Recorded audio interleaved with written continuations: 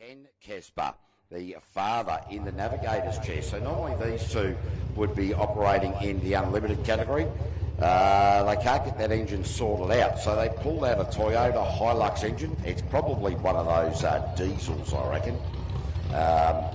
And then Kate, she did 2 practice rounds earlier, and I'm super impressed, but I don't want to give her the commentator's curse. So in the meantime, we want to thank Intersales, Powerhouse Magazine, Full Reserve Food, Tyre Power, and the Temora Shire Council.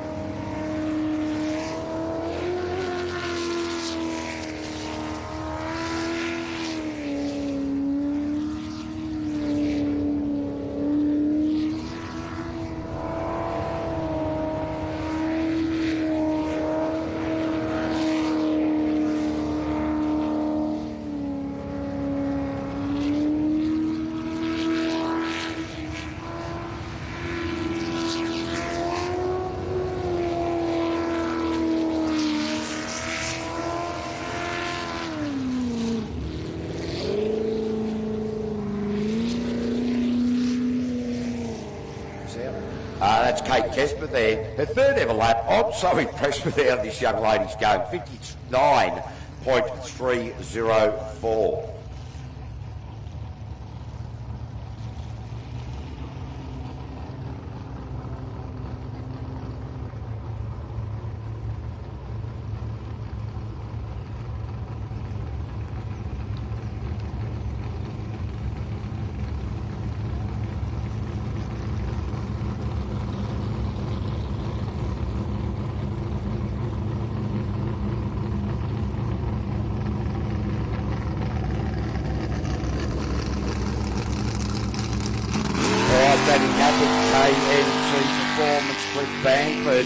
And tell you what, this Toughen Up crew have, they just get better and better each and every week. You saw Danny Napier in the practice round get out and get amongst it nice and early. Very, so many boats, drivers, experience now doing that. So get out there early, get the engine analysis sorted out, and really start putting the hook down. And it's quite exciting, there's no doubt about that.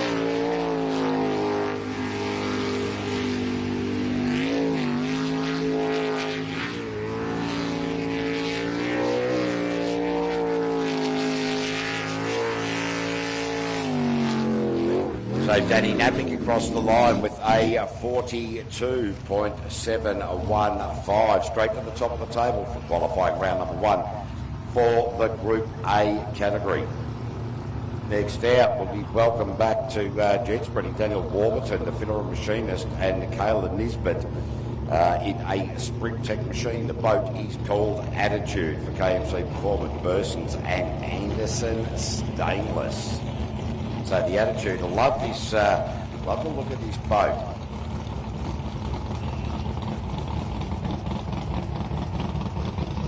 So what will Daniel Warburton be able to achieve here?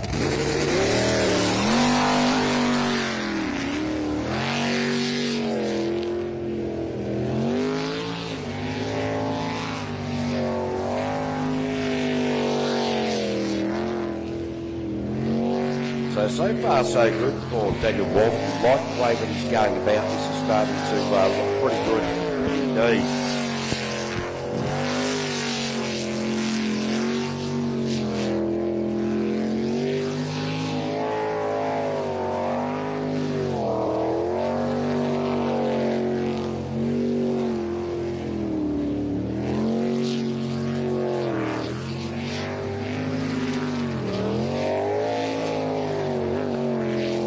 Boat porpoising just there a little bit, almost looked dolphin-esque, a little bit like Flipper. Daniel Warburton, 48.359, 48.359 there for Daniel Warburton.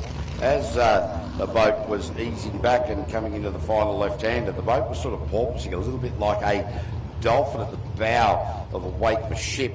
So not too sure whether that's deceleration that was causing that, and therefore reversion, the water going into the water jet unit. And the deceleration means that the impellers, or the impellers within the jet unit aren't forcing the water out the back. So when you decelerate, the water goes into the jet unit that is underneath the hull, and if the blades aren't turning, the water isn't exiting the jet unit. So what can happen is you just get locked up in there, the back of the boat lifts up. So that is what reversion is. We now see the Damien Kennedy and Belinda Kennedy, the B drivers for the Black Sheep, the Kennedy's transport machine. A and B driven this particular boat, and thank goodness it's the only A and B driven boat in the Kennedy racing outfit.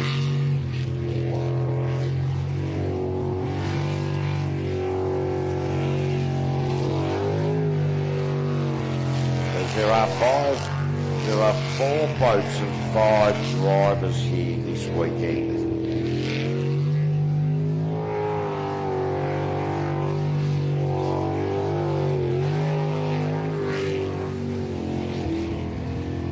So Damien and Belinda Kennedy out on the water at the moment, and the entire Kennedy racing outfit relatively new. Well, yes, new to the sport. So they jump with plenty of passion. The boat porpoising around a little bit, needs to settle it down a bit. That will be easy come once you get your foot back into the gas a little bit. So 56.982. That'll wind out qualifying at round number 1 for the Group A categories. We are now going to go methanol sucking monsters that are the unlimited superboats. And Roylo, could you please just pop over here for a sec? No, you're parked over there. I will have a chat to you in a minute. First out will be the Troublemaker.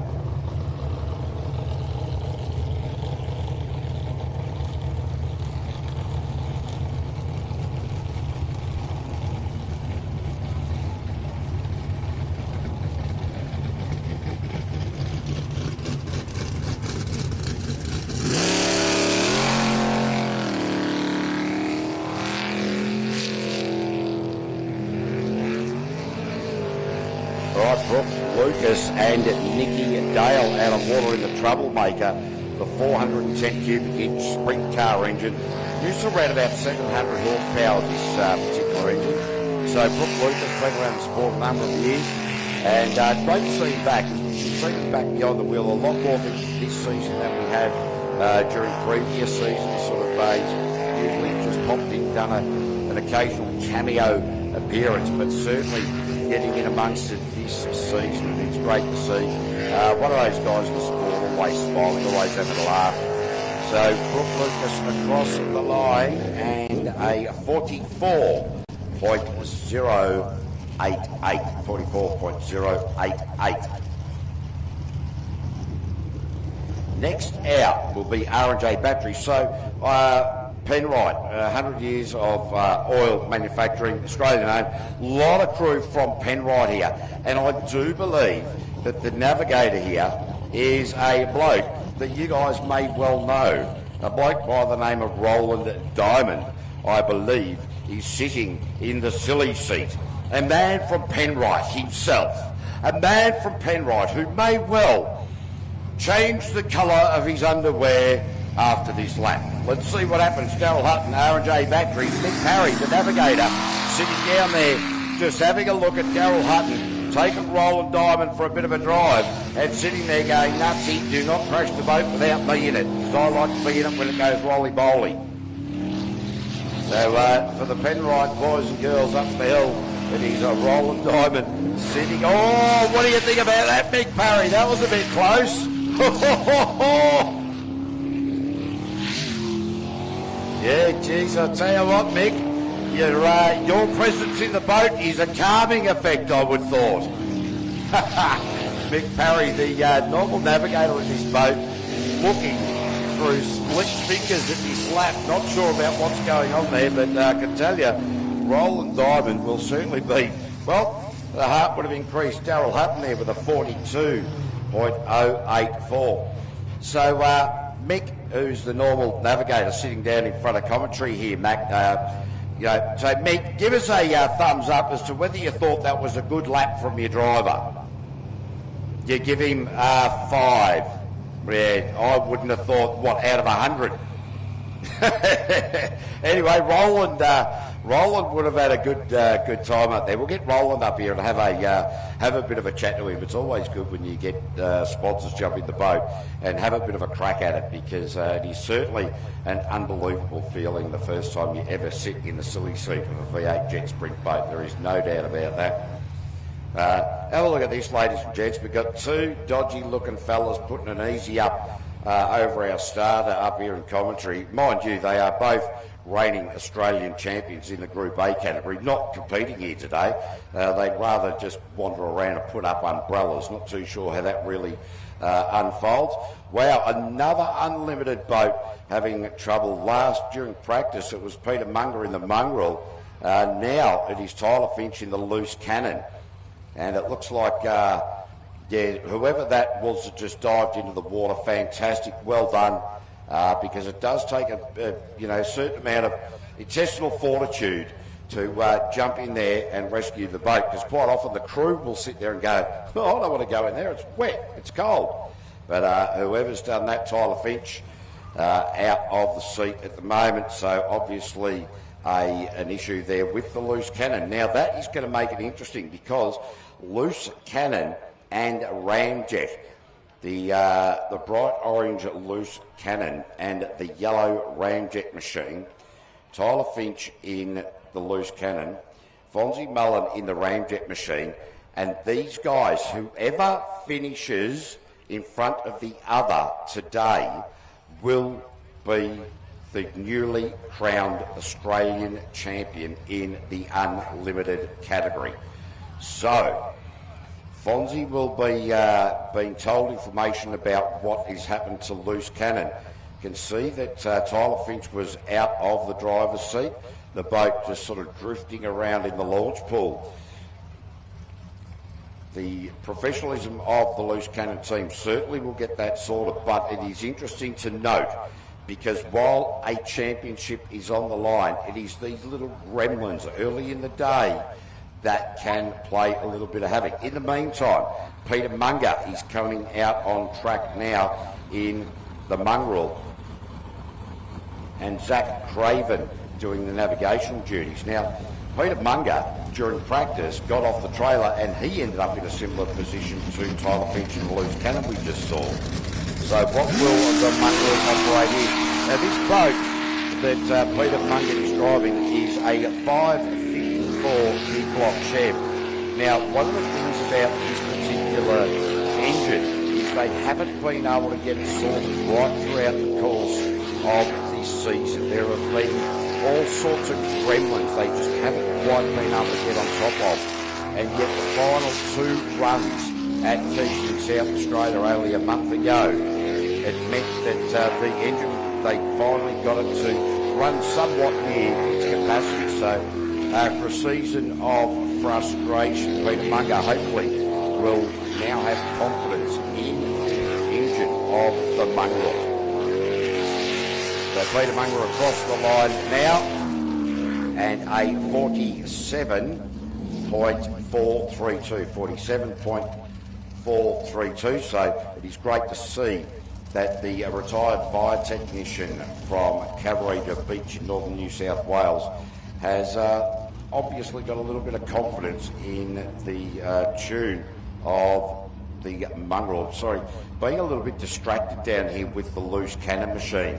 Tyler Finch's father, Dean Finch, out in the back. The mechanics down the back of the boat there having a bit of a look. You've got guys like Paul Gaston, Shane Longman, plenty of crew down there having a little bit of a look.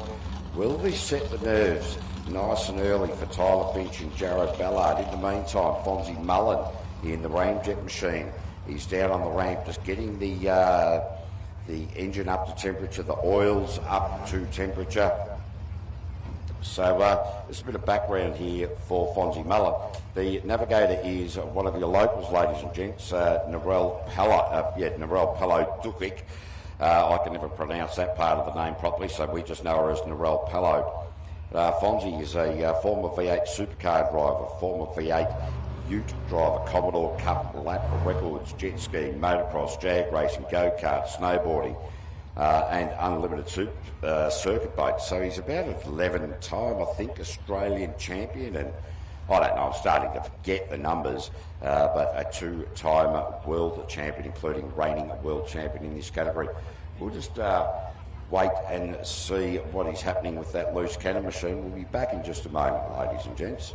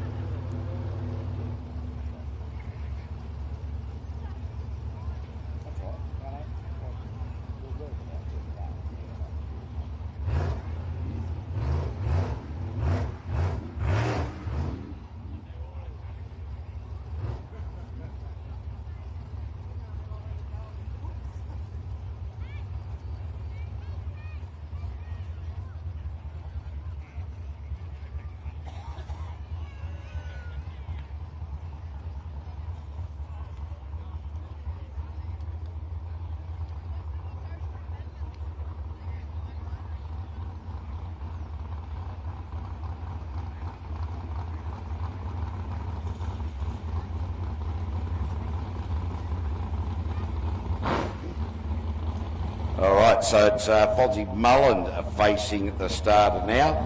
And Fonzie had a pretty shocking start in the season. We'll roll through that throughout the course of the day. But what will the Ramjet machine use here? So certainly plenty of pace. The LS, the 587 cubic inch LS engine built by Fonzie Mullen himself down there at GM Motorsport. Well, Pello doing the navigational duties. And ladies and gents, this is how Fonzie Mullen plays. Gets out of the blocks, nice and hard, nice and early. Really lines everything up, but wow, have a look at the speed this boat is carrying. I will remind you, it is qualifying round at number 1, Fonzie Mullen across the line there. Yeah, that's a practice run. Qualifying round number 1. 37.875. Just to open up the account. Wow. So, my prediction would be the high 35s, the low 36 second come the end of the day. Now, we are going to loose cannon. Tyler Finch, whatever that was, the crew have that sorted out. Jared Ballard is sitting in the navigator's chair, the navigator's chair. We like to call them a navigator because they're not too sure what they're doing half the time. So Nutsy, how was that drive with Roland? Did he scream at all? He did. I could hear it from here. I thought that's what it was. He had the jitters up. No worries, we'll make sure that the man from Penrite, the boys up there and the girls up there give him plenty. That's the whole plan, isn't it? So what will Tyler Finch be able to produce here? Twin turbo, 440 cubic inch LS, 1500 horsepower, the Southern 9-inch jet, and the Pulse hull. So brand new, second meeting this loose cannon, third actually, with the Pulse hull. Oh, have a look at this. Tyler Finch, well, he's out of the box quickly as well. This is looking like a pretty tidy lap so far for Tyler Finch. His second look at this rotation here today. Came out and practiced. The boat didn't handle, to my mind, well at all during that practice lap. But Tyler Finch, whatever the changes they've made during that time between practice and qualifying 1, it's certainly a move in the right direction as far as handleability of this particular vessel goes. There is no doubt about that. Tyler Finch, where does he put himself? Oh, 38.058.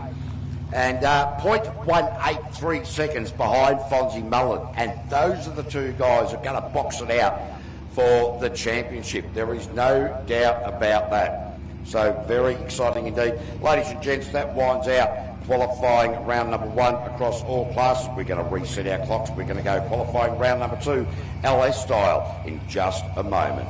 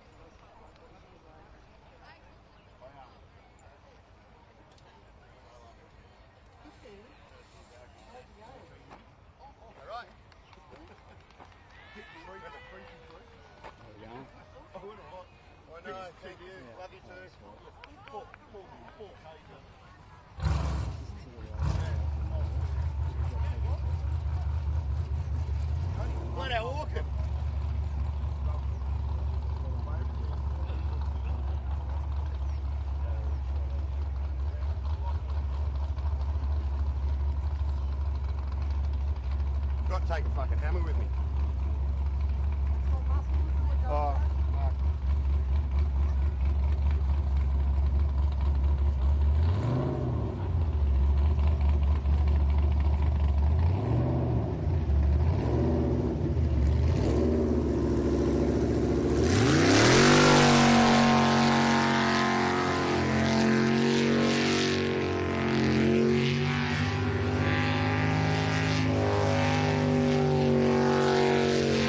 All right, Drop Bear Racing, Laurie Howlett out on track at the moment and starting to pick up the pace is Laurie Howlett, John Malloy doing the navigational duties for climate control systems, AirTouch, Susan, River, Homestead, Kazar, Reed Homes and Panasonic Air Conditioning. So Laurie Howlett a couple of years ago had a big crash up at Cabarita and the engine fell out of the boat. And then a year later, he and Kaz kissed the wall pretty dramatically. So it's great to see that Laurie is back. Motorsport is in his blood in a 45.569. So, Laurie into rally cars and all sorts of stuff as well.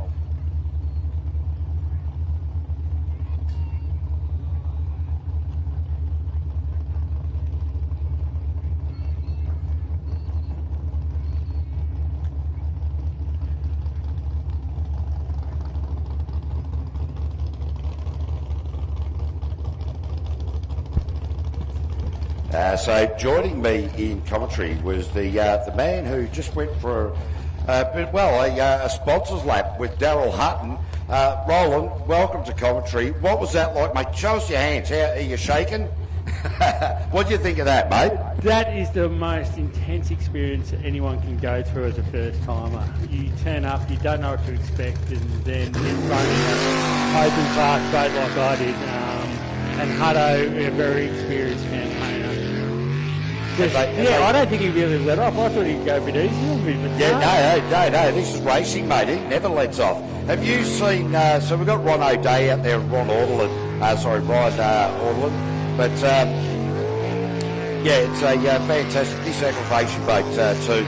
Ron O'Day's actually been involved in the sport for like 35 years. Took 20 years off. His son came into the sport and said, "Hey, Dad, why don't we do this again?" You know, I remember it as a kid, and so now it's a father and son team, and they get to travel the country, hanging out together, racing together. I've got to say, the son is a little bit better than the old man these days. But Ron O'Day, great time there for Ron O'Day with a 46.575. Yeah, you talk about inter-team rivalries, but intergeneration rivalries. They're going to be hard to fight. But they are massive because we've got quite a number of father sons, father daughters. You know, there is so much family orientation in this sport, and it's the greatest thing about this sport. Yeah, exactly. You know, you've got driver and navigator. You know, two people in the boat. You know, the teams. Like, you have a look at the Kennedy's racing outfit. They come with about 14,000 people. It's a great racing outfit. We are now going to go to Darren Pollard and Jamie Moroney. This guy has been coming out. Now, we're going to go quickly, mate. Do you need to send your race suit to the dry cleaners?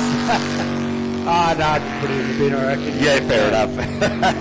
So, Darren Pollard in Disturbed Racing, and I'll tell you what, this young bloke this man with Jamie Moroney for KMC Performance, Atchison Trucks, also in Glass Central Casino, even during the practice lap this morning, was certainly out of the blocks, showing incredible confidence. And what we're starting to see here, Roland, as you can see from a higher vantage point, is we're starting to see washing machine effects.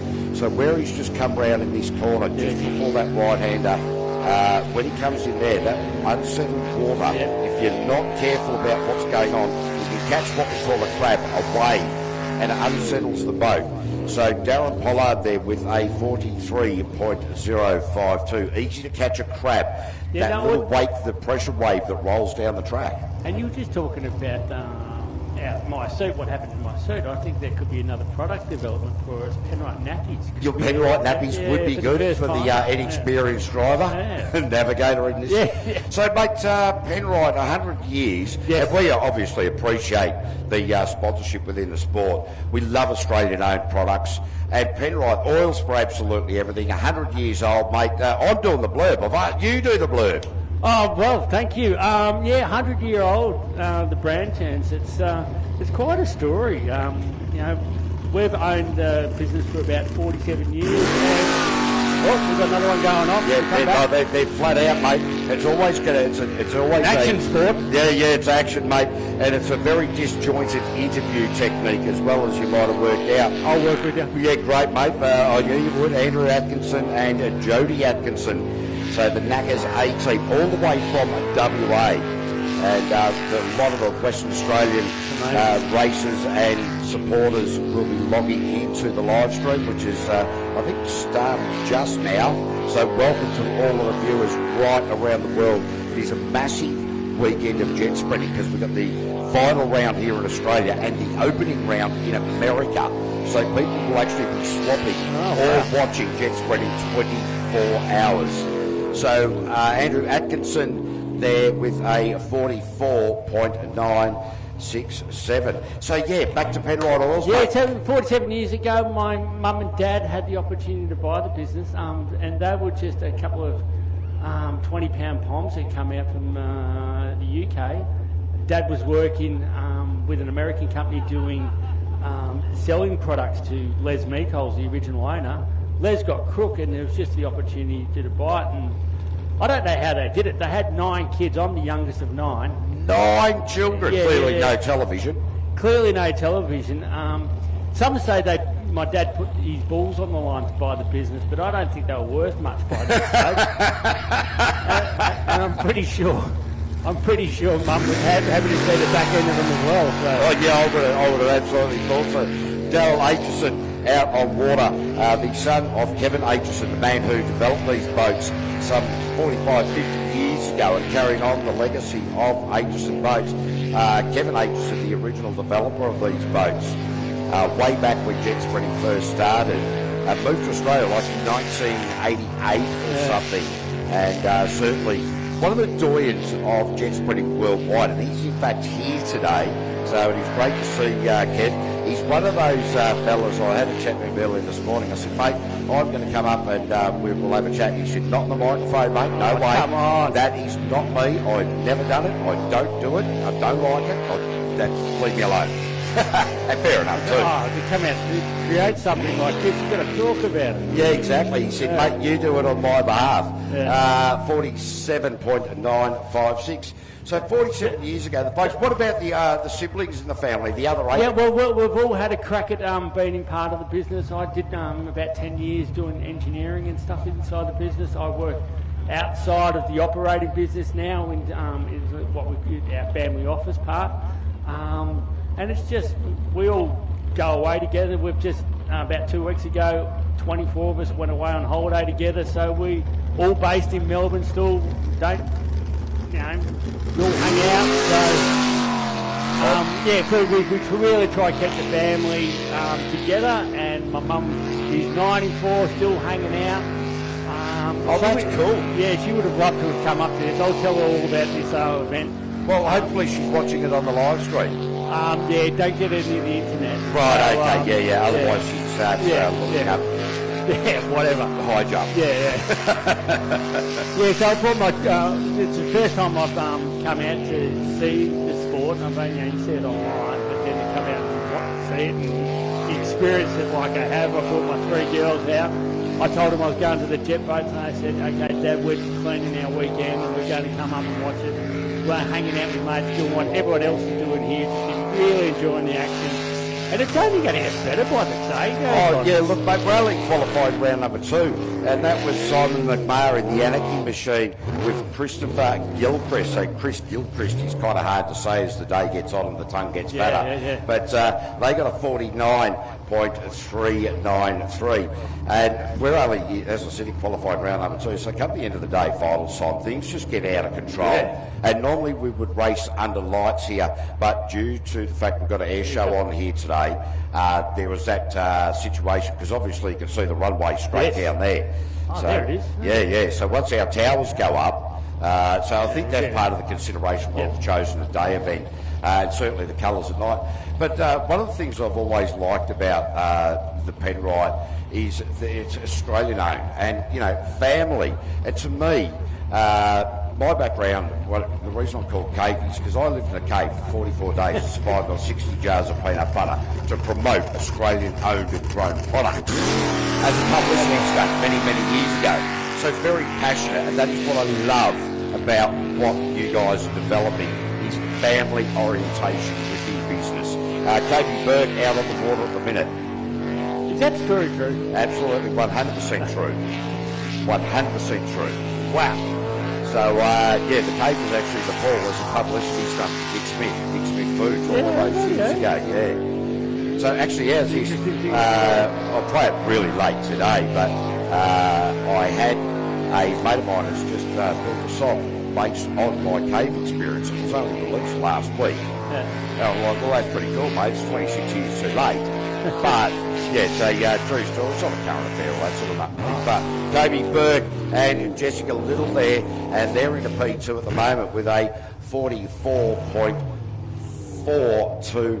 And so that is my passion, is Australian owned. And when I do a lot of commentary for this sport in New Zealand, and I'm also passionate about New Zealand owned when in that country, because obviously with these big corporations coming in, whatever. So, for me, your family history and story is brilliant.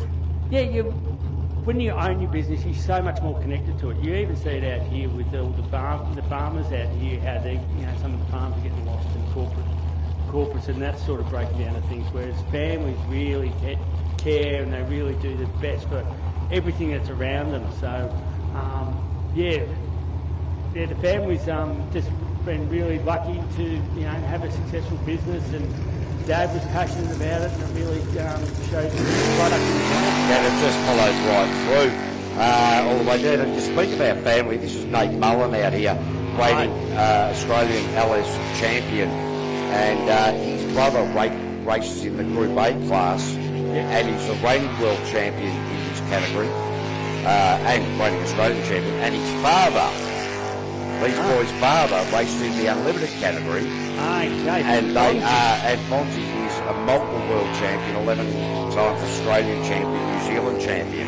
Yeah. So, you know, we talk about family within the Penrite brand, but within the jet sprinting brand, so many families are involved. Is anyone navigating with their wife? I'm just thinking like... Plenty. Are they? Jeez, I don't know how yes. many my wife would go. We'd get lost for a start. Well, see, there is an interesting thing. So Nate Mullen, ladies and gents, there with a 51.544. It is interesting, and we used to joke that it's their opportunity for wives to tell their husbands where to go.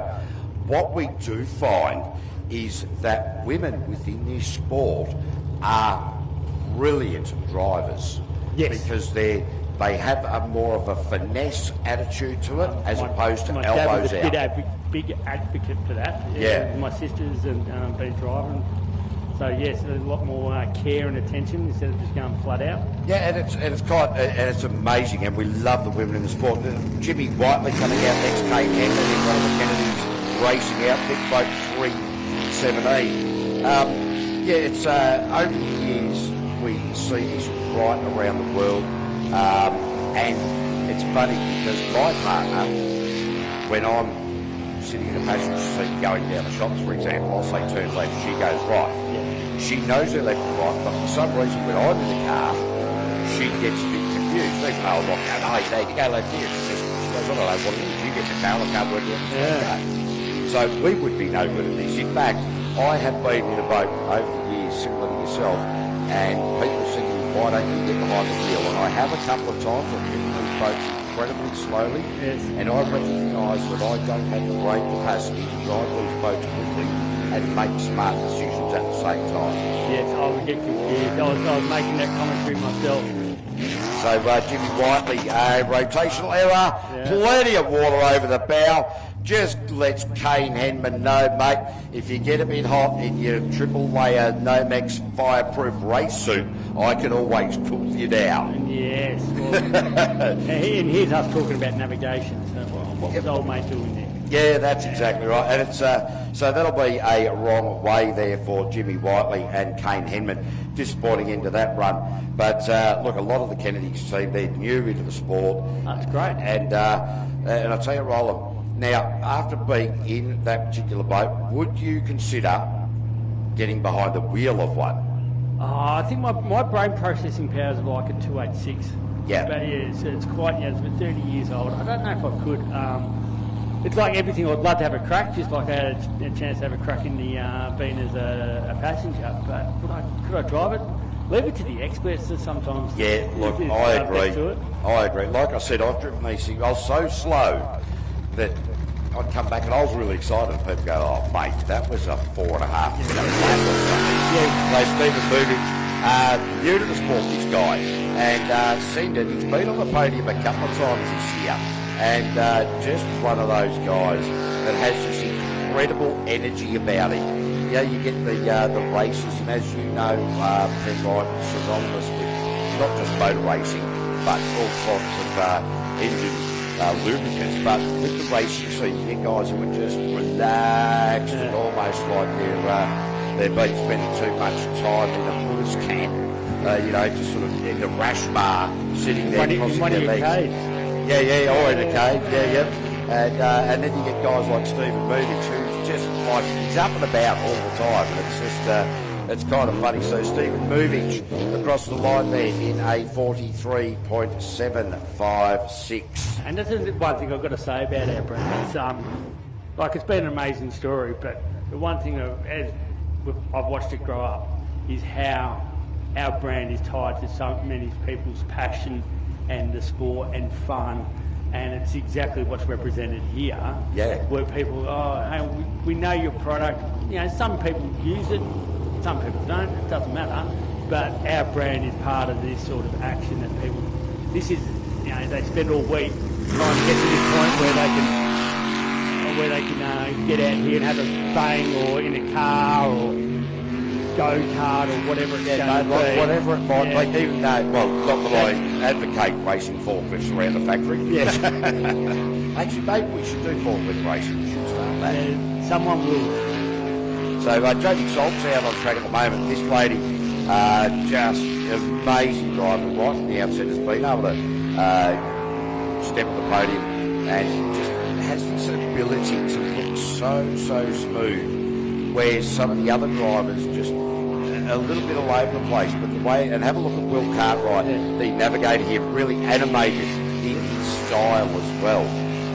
So Jodie Salt's Will Cartwright there with a 44.037. In fact, she has got about 4 seconds quicker than her time in qualifying round number 1. So that's a big improvement. Yeah, that's a massive improvement. So you got the 3 daughters here today. Yep. Right, now, Roland, I will have a chat to those lovely ladies a little bit later, and I'm sure that one or all of them want to go jet sprint racing. I'm looking at them down there. Are they? Give me a thumbs up, girls, if you can to go jet sprint racing. Yeah, absolutely. Righto, girls. Sure. What we will do is we are going to line you up with a very good boat. We'll put it in Dad's garage. He will do the mechanical work. You girls do the polishing work. Don't let me near spanners. Right, they don't let you near spanners. Right, you girls do the spanner work. He'll do the polishing work, and he'll pay the bills. Right, I've thrown you down the path there. So, I would encourage it. Yeah, look, motorsport is just such one of those things that we all love. And when you've got your head under the bonnet of the car, in the back of the jet sprint boat, or whatever you're doing on the weekend, these are very positive attributes moving forward just in life, because it keeps you busy, it keeps you active, and the passion and the people that come around that then are positive people, and then you. Moving through. Yeah, it's but it's a community. Even half the fun's a road trip going out to these places. We were lucky to, a couple of weeks ago to come out and do the Conde 750. And we've got a little Pajero that we go out and have fun. Sorry, mate, I'll just jump in there. Rodney Norton, the fastest garlic farmer there with a 44.068. So back to the Pajero. Yeah, so we're going out doing the same thing on an occasional weekend, and it's just being out and seeing what these communities do, how much these small sports bring people to their towns, and that like in the motocross scene, and so there's many positives to allowing this stuff to happen as often as possible. And one of the things about here in Temora, the Temora Shire Council have been right behind jet sprinting from the outset, and the people of Temora, indeed, and the surrounding areas have all been about it. And it's wonderful when you show up here and early in the morning, so many people on the bank. Jaden Myers now in the Beast, all fired up out of Western Australia.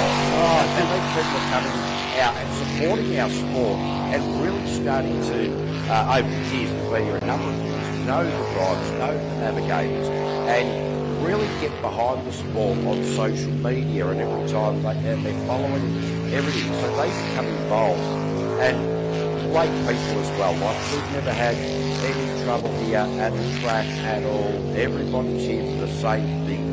Whether you're a spectator, whether you're a crew chief, whether you're just the person who helps wash the boat down at the end of each run. There's a place in every sport for everybody. Yeah, can't get much better action than this. So Jaden Myers, this young man from Western Australia, has just gone across the line there, puts himself into P2 with a 42.967. So he has gone quicker than his previous best. Now, mate, I should probably let you have an opportunity. Well, I was going to say that because I was a little bit nervous about my ride this morning. Didn't know what it was going to entail, so I have not had any breakfast, had a coffee. Oh, you were worried about doing chucky over the side of the gate. Yeah, exactly, filling up someone else's suit. So I thought I'd rather not. So I might nip off now. And well, I don't know if you know, but I asked Daryl Hutton, I said, how was Roland out there? He said, you were shaking. Yeah, and the beauty of it is because we actually understand sign language pretty good up here. Yeah. So lots of discussion going, and their toxicity coming out here. But yeah, we'll do one more run. Yeah, we'll do one more run here. So James Bacon and Louis Borg, this toxicity machine, these guys do absolutely everything with this boat, and you do get those guys who they're up to their elbows in it right throughout the between meetings, and then you get the other guys who will outsource certain aspects of it. These guys just into it, absolutely into it. As you said, mate, it's the road trips, it's the stories, it's the laughter and the knowledge that every time you come to a race event, you know so many people and it's such an all-embracing situation. It's like a reunion every time you come to a race meet. So lots of positives about being involved in it. And like we said, your daughters are red hot. What we should have done was got them in a boat, not you. Yeah. I tried with one of them, but thanks for the opportunity to come up here and have a chat, Cavey. It's been awesome. We're going to sit back up on the hill and watch the day go by and really enjoy the action. But Penrite's 100 years old this year, so it's an amazing milestone. Still 100% family owned. My mum's the sole shareholder. If you met her, you would not think she had $1 to her name. She's the most natural, down to earth. Down to earth, warming person. I'm lucky enough to live next door to her, if you call that luck. We'll just make sure that we keep supporting grassroots motorsports like this and all the other motorsports that we can get our brand behind, because this is our brand. Yeah, absolutely. Roland, thank you so very much for joining us up in commentary. Go and get a bacon egg roll and a coffee. Yeah, and, I've got an empty stomach. Yeah, go and sort that out, mate. Ladies and gentlemen, Roland from Penrite as we now go. Kennedy's racing with Philip and Dylan Kennedy out on track at the moment. And this Kennedy's racing outfit is brought to you by Andrews Asbestos Removal and Demo, Ozdig Excavations, Kennedy's Transport, Real Bathroom Solutions. So the rookies here, it's hard to get your eye in here. These Atchison hulls. So Philip Kennedy, he's certainly not going to break the world speed record here, but we don't want him to. It's all about just finding the rhythm, developing the speed, developing the confidence, all of these things, and that's exactly what we're seeing out here at the moment.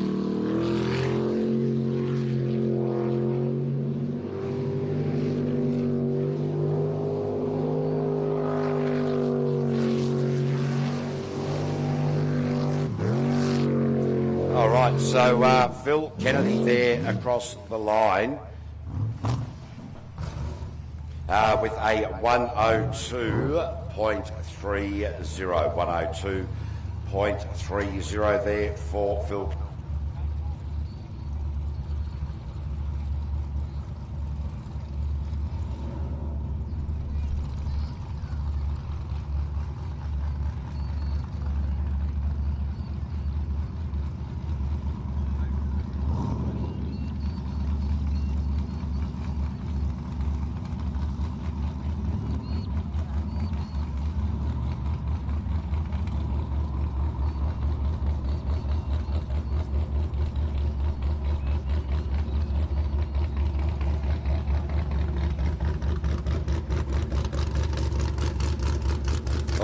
This is the team of Drop Bear Racing, and it is James Ismail behind the wheel here.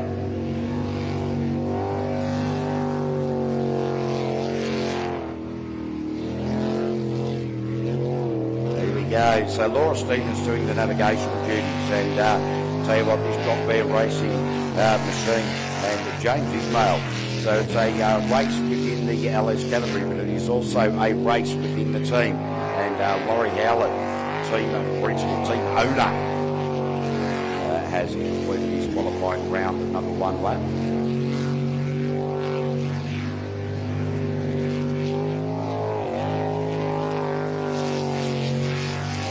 So James Ismail across the line there with a 47.734, much quicker that time out there with Laura Stevens as the navigator.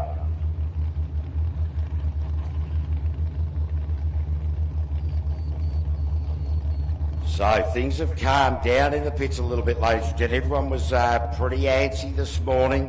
They've been through their practice run now. We're nearly through qualifying round number 1 for the LS category.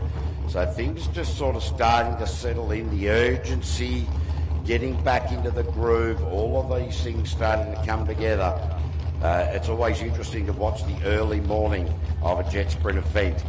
Certainly people up and about and getting plenty of anxiety.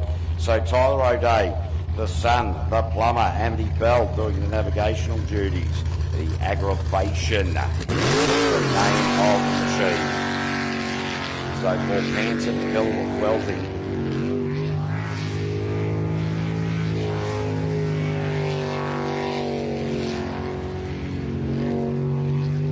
So Tyler O'Day just driving some beautiful lines out there at the moment.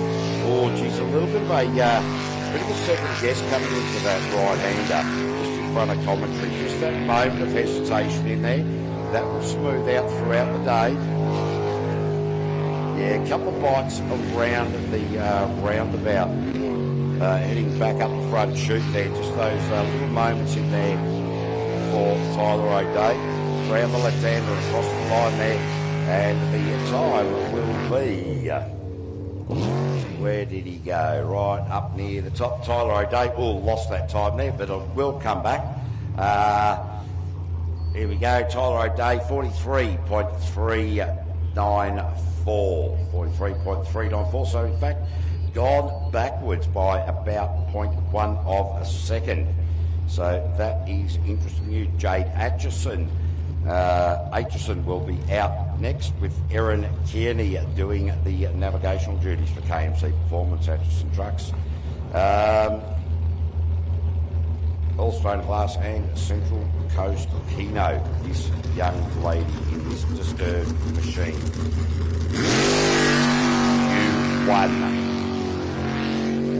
Temora, Kennards Hire Park. Final round of the 2026 Australian V8 Superboat Championship brought to you by Penrite Oils.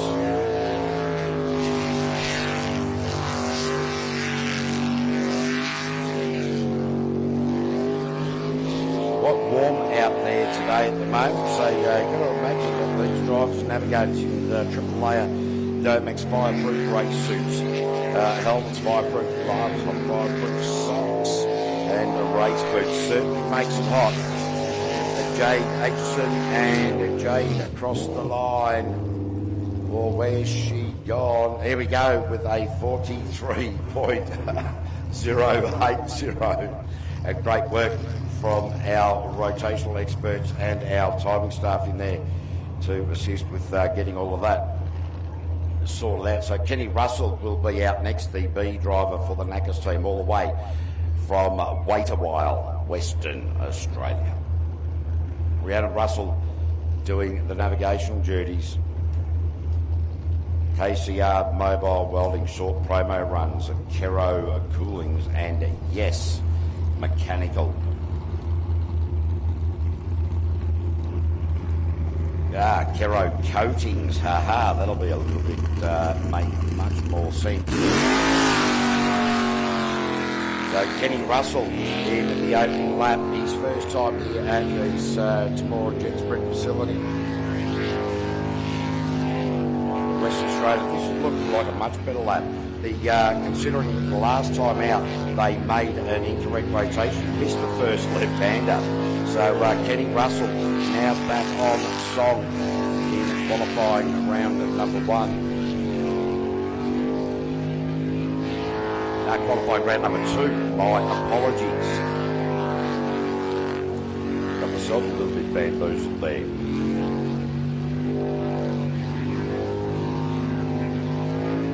So Kenny and Rhiannon Russell across the line, and that is a much better lap. And there we find them with a 47.354. So that winds out that qualifying lap for our LS category. We are going to reset our clocks and go Group A.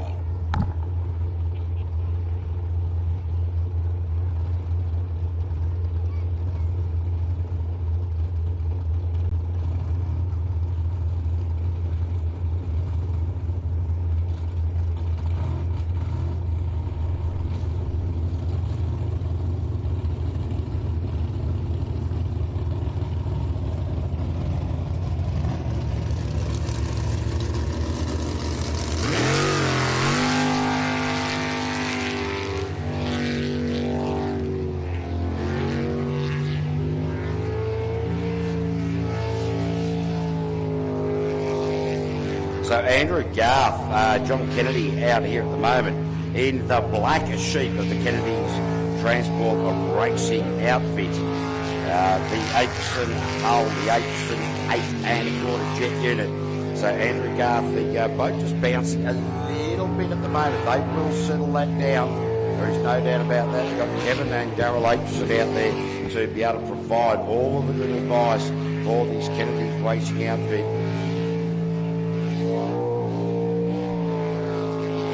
So Andrew Garth across the line there and a 47.008. So very good time there for Andrew Garth and John Kennedy. Well, the Mexican is coming out now. So Kate Kesper, the first time driver, been navigating, as I said, for a few years.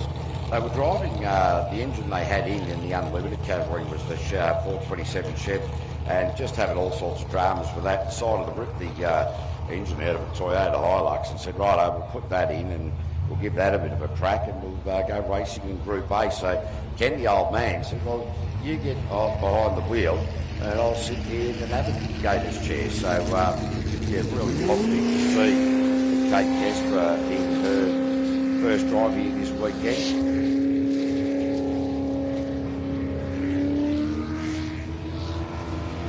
Certainly plenty to learn from the outset. The first time you get behind the wheel, and even as a navigator of many years, there is so much to learn.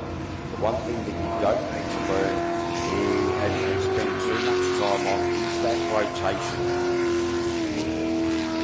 The other thing that you're used to is obviously the speed that the boats carry. Now it's all just about the finesse and working out the various lines. And certainly, she's gone up wide, real wide out of there, and that will rub a bit of time or add a bit of time on the clock. You saw the change of colour on the water, the definite slowdown, and certainly that will have made her eyes go big behind that helmet. There is no doubt about that.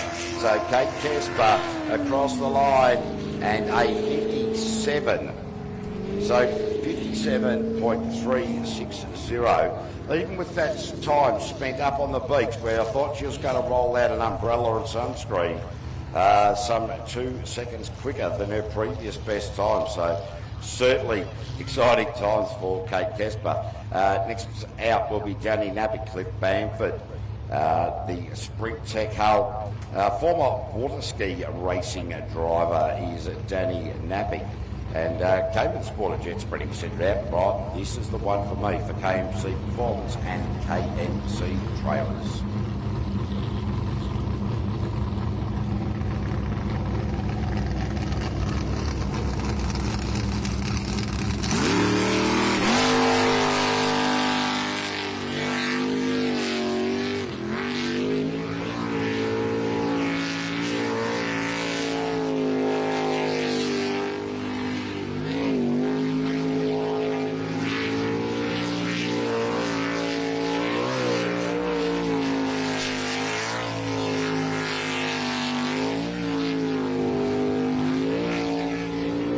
Danny Napick looking fiery out there at the moment, no doubt about that.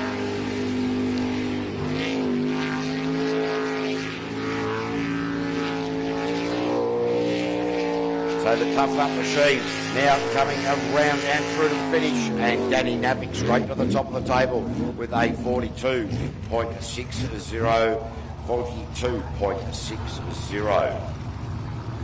So quite easily there, Mr. Edmonds. There is so ladies and gents, we welcome to our lovely people right around the world live streaming, and I'm actually having a conversation with one of the blokes who's texted me some information through at the same time, so I get confused with talking into the microphone and you lovely people and then having a chat with some people from right around the world. So the next boat out is the Attitude Machine, and it is from Warby Man.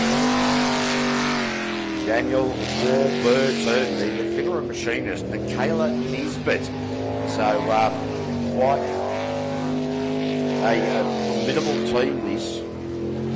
The Sprint Tech, Anderson Stainless, KMC Performance and Bursons. It's quite phenomenal that Danny Nappy, principal there at KMC Performance, has just got on board all of these Group A's and said, right, we're banging a sticker on, we've thrown a few backs your way, and fantastic work from Team Nappy. But Daniel Warburton on the track at the moment, and this machine, the attitude, we are going to see start bringing those times right down. Cannot see Bastian Mullen on the track at the moment. So Daniel Warburton with a 46.473. So that is some point 1.5 seconds quicker than his previous best.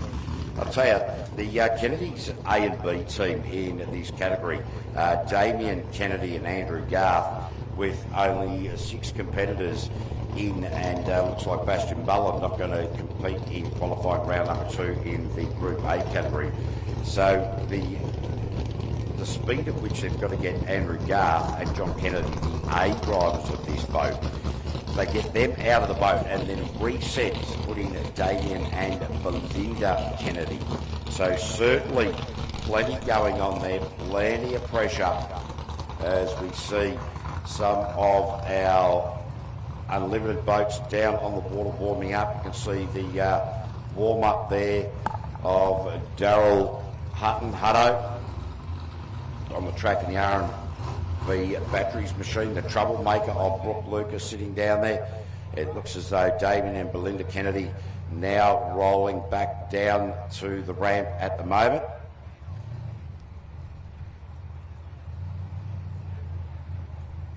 We've got, just looking down into the pit and paddock area, ladies and gents, and I'm seeing a bloke by the name of Peter Freckleton. He's wandering down the paddock, certainly not as lithe as he once was many, many moons ago. Did somebody put a stone in your shoe, mate? You seem to have slowed down. You got the hobbles up. I'd probably knock some of those, knock your shoes, mate. Get the stones out. I know, you're limping. Is it a foot problem, a hip problem, or a brain problem, Freck? A little bit of everything. Yeah, righto. So, yeah, some great characters in the pits. And as you heard when we were talking to Roland from Penrite, some of the relationships that you develop within this sport are absolutely hilarious over the years. And there's some absolute rogues in here in the sport. And it's always a very, very good laugh. So, yeah, if you ever think about walking in and getting involved in the sport, certainly, you know, chat to the people from V8 Superboats and get involved, like whether you're a rescue crew or you want to volunteer in some way. It is a great way to eventually get behind the wheel, as Damien and Belinda Kennedy are about to do. The old sprint tech, I said it was an Aitchison before, it's definitely a sprint tech, so I apologize for that. But Curry, if you're having a heart attack after stating that there, sorry Mr. Curry. But Damien Kennedy, Belinda out there at the moment. And I'd also like to make a shout out to all of Kennedy Racing family and friends from right around the world. I sent some inappropriate comments at Keith.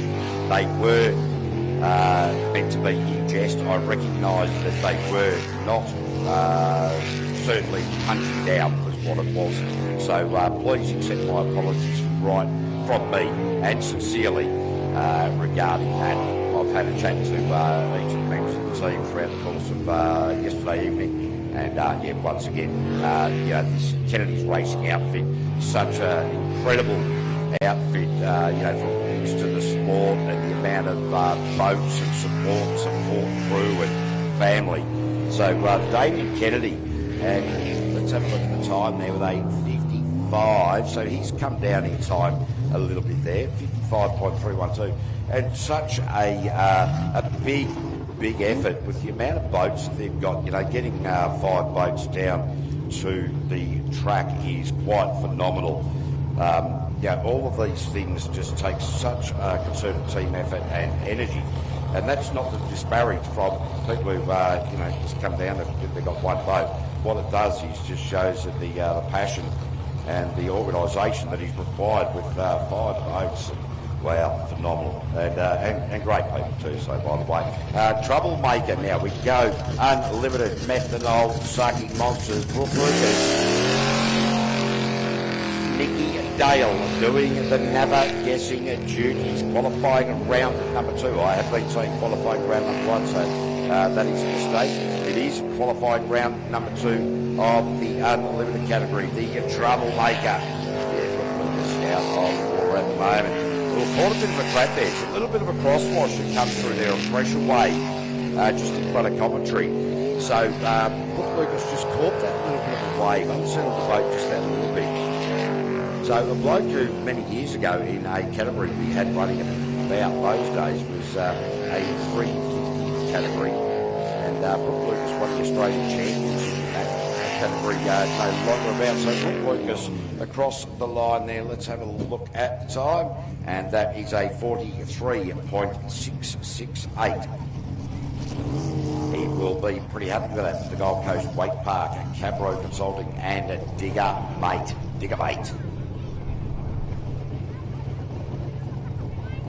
And great pictures being brought to you right around the world on the live stream. If, ladies and gentlemen, you've got some friends and family here who can't make it and they want to watch this sport on the live stream, go to V8 Superboats on Facebook, check that out.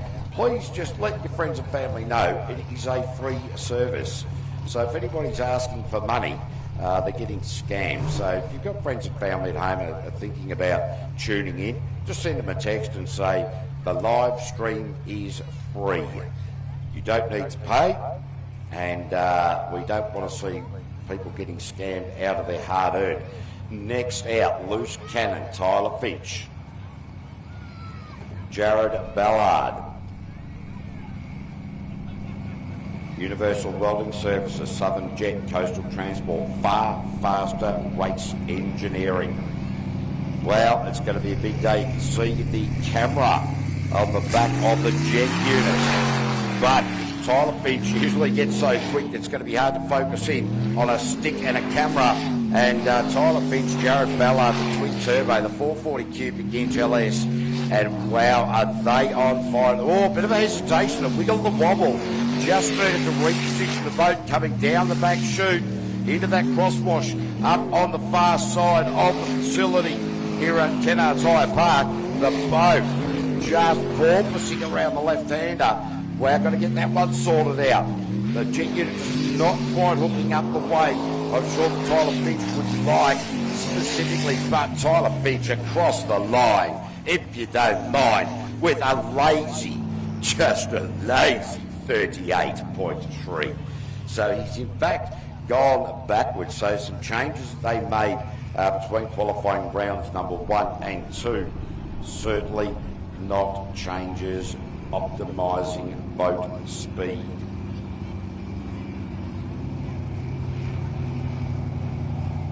In fact, he's gone 0.3 slower than last time out. So yeah, got the time, so 0.3 slower.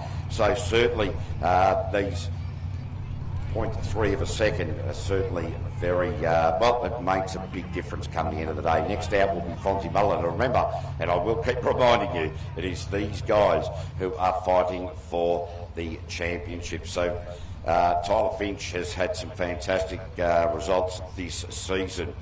Fonzie Mullen at the start of the season finished the first round in position number 9 after a rag was left in the boat and got into the intake of the trumpets, the air intake of the boat up there at Cabarita Beach. So yeah, he's playing from behind all the way. Let's hope now that 96 Racing, the mongrel, we can go down to the pitch during the lunch break. Have a look at the paint job of the bow of this boat.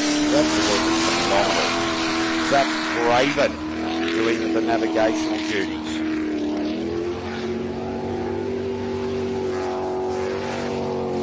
So Peter Munger, been involved in water racing for years, been involved in jet sprint racing for years. He learnt to surf at 60. There was just so much of this guy has fitted into life and just has an absolute fat time in everything that he does.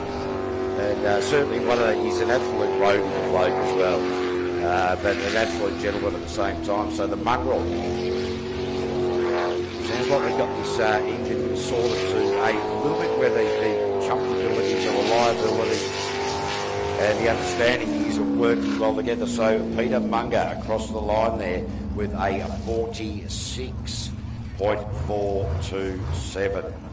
So he and Zach Craven, the navigator there, will be reasonably happy about that. So next out will be Fonzie Mullen. Now, during qualifying round number 1, Fonzie put a time down of 37.875.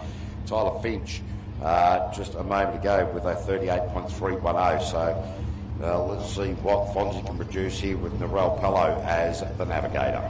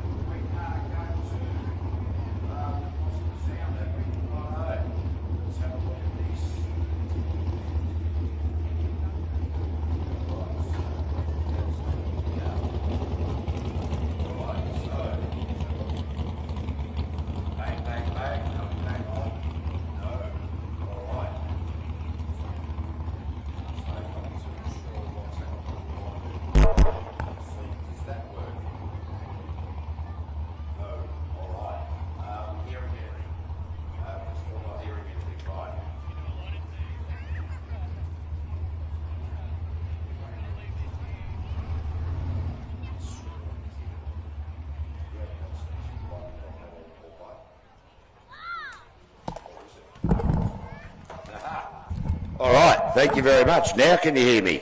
Right, all right, sorry, ladies and gents, I had the wrong headset on. I got really excited about stuff there. So anyway, thanks guys for pointing out that I'm an idiot. Like it's fairly bloody obvious, I would have thought. So now let's go back to the Unlimited there. Thanks guys for coming and pointing that out. Really good. Anyway, Fonzie Mullen, 37.142. That rounds out qualifying round number 2. We are going to reset our clocks, go qualifying round number 3 across all classes. Be back in just a moment.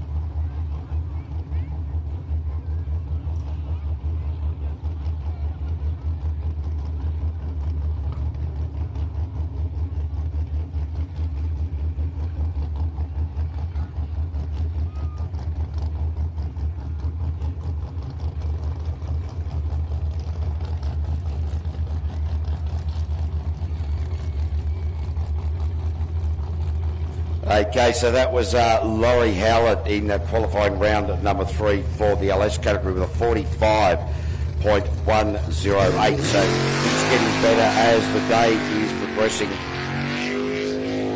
So out at the moment is Ron O'Day, Rhino Ortolan, doing the navigational duties for Panton Hill Welding. And this boat beautifully prepared. That is a rotational error. Ron O'Day has gone the wrong way, so he has worked it out. Now he has to work his way back to where he went wrong, and now he's just trying to get some more airtime for Panton Hill Welding Services. So if you're in the Panton Hill area of Victoria, go and see Ron.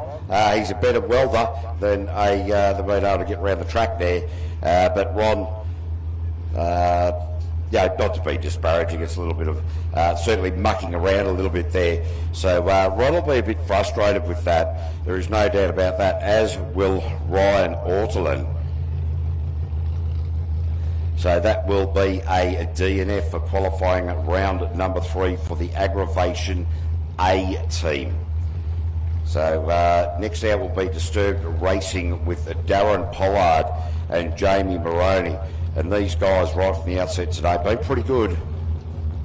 Hey, don't forget to slip, slop, slap, ladies and gents. And there's more letters with that now. Slip, slop, slap, slide and seek, isn't it?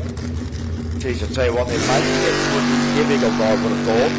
But, geez, Darren Pollard, the way that this guy's going about it these days is just fantastic to see. Right sort of a bloke, just rolls with it.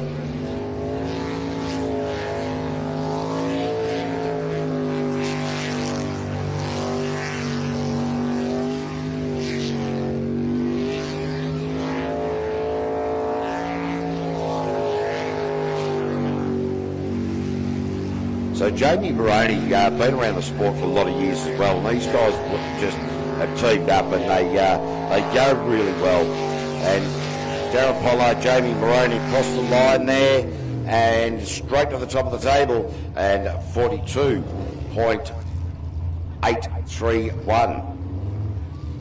813, apologies, 42.813.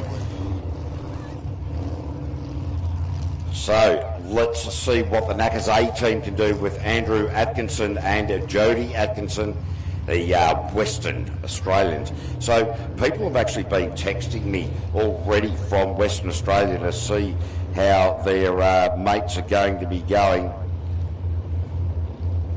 And it is fantastic to see that. It really is. That, you know, the world of jet spreading is actually coming together. And in fact, I'll give you an example after this run from Andrew Atkinson. Mobile welding fabricating.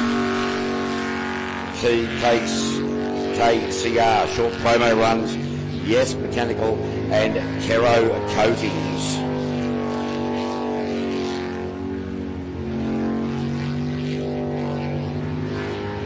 So Andrew Atkinson, the mechanic wrong way, rotational errors, qualifying 3.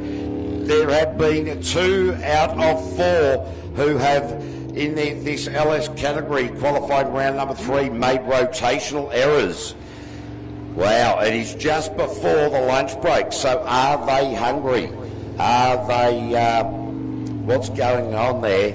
But I dare say Andrew Atkinson is coming back. But it is amazing news in the world of jet spreading, because we do have a conference in Western Australia and, of course, the Australian conference over here on the East Coast. The two, after many years, are coming together and really supporting one another with rules, engagement, all of that type of thing. So that is fantastic, and thus we see the Western Australian competitors coming over here and playing on the East Coast, and we so very, very much welcome them. And certainly we'll start seeing a lot more boats heading from the east to the west coast as well. So the world of jet spreading, as far as rules over the last 10 years, really starting to come together from right around the world, Australia, New Zealand, America, even the races from Canada that are getting involved, and indeed a different conference over in Western Australia. So this is the Kennedy's racing outfit of Daryl Aitchison, and wow, Daryl really just on fire at the moment out there, driving very hard. Marcus Hall is the navigator. So Daryl took about 25 years out of racing, and is now coming back into the sport and just having a red-up crack so tight. We're going to call that the Penrite roundabout, or the Penrite U-bolt, I think we're going to call that one. So around the Big Island in the Hey Diddle Diddle. Daryl leaning into the line, and a 47.182. 47.182 there for Daryl Aitchison and Marcus Hall. So I got news from the R&J Batteries outfit of Daryl Hutton and Mick Parry, and why they didn't compete in qualifying at round number 2 in the unlimited category. The navigator Mick Parry decided to put a different tune into the boat. That different tune was a bung tune. It was a tune that does not make engines run at all well. This is the word that I'm hearing, Mick. They are telling me the tune was one that you put in and that you got wrong. So we are going to find. I'll tell you what, I think that he's not sure that it was him. He seems to be disagreeing with the information that I'm presenting. In the meantime, Simon McMahon, Christopher Gilchrist. We'll get back to the Mick Parry, Daryl Hutton saga in just a moment. But the Anarchy Machine, these guys new into the sport as well. It's great to see how many people are coming into this sport. Jeez, it is. Simon McMahon Automotive, Sydney 4x4 diesel tuning. Their previous best was a 49.3. So what will they be able to achieve here? Now coming down into the Penrite U-bolt here, position the boat right, because you can come in tight into that apex and then by nature roll it out too wide on the exits of that. Some of the approaches have been coming wide and getting close to the exit of the U-bolt. But Simon McMahon heading in the right direction, dropping time with a 48.556. Going back to the R&J Batteries, Mick Parry, Daryl Hutton saga, it seems to me that Mick Parry is trying to deny the fact. I would have thought just the body language was a bit of a giveaway. And geez, I tell you what, didn't his face go red? So, right, as we continue on, Kobe Burke, KMC Performance, Jessica Little doing the navigational duties. This young bloke, I think, if I'm right, he's 18 next week. 2 weeks. Unbelievable. And yet he's been driving, started in the junior development. His old man's been, involved in, his old man and his mum have been involved in sport. So Kobe has been involved in his sport since he was about 6 months old. Been hanging around the track. His father is the race director here. His mother heavily involved. Very community orientated. They get involved in the rugby scene up there at Coomera, upper Coomera there in Queensland. And Kobe Burke, I think he's about 6'8" as an 18-year-old. So I think that's around about the height that he's at the moment. Jessica Little, certainly a lot littler than Kobe Burke. But the young man in the Psycho Killer Machine certainly been able to drive it beautifully and really develop. So Kobe Burke across the line and a 43, he's bringing the time down as well, 43.627.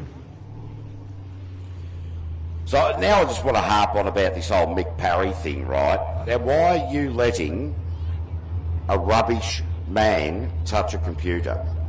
You should never let a rubbish man touch. Mate, that guy doesn't. I've seen him try to play Candy Crush there a couple of years ago.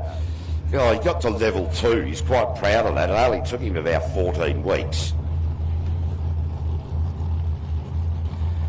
All right, so Kennedy's racing outfit Jimmy Whiteley, Kane Henman, last time out, made a rotational error. It doesn't look as though we're going to see Nate Mullen for this run.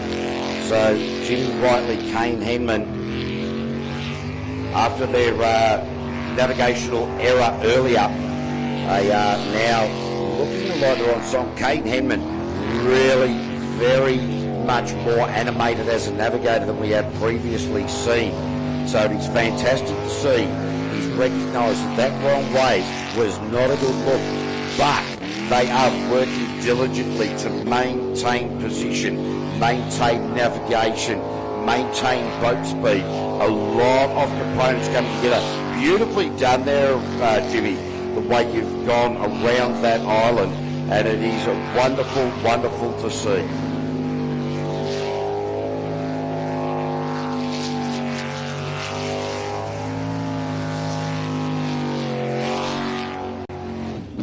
So Jimmy Whiteley there gets one in the books and a 53.188. Okay, so we've got a bit of a shout out. We're in urgent need of a TIG welder in the Pitt and Paddock area. Do anybody who is local here have a TIG welder, please? If you do, could you please come to commentary and have a chat to the big chief, the man from Ramjet.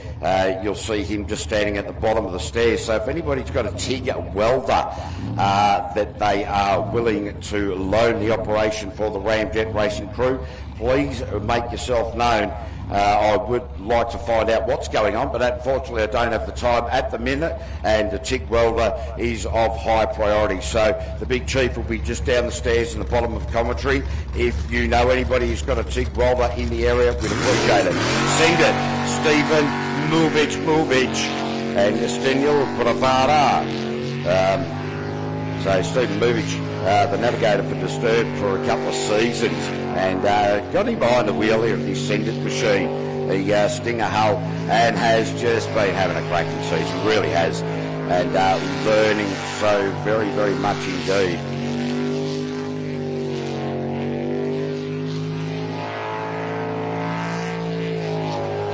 Love the way he's going about it, he's Stephen Movic. Gee, so super wide out of the Penrite U-bolt there, and heading up to the top part of the track. Absolutely phenomenal. So where will Movic put it? He sent it, and it was a 43.892. So he's been incredibly consistent. He hasn't been outside of 0.2 of a second outside of those three runs. So that was actually 0.1 of a second slower than his previous run. So it's just a matter of finesse and tidying up some of those lines as we now go down to Steady Eddie Racing with Jodie Sulks and Will Cartwright. Jodie was Rookie of the Year in her first season, and you can see by the driving prowess that that is not surprising at all.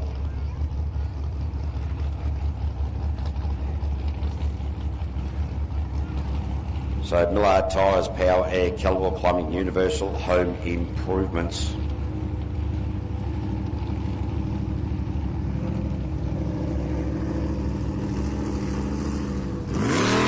Alright, so Jodie Sulks. I'll tell you what, Sulks by name but not by nature. Just one of those ladies, just gets in and gets amongst it. As a red hot track, if things don't go right, doesn't worry about it, doesn't do any sulking. Wrong way. I'll tell you what, I've just done the Talk It Up Cup and put the commentator's curse on Jodie. She'll come back and she'll start sulking at me. No, that'll be Will that'll do that. Jodie will go, oh well, don't worry about it, moving on. So,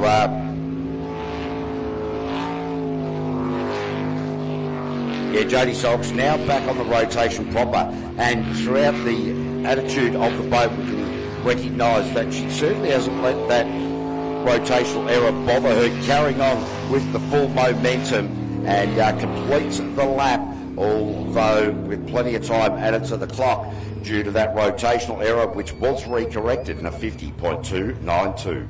So next out, Rodney Norton, the garlic farmer, Matt Wall. This is qualifying round number 3. After this round, we will be going to a lunch break. So as I mentioned before, you're allowed in the pit and paddock area. Gold coin donation. If you don't have a gold together, that's all right. By the way, no smoking in the pits.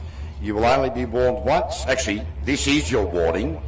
If you get caught smoking in the pits, you will be asked to leave the entire venue because it is a working pit area. Right, so there is a bit of a problem there with a hot shot. We're not too sure what the problem is. Right, we've got Jody Sulks out on the other side in the spin-out pool. That's what's been going on. My apologies, I didn't recognise that. So Naughty has just seen what's going on. So that will be the rescue crew affecting the rescue of Steady Eddie. Rodney Norton will be given the opportunity.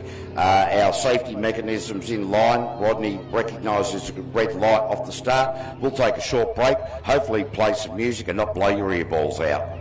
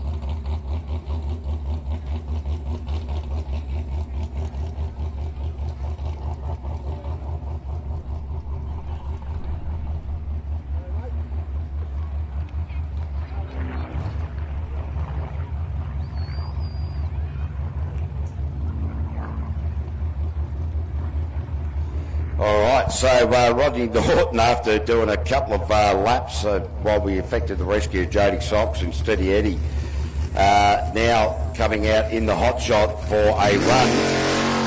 And Aaron Henman and race director Grant Burke out there. Aaron Henman, the chief of safety crew personnel, out there just trying to refix our traffic light system. So Naughty in the hot shot.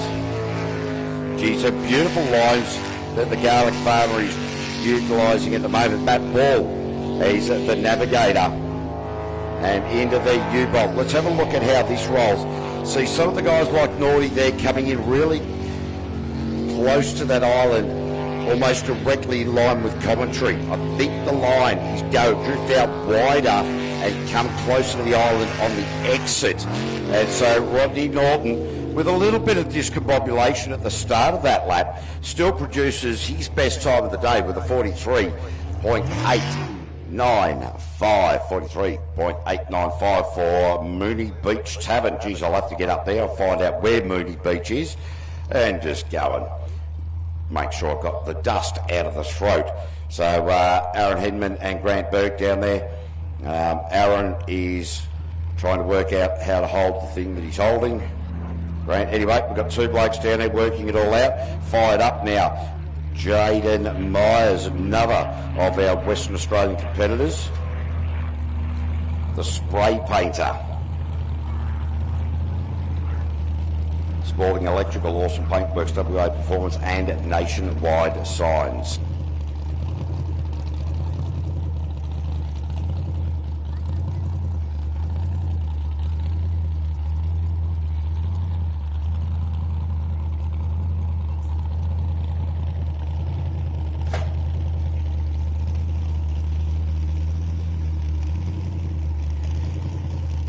So big shout out to TJ and Decky watching it on the big screen down there at District 34. Brand new boat, brand new bar operating down there in Mornington in Victoria. Got some big comedy shows coming up down there as well. So if you're in the Mornington region of Victoria on the 5th of June, go to District 34 Facebook pages. There'll be a pretty good MC. There'll be an even better feature act, and the top quality Dave O'Neill will be headlining there. So, yeah, the reasonable MC will in fact be me. But in the meantime, we're just waiting for Naughty now to come back to... he ran out of fuel after doing some laps. The way that Jaden Myers going in the firing up machine, he might well run out of fuel as our safety crew make their way back to the bunkers. So far today haven't had much to do, which is a very, very positive sign. And they do such a good job, ladies and gentlemen, the safety crew of jet spreading right around the world. There is no doubt about that. And it is wonderful being here at Kenards Hire Park. Intersales, another local support network and sponsor here. Powerhouse Magazine. The Fuller's Earth Moving, Tyre Power, Temora, Shire Council, and of course Penrite, 100 years in business. And as you heard from Roland Diamond, a fantastic family-owned company. Now Jaden Myers and Jalen Fife now being brought into the chute. Now they'll be looking at the lights. We've got two sets of traffic lights down here that he's facing red at the moment, waiting for the green to be flicked, and bang, there it goes, Jaden Myers. And once you go through the process of getting set to go for a lap and there's a little bit of a delay, a disturbance in your process, sometimes it can really upset the drivers. Not so Jaden Myers. He's looking really good out there at the moment, and this young man from Perth certainly has a driving ability and a level of confidence that he's making his entry into the Australian jet sprinting scene certainly quite impactful, which is great to see. So Jaden Myers across the top part of the track, the right-left combination. So Jaden Myers fired up with a 43.229. So went a little bit slower that time out. They would have made some changes to the nozzle.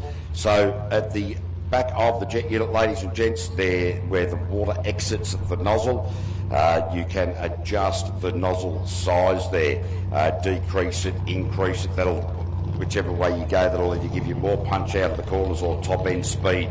You can also change the 2 impellers inside the water jet unit, and if you change the pitch of either of those, it will affect how the boat responds.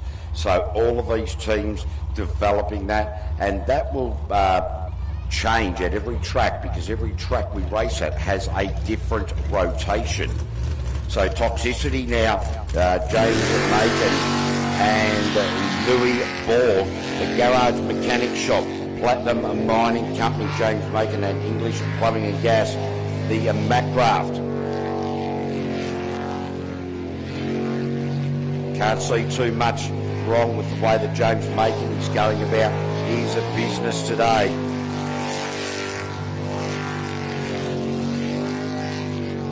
The pressure wave that's coming down on the far side of the track not affecting the drivers, because they're hitting that pressure wave at a 90-degree angle. It's the pressure waves in the bottom part of the course where they're hitting that rolling pressure wave side on, and they're rolling the boat over it as they're calling it.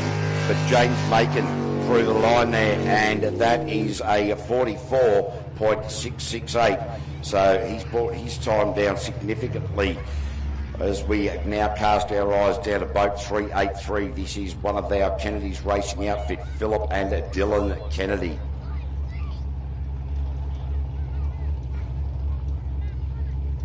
So the rookies, and yeah, that's cool. It is very, very cool indeed. This massive outfit. And I keep talking about it. Over the years we've had some big racing outfits. I think Fat Buddies over there in Canada had about 8 boats in their team. I think Jolly Rogers had a similar thing in the States, and the Kennedys just a lazy 4 boats and 5 drivers. I don't know, I get confused. But Phil Kennedy, so their previous best was a 62.3.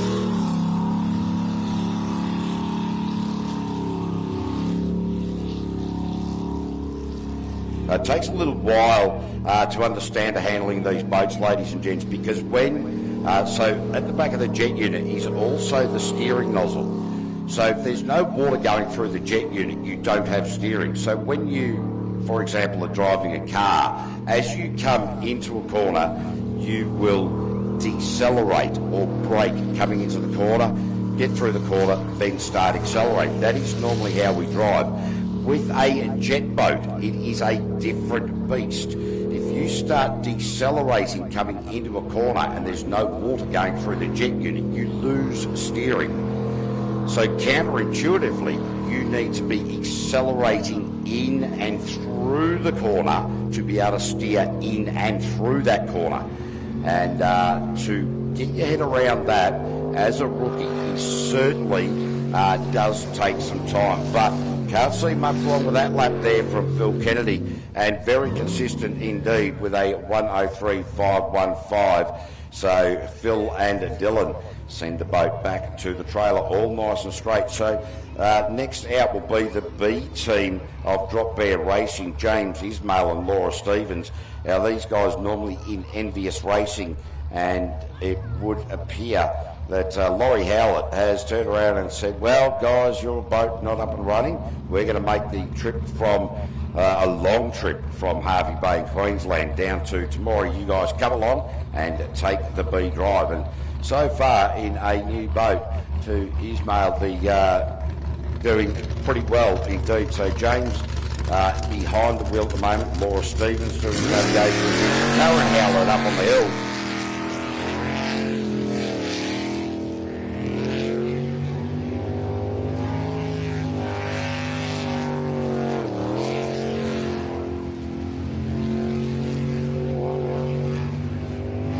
James doing nicely here.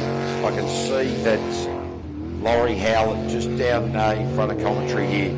He's having a very good look at how his B driver is going about this. This gives these teams the opportunity to get the boat set up nice and early. Feedback from 2 drives. Oh, he's all over the place there. He's James Ismail. What's going on? I think he got a little bit lost in his own head. Doesn't seem to be an engine issue from what I can see. Just trying to see the body language of Laurie Howlett. I've lost him down there on the pit wall, but it seems like it was just a loss of confidence in rotation because James Ismail now coming back on song a little bit more, but realises the lap's got away from him. So that will certainly be a lot slower than his previous best, and it is a 60.520. Ladies and gents, for those of you who weren't here early this morning, the A driver of this boat, Laurie Howlett, and his wife, Karen, did a practice lap. Now, I don't know, maybe a year ago, they were involved in a very big jet sprinting accident up at Cabarita Beach, North New South Wales.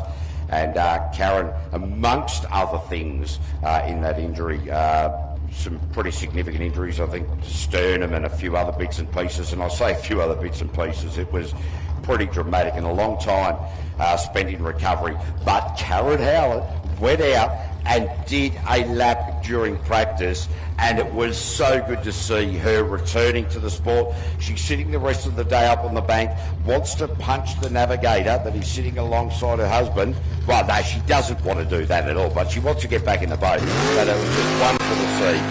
So Tyler O'Day now out on track. We are qualifying round number 3, LS style. Aggravation B. Amity Bell doing the navigational duties. Tyler O'Day. The old man last time out went the wrong way. So Tyler so far 3 from 3, including the practice round. So here we do the practice and then the qualifying. So Tyler O'Day seems to have his eye in on the rotation.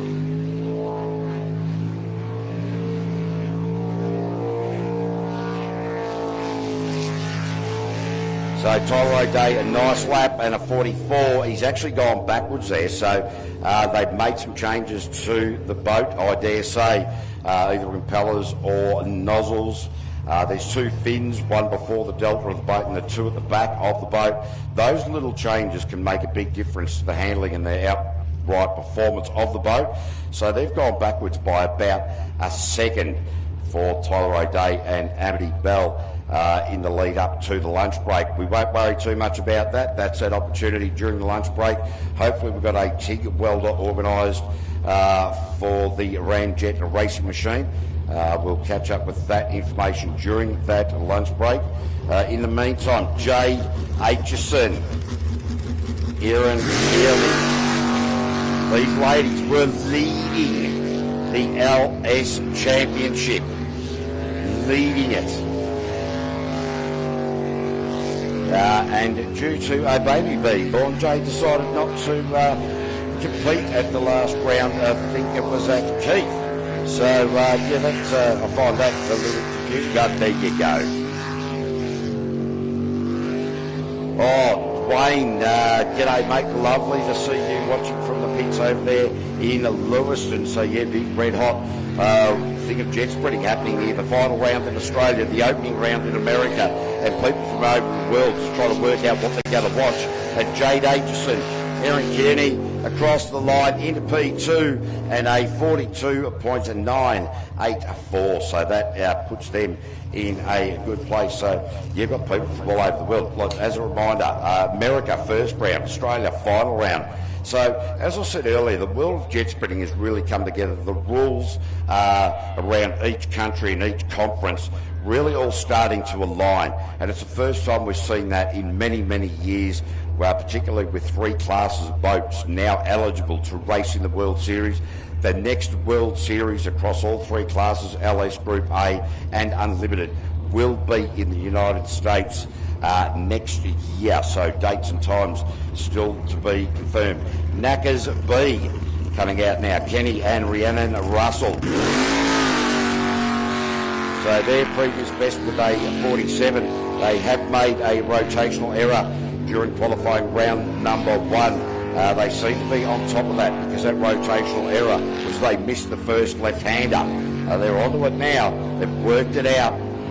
And when you consider that their first time on this track, it makes it hard yards. Just try to get your eye, try to understand the flow of the track. trying to work out where the little peninsulas may have developed just under the water. I like the way that he's gone around the Penrite U-bolt there as well.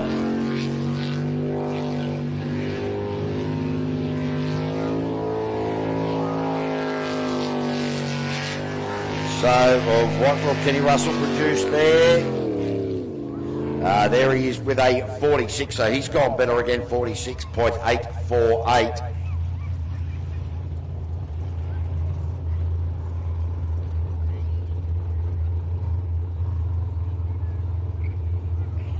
So next, that winds out qualifying round number 3. No Nate Mullen.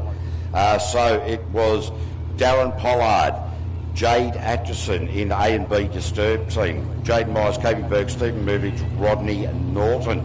Now we switch to Group A, Kennedy's A team, Andrew Garth and John Kennedy. They've been as low as the low 47-second lap. So Andrew Garth certainly acquitting himself beautifully out there at the moment, and really just sort of coming along beautifully with John Kennedy. And the power, when the power is put into this boat, it does handle much better.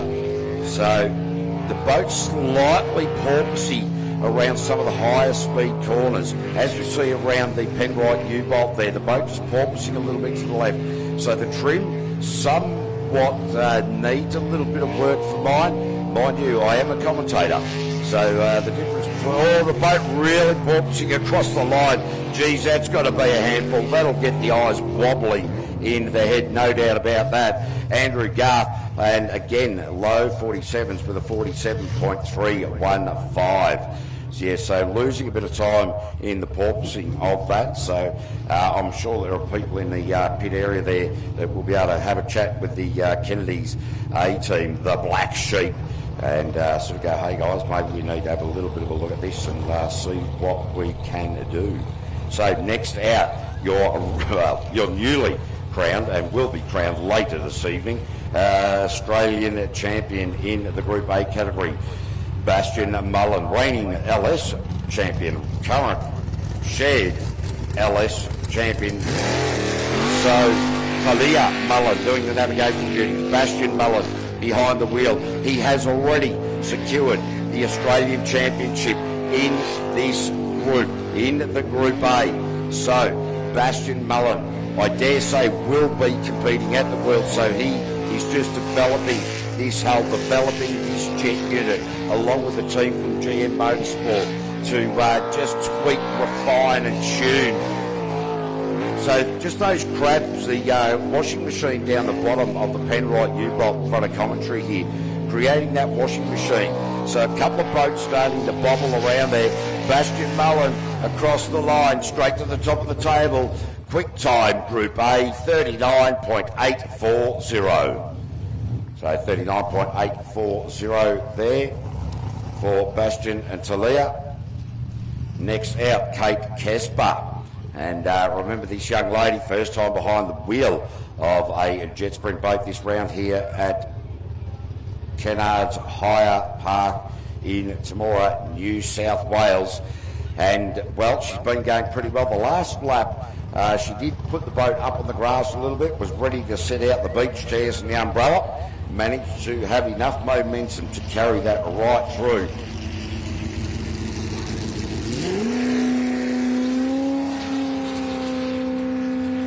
So, Kate's previous best time is a 57.360. I wonder, and I will have a chat to Ken Casper during the lunch break, oh man, wonder how the nerves are, wonder how things are feeling with regard to sitting in the passenger seat, a very unusual place for a driver to sit. So it is the Mexican.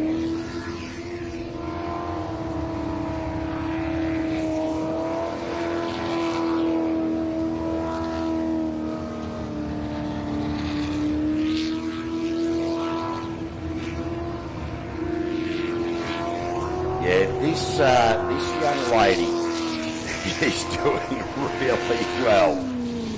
So, Kate Kesper there with a 55.355. So each time she's gone out, she's dropped her time by 2 seconds each time. So wonderful, wonderful to see.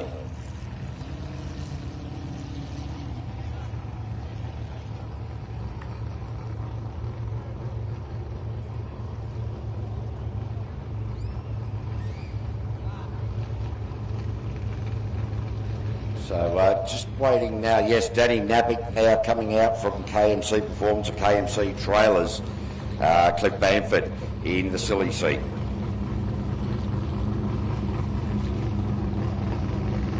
Third in the championship last year, has had a win here at this particular facility in the past as well, so we'll be hoping to re-emulate that. That is not the way to do it. We got a good look at the underneath of the Sprint Tech boat as he launched off the line. Just goes to show when these boats hook up and you put your foot into it, the power. The boat got completely clear of the water and that makes it a slow takeoff. So you probably lose up half a second, a little bit porpoisey around the right-hander cork and grab the crosswash in the washing machine. A little bit knifey at points here, he's napping. Beautiful straight line up to the top end of the track. Then washed off a little bit of speed, was a little bit heavy on the wheel around that left-hander. Now coming into the line. So Napick into P2 with a 42.394. So has gone quicker, but could have certainly brought that time down significantly by not launching the boat clear of the water off the start line. And a couple of little things that need to be tidied up there. Danny will certainly be aware of that. Cliff will definitely be telling him where the improvements can be made as the day rolls on. Next out will be Daniel Warburton, the fiddler and machinist, and Michaela Nisbet in the Attitude.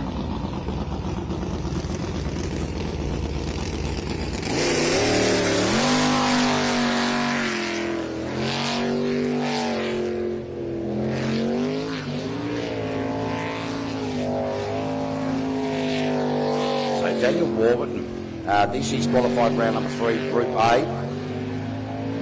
Just getting, that crosswash there is certainly creating a few little problems. The people that work that out the quickest will obviously be the fastest. It is unsettling the boats, just stepping them out just a little bit. The interesting thing is the quicker you go, that pressure wave will be in a different place each time you hit it, so you need to be anticipating where it will occur. So Daniel Warburton just eases it over the line and gets himself a 45.964. So certainly bringing the times down there for Daniel Warburton. Next out, the B team of Kennedys in the black sheep, the Damien Kennedy and Belinda Kennedy. And as we said, there's plenty of pressure going on when these two guys are getting Andrew Garth and John Kennedy out. Oh, they're a lot smoother in the transition now. The old 3-2-1, the number on the boat there. So what will Damien and Belinda do here? They had a pretty decent off at Griffith a couple of rounds ago. Put that behind them. And now just trying to get the nuance of this brand new hull to these guys. So Damien Kennedy just easing back, rolling into the line. Couple of deep breaths now, and away he goes.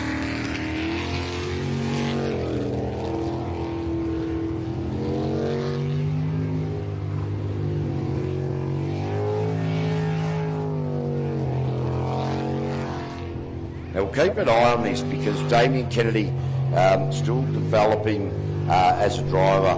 There is no doubt about that. Mind you, he drives road trains all across the country, so getting behind the wheel of a jet ski boat is somewhat different to driving the big Mack trucks right across the country. The boat really porpoisey, so yeah, I'm not too sure the reason behind that. There'll be a few people, maybe even Chris Edmonds could send through a text message or TJ and give us a little bit of information on what you guys are looking at, what you're seeing and what you're suggesting.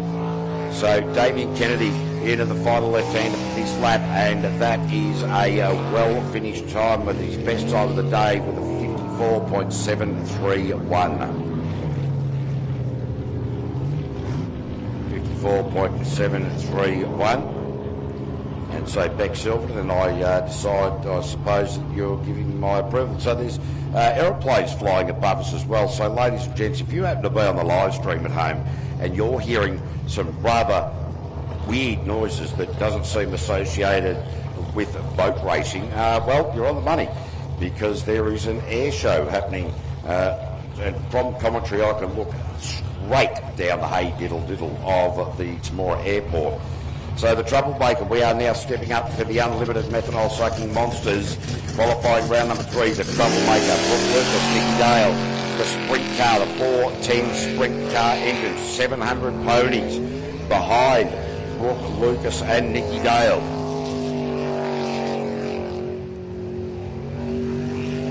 They're driving pretty smoothly there. Brooke certainly doesn't have the enormous raw horsepower of some of the other competitors in this category, but certainly has experience. They've had a lot of trouble just sort of nailing the reliability of this boat throughout the course of the season. They've had a couple of partners getting involved in it and just sort of working out those little nuances. They seem to be on top of that now, which is great to see. So in the meantime, Brooke Lucas across the line at a 43.198. For Diggermate Carbro Consulting at Gold Coast Wake Park. All right, so it looks as though the R&J Batteries machine of Daryl Hutton and Mick Parry in the Stinger hull. I think they've thrown Mick Parry out of being able to use the computer and said, righto, Mick, just you go back to picking up bins and we will operate the smart side of the technological requirements of jet spreading, because the boat is now coming off the trailer for Frex Air Conditioning and Refrigeration, United Fuels, ANC Forestry, R&J Batteries, Wimmera, Mallee Waste. So Daryl Hutton, Nutsy or Hutto, shifted to Australia 16 years ago, and it's taken a long time for this hull to really start performing. There's been a lot of work go on from the time Daryl got this particular hull, and it's taken a long time to be able to get it settled down. Now they're trying to work with the twin turbo and get all those other nuances in. So Daryl Hutton, Mick Parry.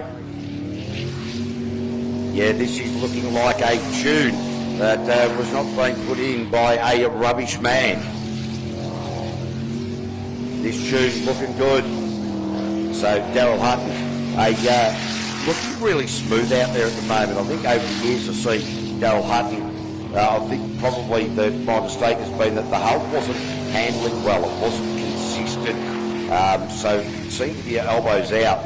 But since they've had this hull lined up a lot better and hooking up better with the jet unit, certainly Daryl Hutton is looking very smooth indeed. Certainly not pushing the envelope at this point, but with a 42.062. So they're actually in 0.02 of their previous time.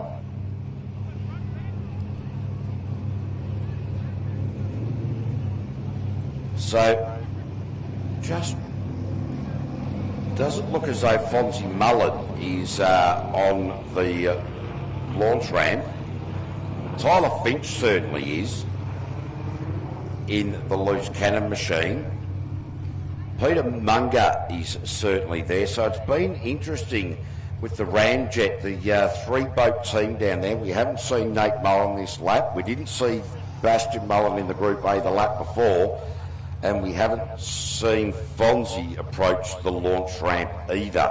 So plenty of work going on down there in the Ramjet facility. But in the meantime, it is loose cannon, and wow, this is a win for Tyler Finch in so many ways because he's getting extra lap time, developing the setup of this boat for this course. So, Jared Ballard, the 440 cubic inch twin turbo, 1500 donkeys or horsepower, Universal Welding Services, Southern Jet Coastal Transport, Far Faster Race Engineering. So Tyler Finch, absolutely on a flyer at the minute. He wants to bring this down into the high 37s.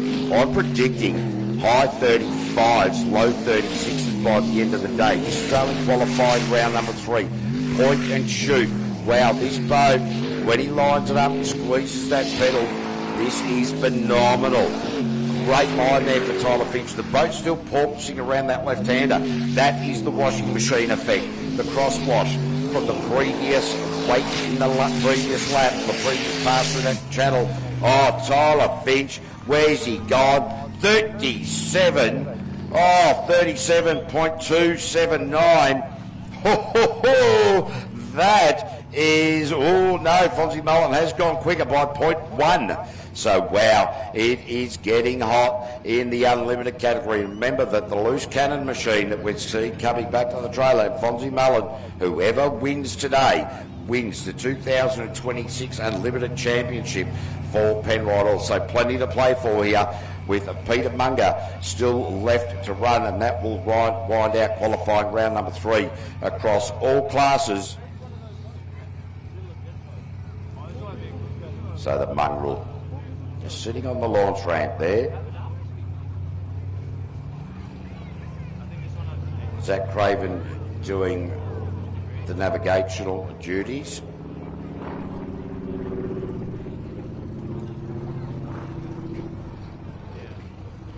All right, so when it comes down to the Kennedy's Black Sheep, what they're planning on doing is Kevin Aitchison's down there. They're chasing up the rear fins a bit big. They're going to trim the nozzle up with a couple of strips of Coke can just to go in between the jet unit and the rear of the hull, and that will trim the boat and stop the porpoising. So there you go, well done. Chris Edmonds chasing up the information, and it is the mongrel, Peter Munger, Zach Craven.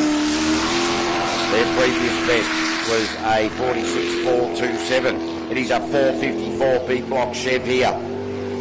This is looking better. Peter Munger, the 67-year-old retired fire technician from northern New South Wales.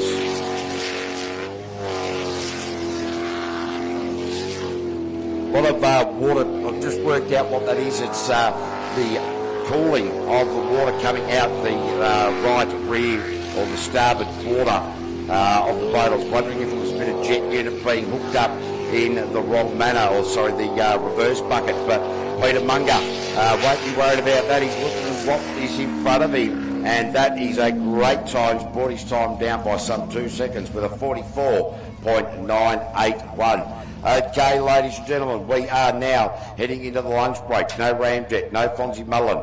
We will come back after lunch with qualifying round number 4. You are allowed in the pit and paddock area. There is no smoking in the pit area. Keep an eye on your children, please, because there are cars and things moving about in the pit area. No alcohol allowed in the pits either. And I will repeat, if you are caught smoking in the pits, you will not ask to go back to your seat. You will be asked to leave the venue. Anyway, get down there. There's stickers. There's all sorts of stuff available down there. Half an hour is going to be the lunch break, ladies and gents. So we will be back racing at 12:45. See you then.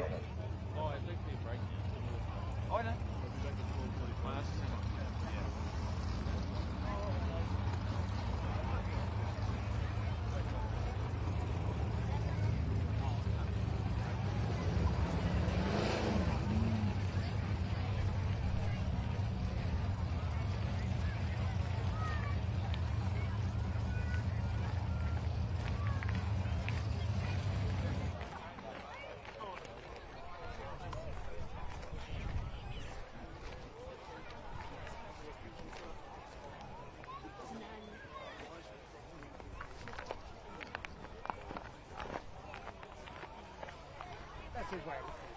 That's perfect. I can, yeah.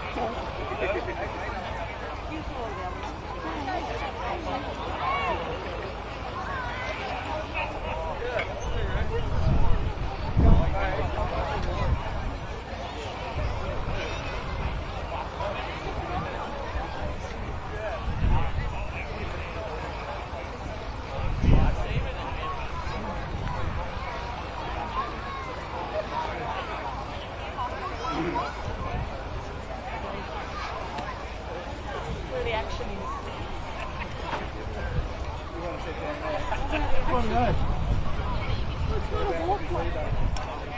about it? Food? No. Yeah, right there. We had it like that.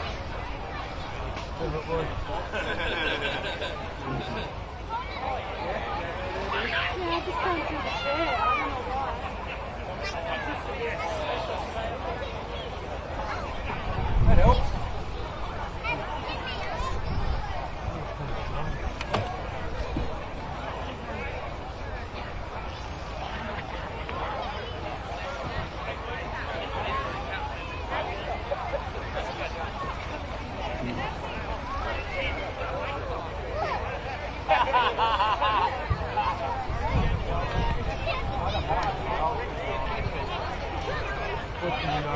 Where?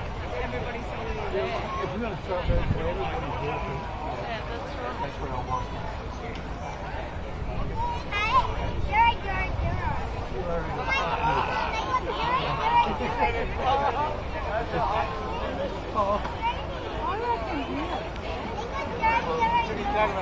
Last time we came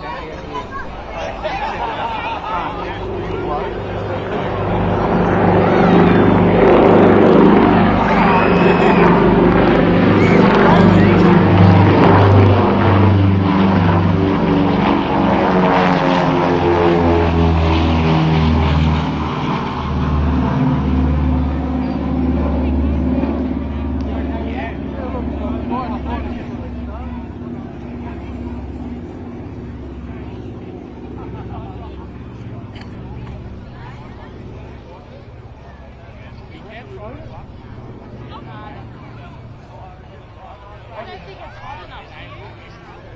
I'm going to sit and say we'll try to.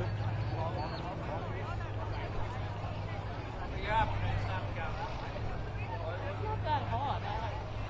I don't think it's worth the effort. Okay. I reckon you deserve to stick out that cold beer.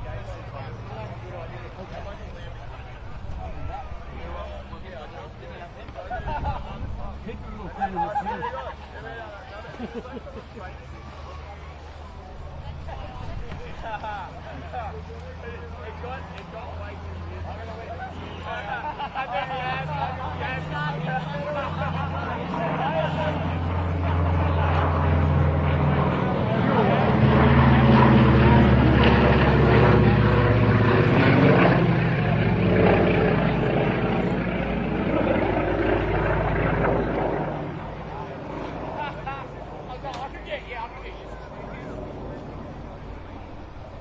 Are you sure you don't want your chair? I can get the chair, no problem.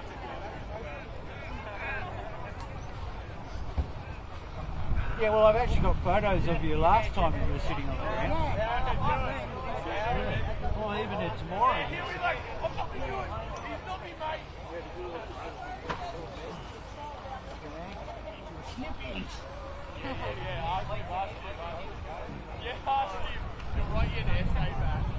Do you want sunscreen? No, I'm right. I'm in shade. I've got my hat and caravan. Makes you just busy.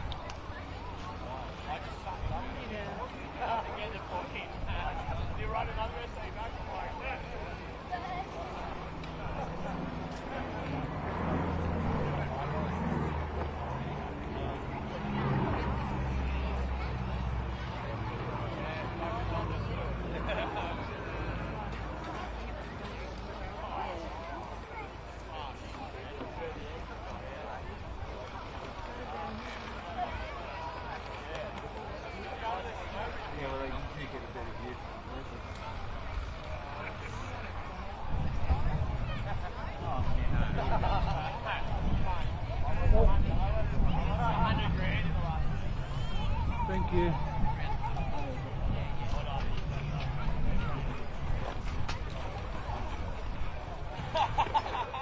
Is that the same bow that was at this? Yeah, the full one. The children's one. The full one. It's actually a class for the juniors.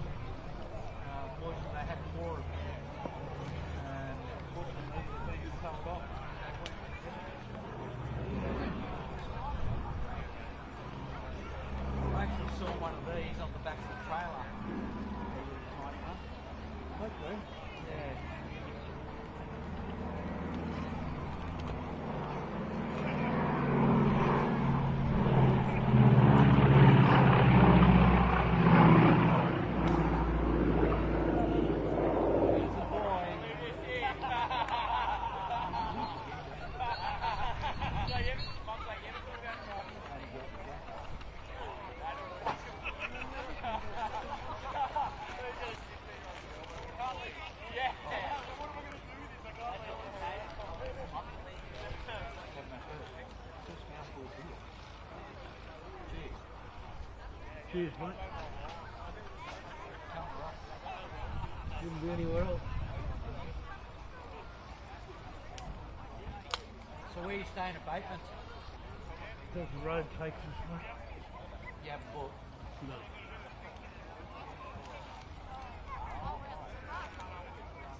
Yeah, but your trip across the Nullarbor, that's going to be a great trip. It's going to be expensive. I can't get it under 24 litres for 100 kilometres. 6.2. You pay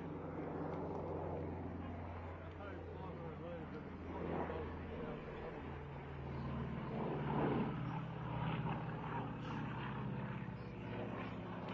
I'm paying 60. 80 bucks. 80 bucks for 1,000 tons.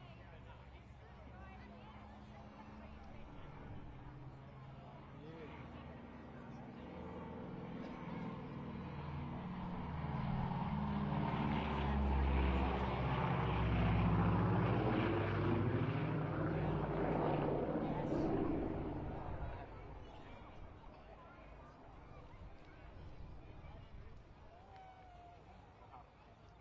What's it called, economical? Oh, 4.1 per 100.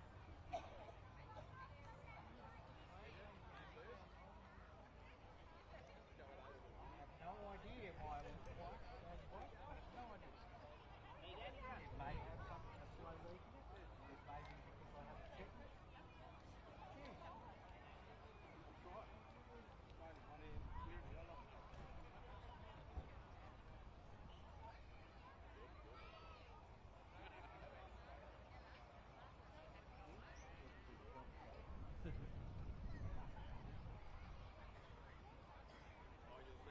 I had Ravina had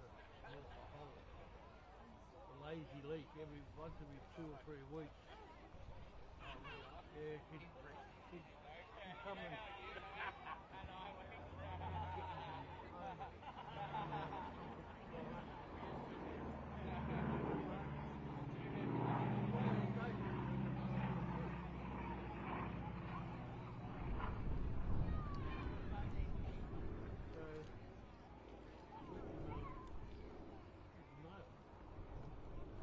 Must have been pretty good for it to go down slow. really slow. Yeah, that's pretty cool. Must have been well and truly. Yeah, because they're low profile tyres. Yeah, I would have A expected couple of to go weeks quick. ago,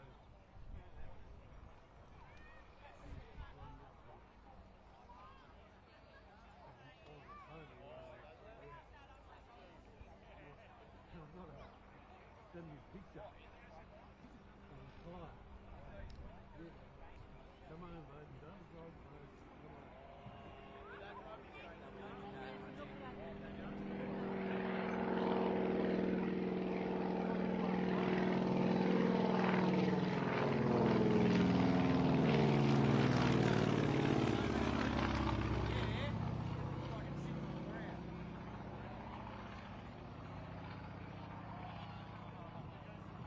So then we went up to the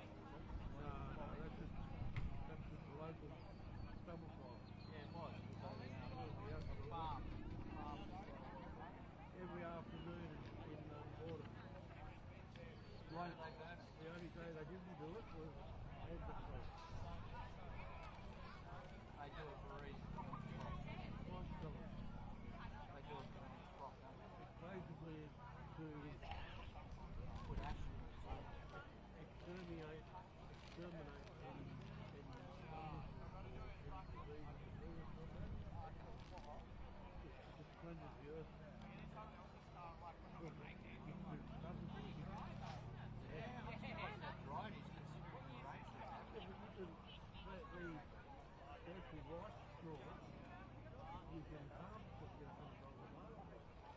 As bales? What would those bales be used for?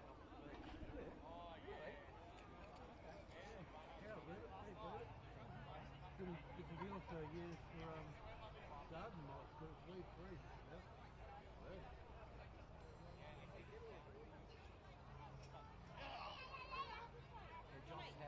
John Miller has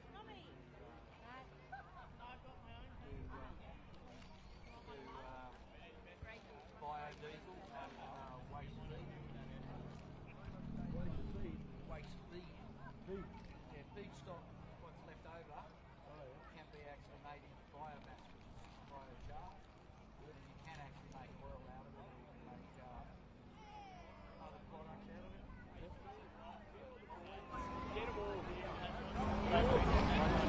He's on the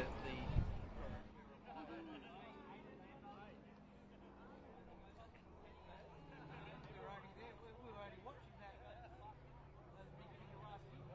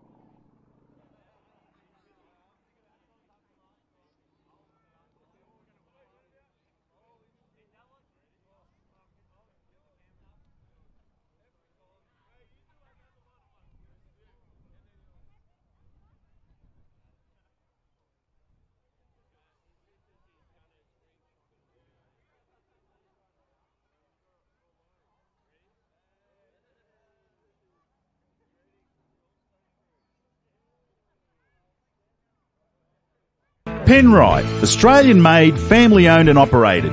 Make premium quality engine and racing oils, warranty-approved coolants, automatic transmission and manual gear oils, a complete range of engine and fuel additives, heavy-duty and industrial products for every application. Visit penriteoil.com for more information. Penrite, Australian-made for Australian conditions since 1926.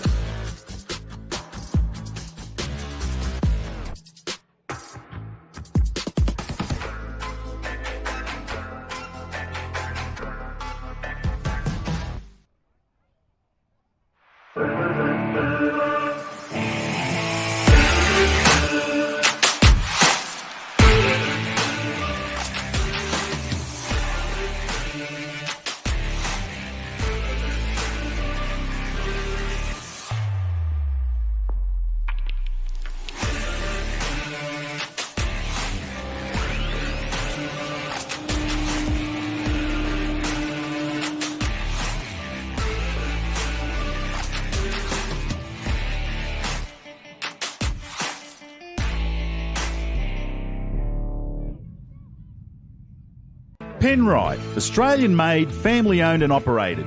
Make premium quality engine and racing oils, warranty-approved coolants, automatic transmission and manual gear oils, a complete range of engine and fuel additives, heavy-duty and industrial products for every application.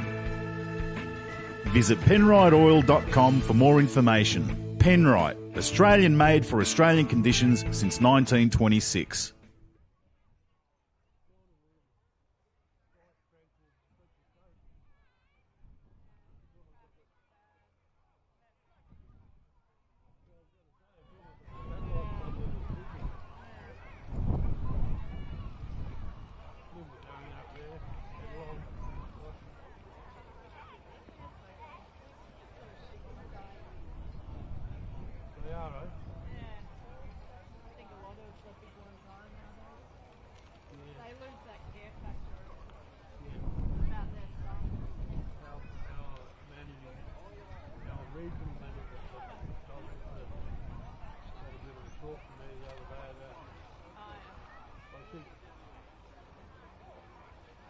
I don't think I'm on the same man as I was. I can't handle it.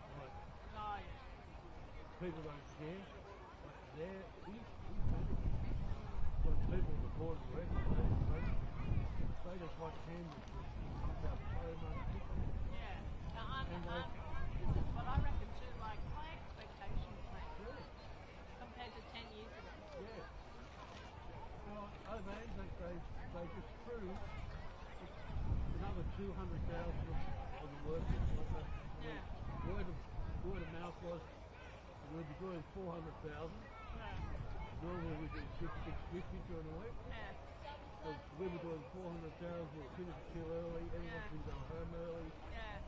And then all of a sudden upper management comes in, we're going to do this and this. Wanted more. And what did the people? They had expectations of going home early. And he spoke to Simon and Paul. And Simon had a really wide head. And he was telling me I think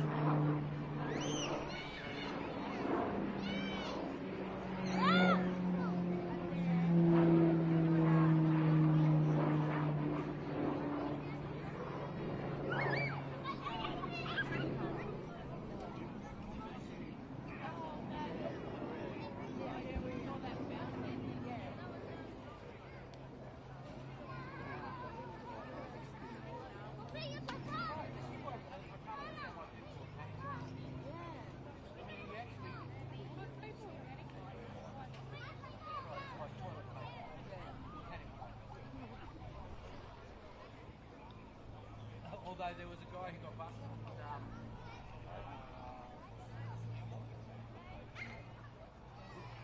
West Wales. Yeah, I think it was West Wales. He filled up 900 litres of diesel, right, in the back of the ute. It drove off. We've done that at work. We filled up 10 IBC. 10. Oh, imagine the cost of that. 10,000 litres. Yeah, 10,000 down there. Just on the book. Oh, so they're petrol for it.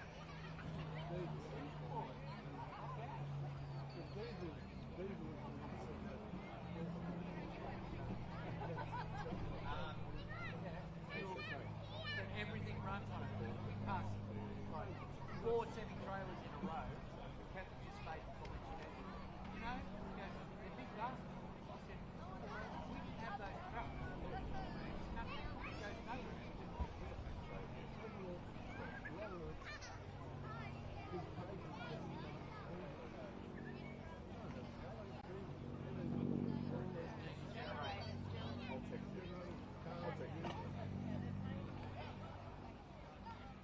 I'll tell you what is interesting. We're looking into like energy stuff, like who supplies energy and stuff like that. It's quite amazing. Is there's this new company called Squadron Energy.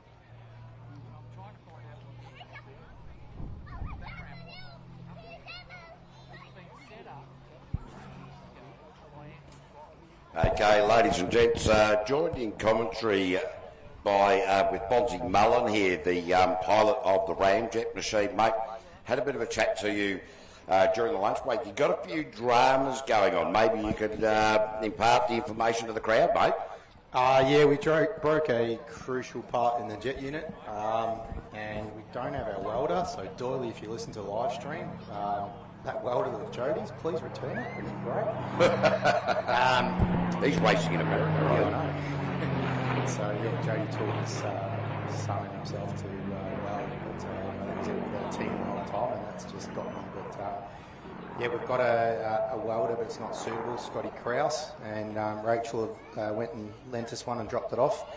So they were in the crowd watching. So thanks to them guys, but it's not set up for titanium. We didn't have any helmets, so we're 3 helmets later. Found the battery, and then we put Nate in the hot seat. He's never Of course, Nate being your son racing in the LS. Yeah, that's correct. So yeah, I said, listen, can try and attempt to do it, and if it breaks, I'm not going to hold you responsible. Just have a crack for me. So he's never welded titanium. You haven't got quite the right equipment. 100%. And a grill's a bit of an important part of the boat. Yeah, we haven't got the right cups for titanium, so it's made it hard. But our mate Sandy dialed him in on the FaceTime. He's pretty good and pretty cluey. He's instrumental in some of our boat builds as well as all our GM Motorsport team, Cody and all the team. So they're always there to help Anne, and even Gillo. I think there was some Kelsey ringing Gillo going, "Why aren't you here?" So it's quite interesting. So hey, hopefully fairy tale, and maybe Nate can get the job done, and it can hold on, and we can see where we can go. Well, I'll tell you what, the last thing you want when you're belting out at speeds that you're dropping is the grill dropping out the bottom, because that makes handling a little bit difficult. Oh, 100% actually. So I didn't even notice it. It was just a spanner check and done. So, but it was about to go completely, and then probably would have went through the whole unit. So it would have been catastrophic. So my brother actually picked that up, luckily, and done. So, geez, the train driver picked it up. Yeah. Wow, I tell you what, Daddy, bloody, he's worth his weight in gold just for that alone. Yeah, Loco Dan. So interestingly, because obviously the championship is up between you and Tyler Finch. Whoever finishes on top today takes the chocolates for this year. I tried to have a bit of a chat to Tyler. He's under the back of the boat as well. I've got no idea. The team sort of stayed a bit stumped. I mean, mind you, they were fairly busy at the time. So it'd be interesting to get Tyler up here and find out what's been going on with him. Yeah, it's easy for him, but he's got a bit of pressure on him as a youngster. He's failed a few times for the championship. He's tried, and he's trying to follow in his dad's footsteps. So there's a lot on his plate. He's got 500-600 more horsepower. He's got similar hole, so he's expected to win. So yeah, he's under there. I think he's looking for more speed than we're actually looking for just a boat to drive at the moment. So it's quite different. But yeah, listen, at the end of the day, I've got to win to make it happen. During the year, we had a rag go through some other events that didn't go our way. So yeah, it is what it is. But we'll try our best on the track and see what we can do. But there's howlets out there at the moment. I'll tell you what, it's good to see them back. Oh, mate, so good to see Laurie and Karen, and particularly Karen getting back out again in that practice lap after that massive crash. It hurt her quite significantly up there at Cabarita Beach. And I had a really brief chat to Laurie and said, mate, how you feeling? If you're sort of shaking the nerves out after that, because he's had a couple of big crashes over the years. Said, if you're shaking the nerves out, he said, no, not quite just yet. And that's fair enough. He was really nervous about having his wife in. And Laurie Howlett there with a 44.811. He was really so nervous about having Karen back in there again, but he absolutely loved it. And I said, well, who's more nervous, you or Karen? And he went, oh, definitely me. And then Karen said that she had tears in her eyes going around the track, and it was so wonderful to be back out on the track. Yeah, so no, it was. I was happy to see him out. So, but yeah, it'd be good. But yeah, ladies and gentlemen, with the crowd up there, you're going to be in. As I said, we'll even if we haven't got the boat going, we'll put on a show and see what we can do. I'm not sure we're going to do every round, so I apologise. I can only do what I can do. We always try and put on a good show, but mechanically at the moment we're in a whole lot of shit.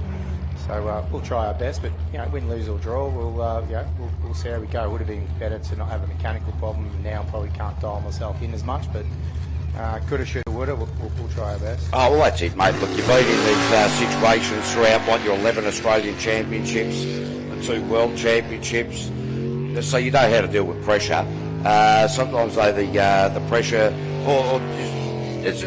racing is not just righto, Jay, bing bang, walla walla, bing bang, wah wah wah wah. Grab the inside of the left-hander. You saw the boat launch into the air, bounce backwards into the hay bales.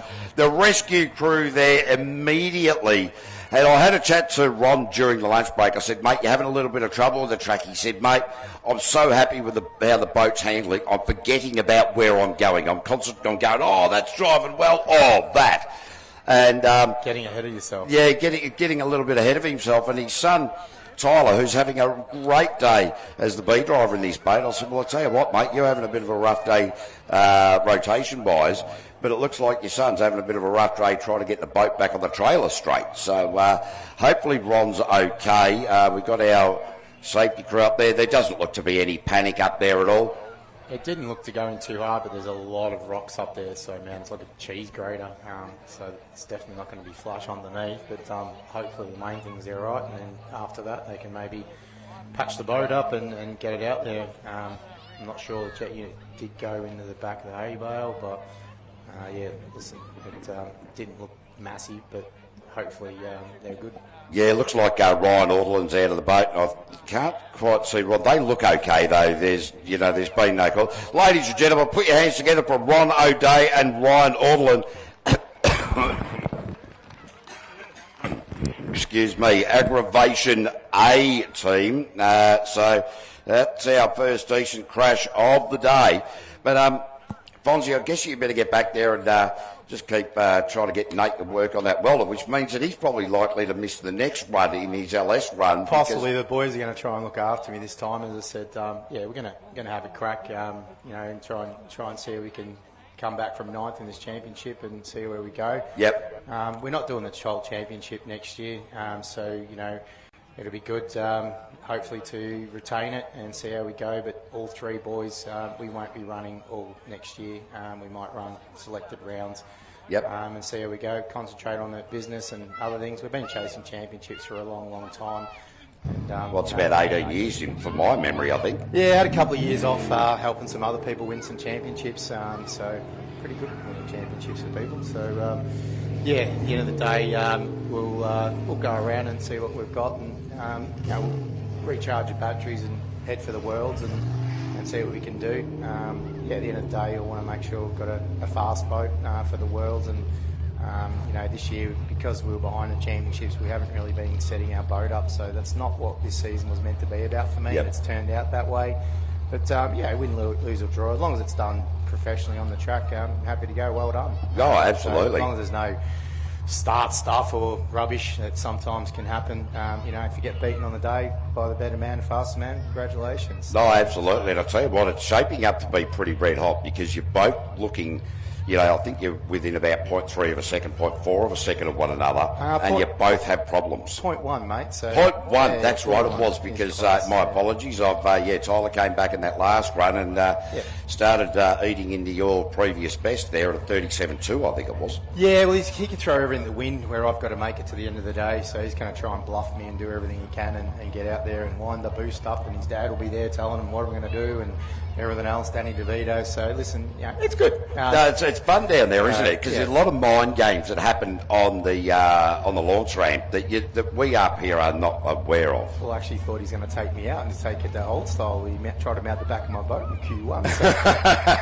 okay, that's a different way to get it done. So, why not? Hey, listen, there's just a bit of friendly rivalry. As long as it stays that way, it's good. I tell you what, they're keen, and you're keen, and there's so much to play for us. We're having a look at Darren Pollard coming out now, and right from the start, this bloke's just been on fire. Jamie Maroney doing the navigational duties. Hey, Bonds, on your way down back into the pit area, mate, it's always great to have you in commentary and have a bit of a chat. You reckon you could give Tyler Finch a bit of a nudge and send him up here? I meant to have a chat with him, but his head was firmly underneath the boat, looking in the region of the grill area, I believe. Same deal. All right, I'll give him a yell and see what I can do for you. All right, thanks, Cavi. Okay, great work, Fonzie. Ladies and gentlemen, Fonzie Mullen in the Ramjet machine. Let's hope that we can get that titanium grill welded and back on board, so we can see Fonzie feature later in the day. And great work, Fonz. And so what we've got out here at the moment is Darren Pollard, and across the line there with a 42.838. And Darren Pollard in the disturbed A team, the 42.838.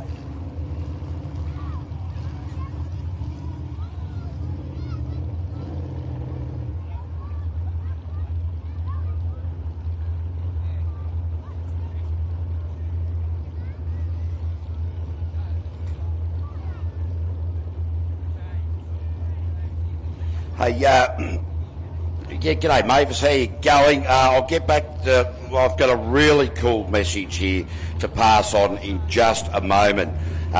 Next is Nakaze, Andrew Atkinson and Jody Atkinson, Kero Coatings, KCR Mobile Welding, Yes Mechanical, short promo runs. And wow, don't we have some exciting stuff happening before us now. And of course, this is the Western Australians, and they are, since it's their first look at the track, the Naggers team, and they are doing such a really very positive job here. Normally running under lights over there in Baldivis, just south of Perth there.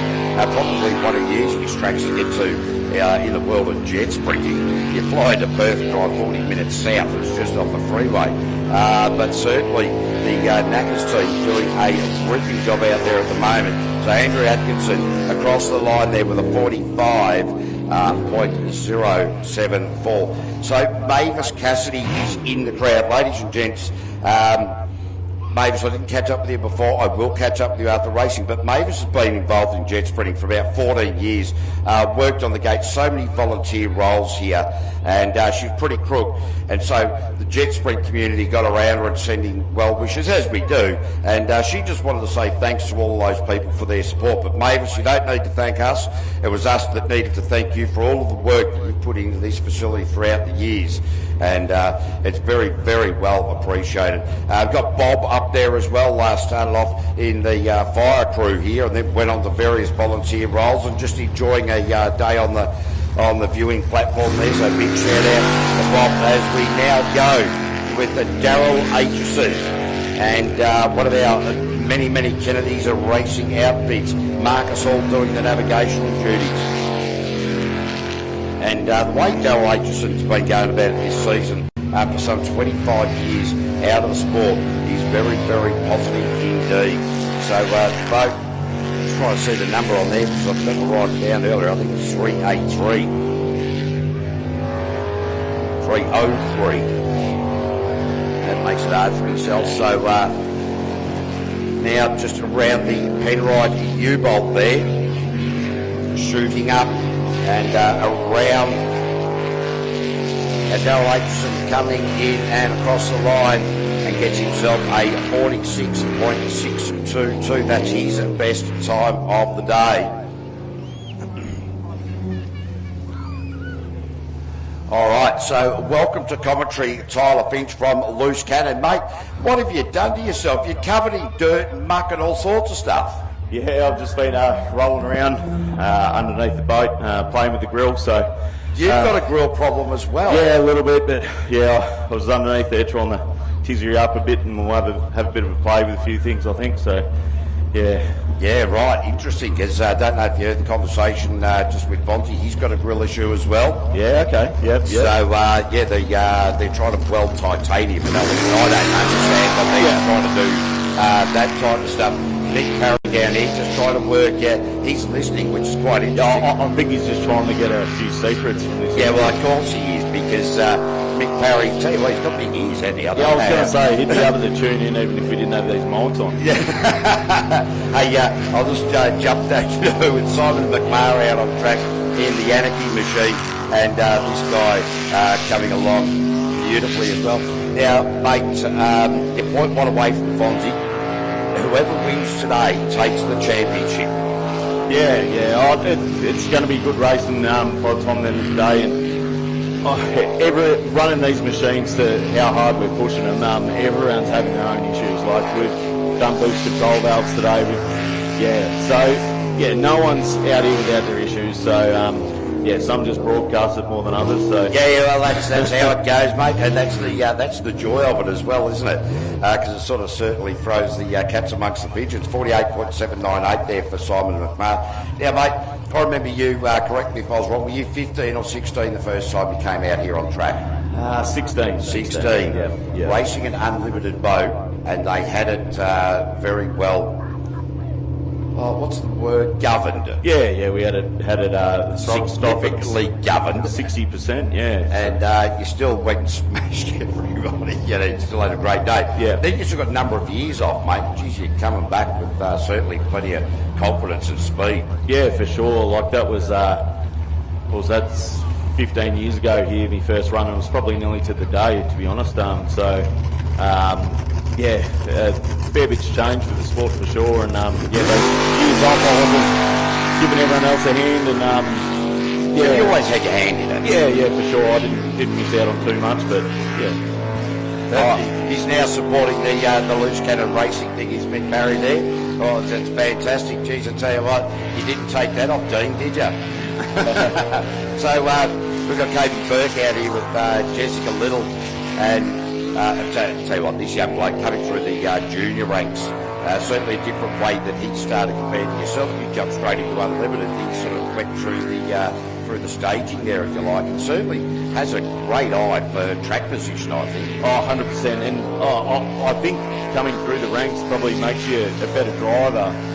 Getting thrown straight in the deep end with 1,600 horsepower, probably you can brute force your way to the top a little bit, but definitely Kobe's come along really good. Yeah, really, 43.358. So, mate, you're trying to tickle the intake grill up. Do you have major problems there? Because you said you broke the boost valve. Yeah, so boost control valve. So what happened, I went out there and it was all right off the line, but halfway around I felt it lose a bit of power. So normally we're running around 21, 22 pound boost at this stage. And that's into the turbos? Yep. So, and we dropped down to 18 pound, but I saw the turbo speed was increasing. Only running on one bank, so sort of, took a stab in the dark or educated guess that it was the boost control valve on another bank, and it seemed to prove that it was. And that's great news. Nate Mullen. Now, it's only about the second time I think we've seen Nate out here today. He's been otherwise engaged with other problems that are going on in the rip ship racing outfit. But certainly, and another, you know, I remember, you know, on that old that, you know, I remember you guys as young teenagers, and to see how you guys have come through the sport and are leading and champions in your own rights is such a privilege for me to have watched and been involved in and seen how this development has occurred. And I'll tell you, mate, it's sort of a weird thing because it's rare that I like to give compliments, but, you know, I love it, you know, it's great. So Nate Mullen there with a, what's that, a 41.078. Yeah, he's definitely on top of it out there. He goes hard right from the start and dials himself up all day. So mate, Jaron Ballard, your navigator, is he doing any work to the boat? Yeah, he was on the duties doing the grill changes, and I was underneath playing with stuff. So yeah, no, couldn't do it without Jazzo. He's not many people I trust playing with my boat, but yeah, you can just tell him what to do and send him in the direction, and he does it. And he's very thorough, and yeah. Well, that takes a lot of confidence to be able to do that, which is wonderful. Next out, Jimmy Whiteley and Kane Henman. They had a wrong way. Hey, Tyler Finch, thanks so much for coming up. I know you're flat out today, mate. Championship on the line. Good luck, mate. Hello, thank you very much, Katie. Cheers, mate. Hooroo. Ladies and gentlemen, Tyler Finch from Loose Cannon. And it's great to see these guys fighting for this championship, taking the time out of an incredibly busy day to come up and have a chat to us and talk to us about what is unfolding. So certainly shows the professionalism that we're seeing here in jet spreading for those two blokes to come up, like I said, when there's a championship on the line. So wonderful to have those guys join us here. But in the meantime, it is Jimmy Whiteley and Kane Henman. And look, these guys in this qualifying four-round really getting it together beautifully. During qualifying round number 2, they made a rotational error. And they'll both kick themselves in the backside over that. They really seem to have come through here. Kane Henman, very animated navigator there. And that is their best time of the day with a 52.364. 52.364 there for Jimmy Whiteley. So wonderful, wonderful to see.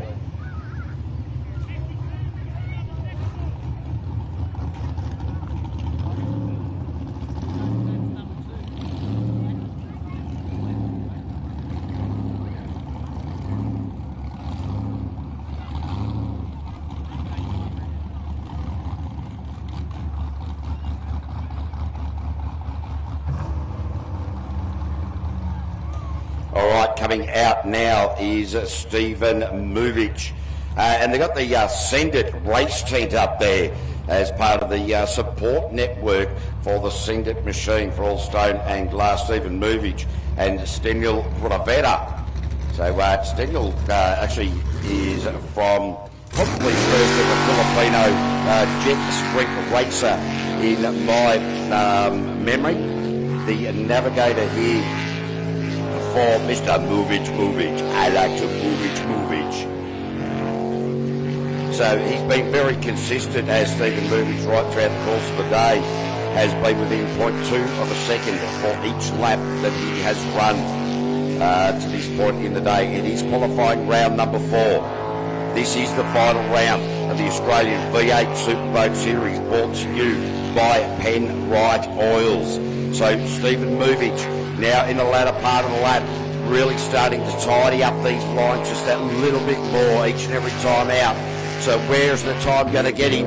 And a 43.644. So how's it? That's his best time of the day, ladies and gents. Right? 43.64. The next fastest time was a 43.75, a 43.89 and a 43.9. So throughout the course of the day, he has, in 4 runs, had 0.3 of a second difference in those 4 runs. So incredibly consistent. Jody Salks coming out now. Will Cartwright. Now these guys thought they had a major oiling issue after the last run. The mechanics have been in there. They've sorted out. You can see a little bit of black smoke coming out of the breather there. Got a little bit of a view of it. We'll keep a very close eye on that. Against the background of the spray of water will give us a good indication as they come closer down towards commentary.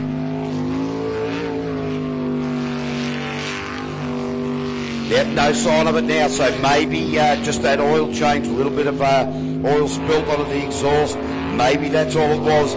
But geez, Jody Sox really lining this up. Last time out, made an incorrect rotation, did correct it, but had plenty of time to the clock. This time out, he's looking much better. Steady Eddie across the line and a 44.077.04 slower than her best time in qualifying 2. But the major concern after qualifying 3 and just prior to lunch was that there was a major oiling issue and they were concerned about the longevity of the engine. Obviously, the mechanics got in the back of that. They sorted that right out. A great shout out to Intersales, Powerhouse Magazine, Fuller's Earth Murphy. Mick from Tyre Power, great to see you again, mate. I'm going to tell a story about you in just a little while. The Temora Shire Council, Kennard Tyre, and of course Penrite Oils as we go hot shot racing with Rodney Norton. Now they had a battery issue. They've destroyed 2 lightweight lithium batteries so far today. So now they reckon they've dragged the battery in from the Big Mac truck out the Kennedy's racing outfit and stuck it in the back of the boat. I'm not too sure that is 100% truth, but we'll pretend it is.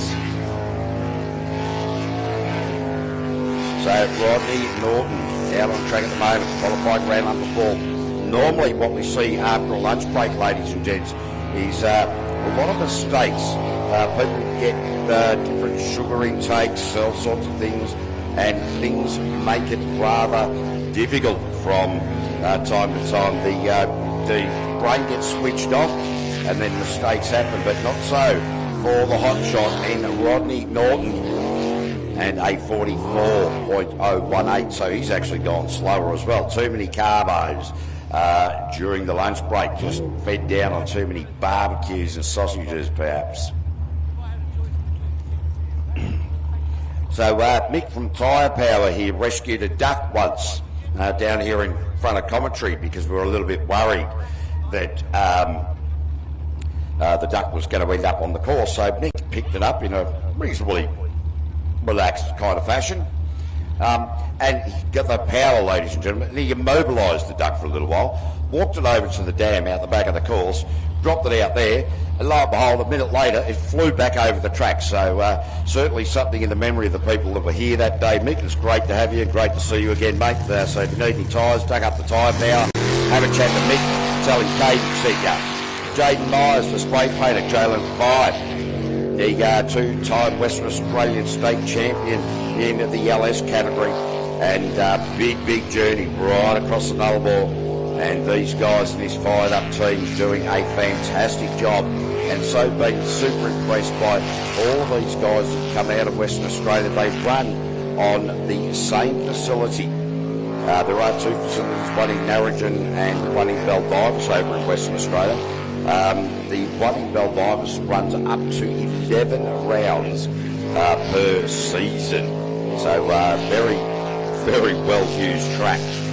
So Jaden Myers there, and Jaden Myers through with a 43.057. He's second. Everybody's got to be quicker in qualified 2. Interesting. Very interesting indeed.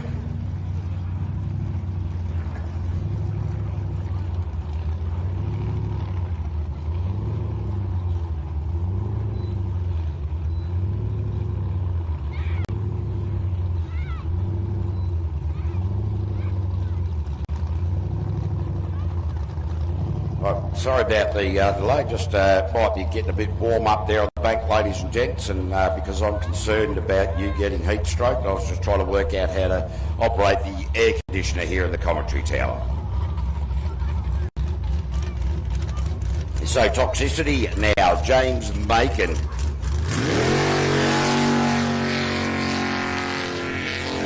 And Louis Borg.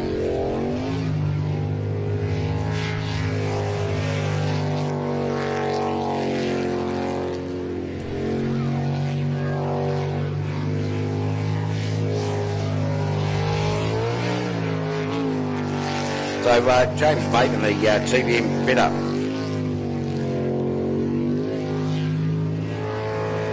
The 36-year-old around the U-bolt, the Penrite U-bolt, now slingshot to the top part of the Kennards Hire facility here at Temora, New South Wales.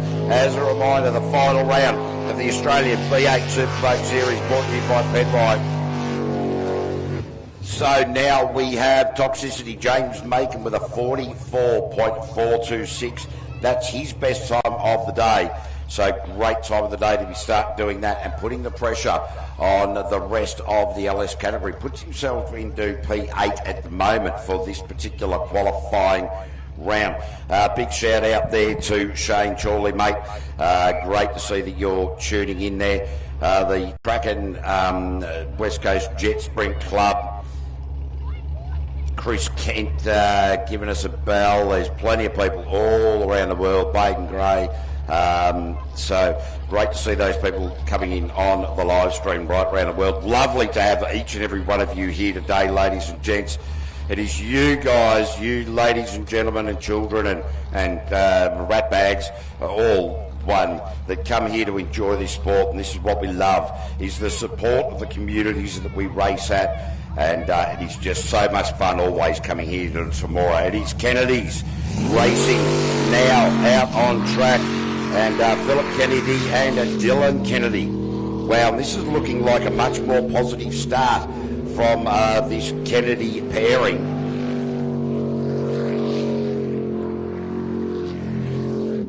Oh, no, he's running a little bit wide up the top there. Got a little bit of dirt into the intake of the grill. So interesting that our two top competitors in the Unlimited got grill issues, and then we see Phil and Dylan having a few issues up the top part of the track. But geez, I tell you, they put that behind them, carrying on beautifully at the moment, which is great to see. So as they head back up to the top part of the track, just opening up that apex very nicely indeed. So Phil really gaining in confidence. The more time behind the wheel, the better it rolls out.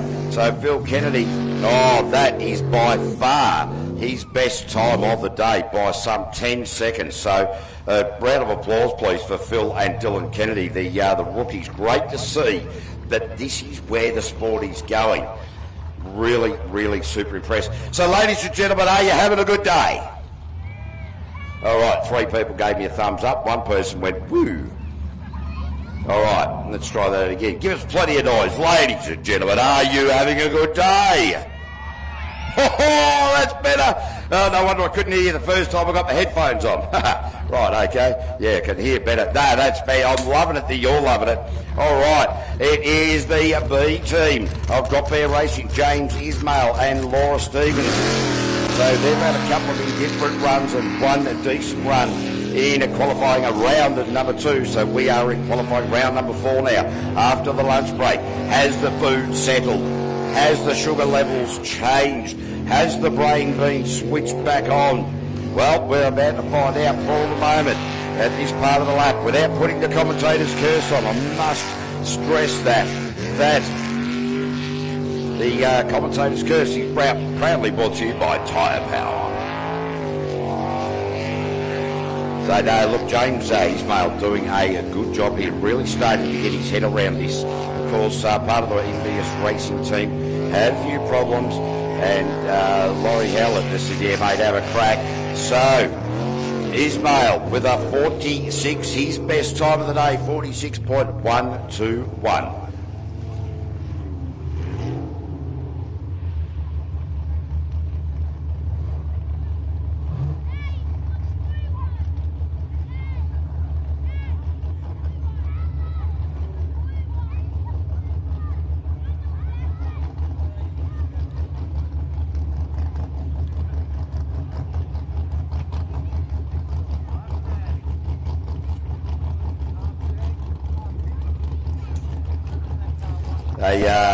Just after we finish this LS qualifying round of 4, I've got a couple of giveaways here. So what I'm probably going to do is, hang on a second, that might be my size. Well, you're not getting that T-shirt. No, that'll be me. Right, hang on, let me just go back through the bag of Penrite goodies here. We'll see what we have, see what I'm going to take, and then what we might give away. But so in the meantime, aggravation, BT. It is Tyrone Day, of course, the old man spat it out. Then he's at the top part of the course in the last run, so not... Oh, yeah, the boat not handling well, I'd suggest, for young Tyler. What are they doing? Is there a rotational error? Yes, there is. There is a rotational error. And, so the old man has damaged the boat, I would say. Just looking down to the pit area there to see if there is concurrence with that statement that I've just made. No, there is just people ignoring me, and fair enough too, I don't blame you, to be fair. Hey ladies and gents, I've just got I reckon that vegans, and only some vegans by the way, are only vegans because, well, let's face it, vegetarian is really hard to spell. Anyway, so we now have the disturbed B team. So Jade and Erin, sorry.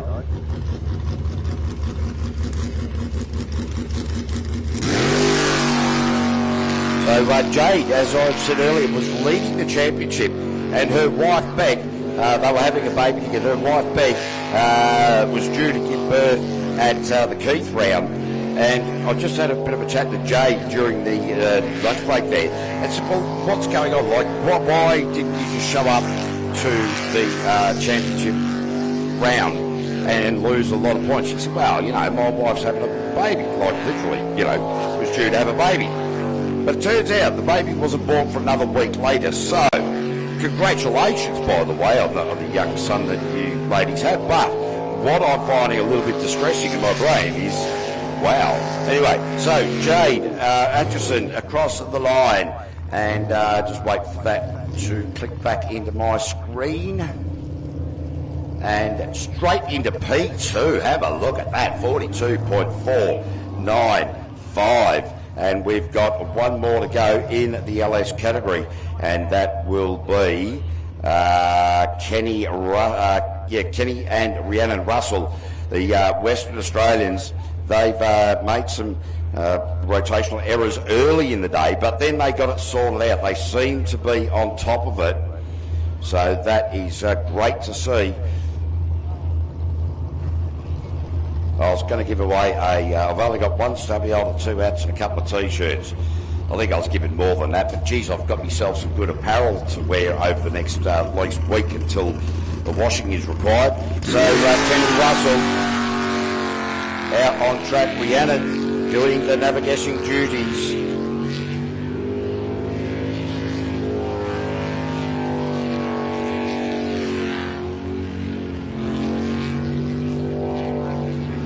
Yeah, so this Knackers B team really starting to bring this on beautifully at the moment.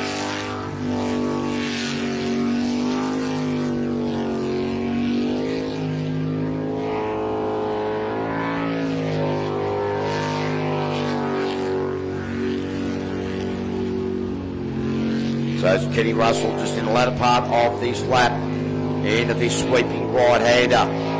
Transition to the other side, left-hander. Geez, that is done smoothly. It is done beautifully. Kenny Russell, 46.274, his best time of the day.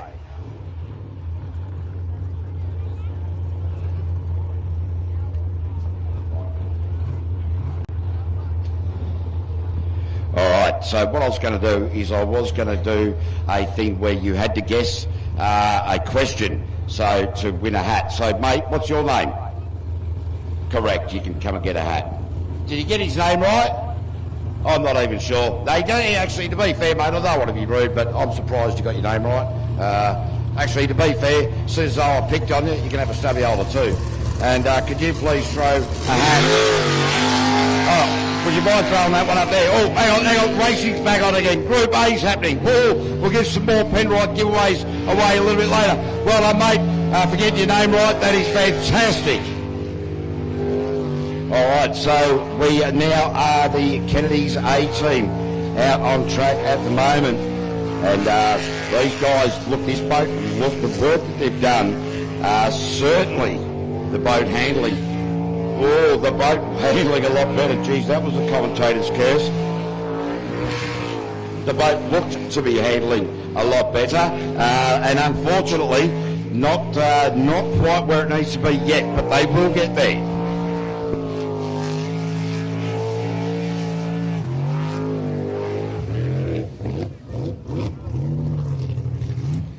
So Andrew Garth there with a 46.260. So certainly just a little bit more handling improvement would be great. But that is their best time of the day by around about 0.8 of a second. So the changes that have been made during that lunch break, very positive indeed. Kate Kesper coming out now. Had a chat to Kate during the lunch break. She is absolutely loving it. She was overthinking it a little bit, and she said, I'm just driving the boat now, you know, I'm not overthinking it, just sort of enjoying the drive. I said, how's your old man going? He piped up, and he reckons he's shaking like a dog who's he's shaking like, I can't think of that analogy without being rude. Anyway, he's nervous.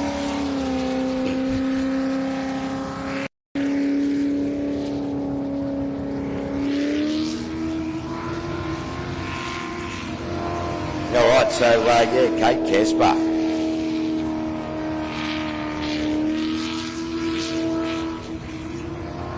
Now, have a look at that line down that back straight. The back chute, that is really very good indeed for a rookie. The first lap was a 59. The second lap was a 57. The fourth lap was a 55. So we've gone 59, 57, 55. Oh, jeez. I had a bit of a chat to her about how to approach the U-boat there. She listened. Kate, why would you listen to me? I'm a commentator. But you did it really well, and I think it was a great improvement personally. Others may not think so. So, Kate across the line in the Mexican, and 51. That is awesome. 51.764. So here's how this has gone for a rookie driver here today, ladies and gents. Kate started off at a 59.3. Then went down to a 57.3, then went down to a 55.3. Now it's jumped nearly 4.5 seconds further and gone 51.7. This is quite cool. Loving it. So Danny Napick coming out here now, and he is the... he's a ripper bloke. Click band for doing the navigational duties for KMC Performance. He's a water ski racing driver for heaps and heaps of years, some 25 years, and then said, you know what, that's all nice and stuff, but this jet spreading, wow, that's pretty phenomenal. Just remember, ladies and gents, these boats go from 0 to 130 in nothing.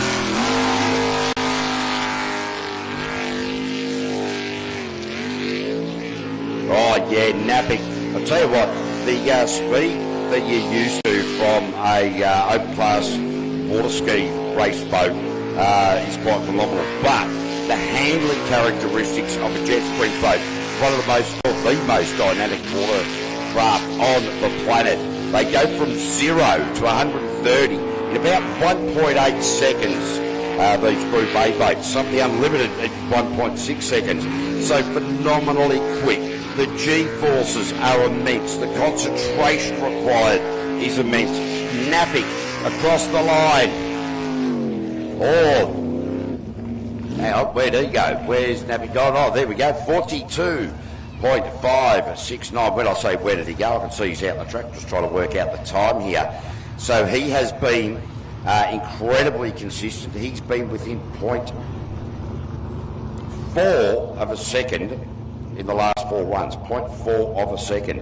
Okay, so while we've got a short little gap in between these boats in this Group A category, No, we don't have a gap at all. I've just told a fib because it is attitude of Daniel Warburton and Nikayla. How have I been able to pronounce this all day? And now I can't say it. Nikayla Nisbet.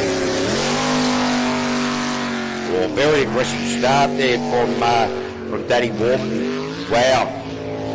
Been just floating around it all day. Was out in the 48s and 46s. Brought it down to the high 45s. I reckon we're going to see a high 43, low 44 here. All things going well without putting the commentator's curse.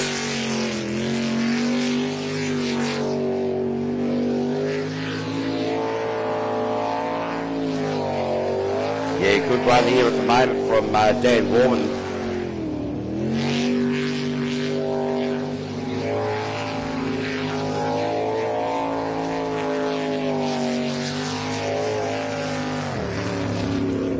So let's have a look. That is a 44. That's a great run from Dan Warburton. That gets him in and around about where he'd like to be, 44.799. No Nate Mullen. That means it puts extra pressure on the Kennedy's A and B team because there's not an extra boat in there to run them through. So a bit of pressure on there for Damien Kennedy and Belinda Kennedy. The boat handling better with Andrew Garth after some changes during lunch break. Right, we are going. Here is the top 12 for the LS category. And we are going to go from slowest to fastest. So, Knackers A, Andrew Atkinson makes the top 12. Drop Bear A, Laurie Howlett. Toxicity, James Macon. Steady Eddie, Jody Sulks. Hot Shot, Rodney Norton. Send It, Stephen Movich. I like to Movich. Psycho Killer, Kobe Burke. Aggravation B, Tyler O'Day. Fired Up, Jaden Myers. Disturbed A, Darren Pollard. Disturbed B, Jade Atchison. And Grip Shift, Nate Mullen.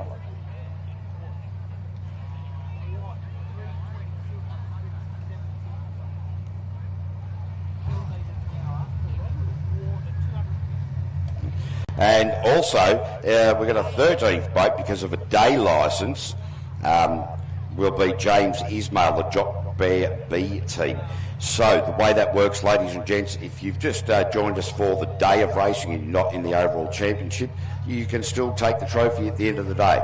But what you can't do is upset the overall championship. Many years ago, there was a bit of skullduggery that was going on, and people were actually inserting other people from different classes to thwart other people's opportunities at championships. And we went, that's not real cool. So that is how that is going to roll out. Don't you worry about that. And Kevin Aitchison down there keeping a very close eye on all of his charges down there out of the Kennedy's race team. And you're loving today, Kev? Fantastic, mate. It's great to see you here, mate.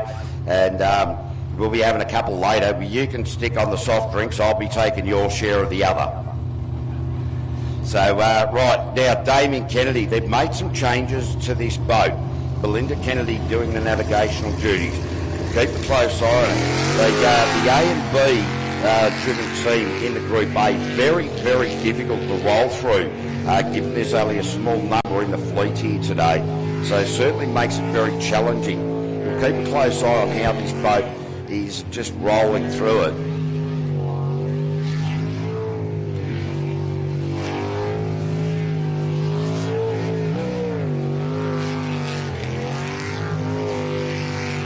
Yeah, it looks like it's settled down a little bit. Probably not quite perfect yet, but that's what this development is all about. And Damien Kennedy now starting to pick up the pace and obviously feeling, ran it wide, heading back up the front chute to the top part of the track. Certainly starting to look a lot more confident, starting to build that, and with that comes the speed. Damien Kennedy, there's a hop, I missed what happened there. Did the boat just cut out? I just looked out at the time, expecting him to get across the line. Unfortunately, that's cost. He blew him out, 57.898. I am going to have a look at the replay on the live stream and see if we can come up with any indication as to what happened.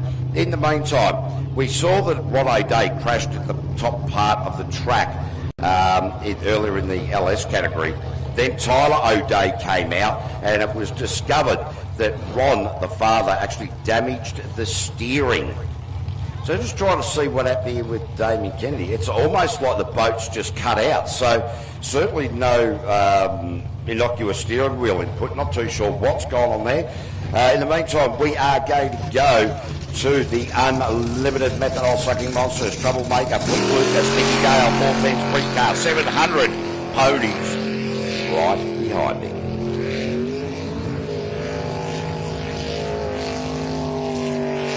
So Mick from Tyre Power, have a good look at this one, mate. You better keep an eye on this boat, I can tell you.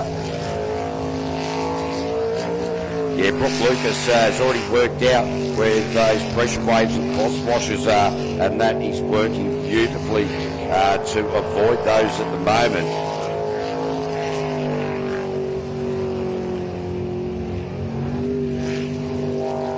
Geez, he's got some pace on us, Brooke, and driving really nicely at the moment. Doesn't have to some of these other, but Brooke Lucas in the Troublemaker with a 43.169. So that is a great time and the quickest time of him for the day. Next out will be the R&J Batteries machine with Daryl, Hutto, Nutsy Hutton and Mick the Rubbish Man Parry. Now, interestingly, Mick Parry is a rubbish man for Wimmera Mallee Waste. Is he a rubbish man or just a rubbish man? I always get confused. I'm never too sure about the answer to that. But certainly, well, these guys call themselves a drinking team with a boat problem. I'd call themselves a lack of intelligence team with no problems. In the meantime, oh, look out, Graham Burke's just popped in. Scared me, mate. I wasn't expecting your huge presence right behind me there. Hey, mate, how's the day going for you? Yeah, I'll give you a microphone. That'll probably be handy, because then that way when I ask you a question, you can actually answer the question. How's that going? So how's your day going? Pretty good so far, mate. Pretty good. Everything's running well. No, don't say that. Oh, geez, I've done it, haven't I? Yeah, the commentators, the race director's nurse. Oh, geez, Nutsy, have a look at the way he's taken off. Geez, his boat's handling so much better. Geez, he's wound up a boost on this twin turbo as well. A lot better than when he first got this boat in the very early days. It was a pig of a thing. No, wasn't it? The thing was pig rooting and bucking. It would have been better on the Bronx circuit than on a jet sprint track. They've done some blade changes here as well. And that's a really good line through that U-bolt through there. Geez, he's out wide on that chute. I thought he was cutting the grass here from this angle. I'll tell you, mate, this is your first time up here today. It's a bit scary when you look at it from here. Yeah. So Daryl Hutton, 43. So not their quickest time of the day, 43.169. So, mate, what are we expecting later this afternoon? Anything that somebody was asking if it was going to rain. Look at the weather, it's not going to rain. That'll be tomorrow. Yeah, I wouldn't have thought so. Like, I was a bit confused by that. Somebody said, can you smell it? And I'm like, no, well, no. No, I can only smell fumes off the boats. Yeah, exactly. It's a lot better than rain. Yeah, I'm not trying to smell rain. I'm trying to smell methanol, because methanol is perfume. Yeah, I reckon if every lady wore methanol as perfume, they'd be surrounded by fellas. Well, at least the ones that are into motor racing. Well, that's exactly right. I'll tell you what, Tyler Finch now coming out. Now, I don't know if you're aware of this, but both Fonzie and Tyler have had grill issues. Tyler has had boost, control, something or other issues. He only had the left bank working in one of the previous runs. Fonzie's got sort of issues with his grill. What will Tyler Finch and Loose Cannon produce here for UWS Far Faster Race Engineering? I'll tell you what, this young man, the way he's come and the way he's gone about this sport since the early times is just phenomenal. I love watching these guys. Just the sheer determination and the way they handle these machines at the speeds that they're going. As you hear that one give a little bit of a pop in the background, they're absolutely awesome. They are, aren't they? Like, I would never do this. You know, like I drove one at about 25 kilometres an hour and I thought that was enough. Oh, Tyler Finch on a flyer. Where's it going to come down to? Oh, 37.648. So he is slightly slower. So the changes they've made have not worked to great effect. So a 37.648. His previous best was a 37.2, and Fonzie's has been a 37.1. Now, so close, isn't it? It's Fonzie is now on the ramp. So this will only be, let's have a look back here. Fonzie's only been out twice today. Yeah, it's a little bit strange, but yeah, heard they had some issues with the jet unit and everything, and hopefully they've got it all fixed and we can see a cracker of a final a bit later today. It'd be nice. Oh, absolutely. And interestingly, Peter Munger, as you may have noticed or may not have noticed, because as being the race director, you're a little bit busy. When he got off the trailer early part of the day, he drove it towards the bloody big tractor down there and crashed it up on the bank. And I said, mate, what are you doing? He said, I thought I was at Keith, and that's where the entrance to the track is. I'm like, mate, you're 68. Surely you could have worked that out by now. Yeah, I actually saw him put it up the bank there, and I thought to myself, is that boat on fire? Because that's what we do. We tell them to do if the boat's on fire. And you come in, I thought the same thing. Yeah, park it up over there. There was that boat on fire, but I couldn't see any smoke, and then I looked and see who it was. Oh, it's only Pete. Yeah, because he came into the spin out, into the launch area, hot at Keith as well. Yeah. So I'll tell you, but he's funny, this bloke. He's always got something smart aleck to say. Yeah. You never know. You sit there and go, is he serious? Is he joking? 99% of the time you realise he's having a laugh, and the occasional time that he's a bit serious, you think he's joking. But certainly he and Zach Craven having a cracking time. Oh, what's he done there? Hesitation. I'll tell you. A little bit wide on the exit there. Isn't it funny that some 68-year-old sitting in the bloody in the old person's home. This bloke is out surfing, he's out bloody paddle boarding, water ski racing, jet sprint racing. It's just phenomenal. Yeah, I spent a bit of time with him down at the ski club, and watching him water ski, it's great. And you know, he loves teaching the kids too, the water ski and all that. And yeah, still loves all these sports and that. Oh, Peter Munger, 45. Sorry to cut you off there, Grant. 45.258. He's gone about 0.3 slower than his previous best. But one of the things about Pete Munger is he only learned to surf in his 60s. Yeah, how cool is that? like I'm nearly there.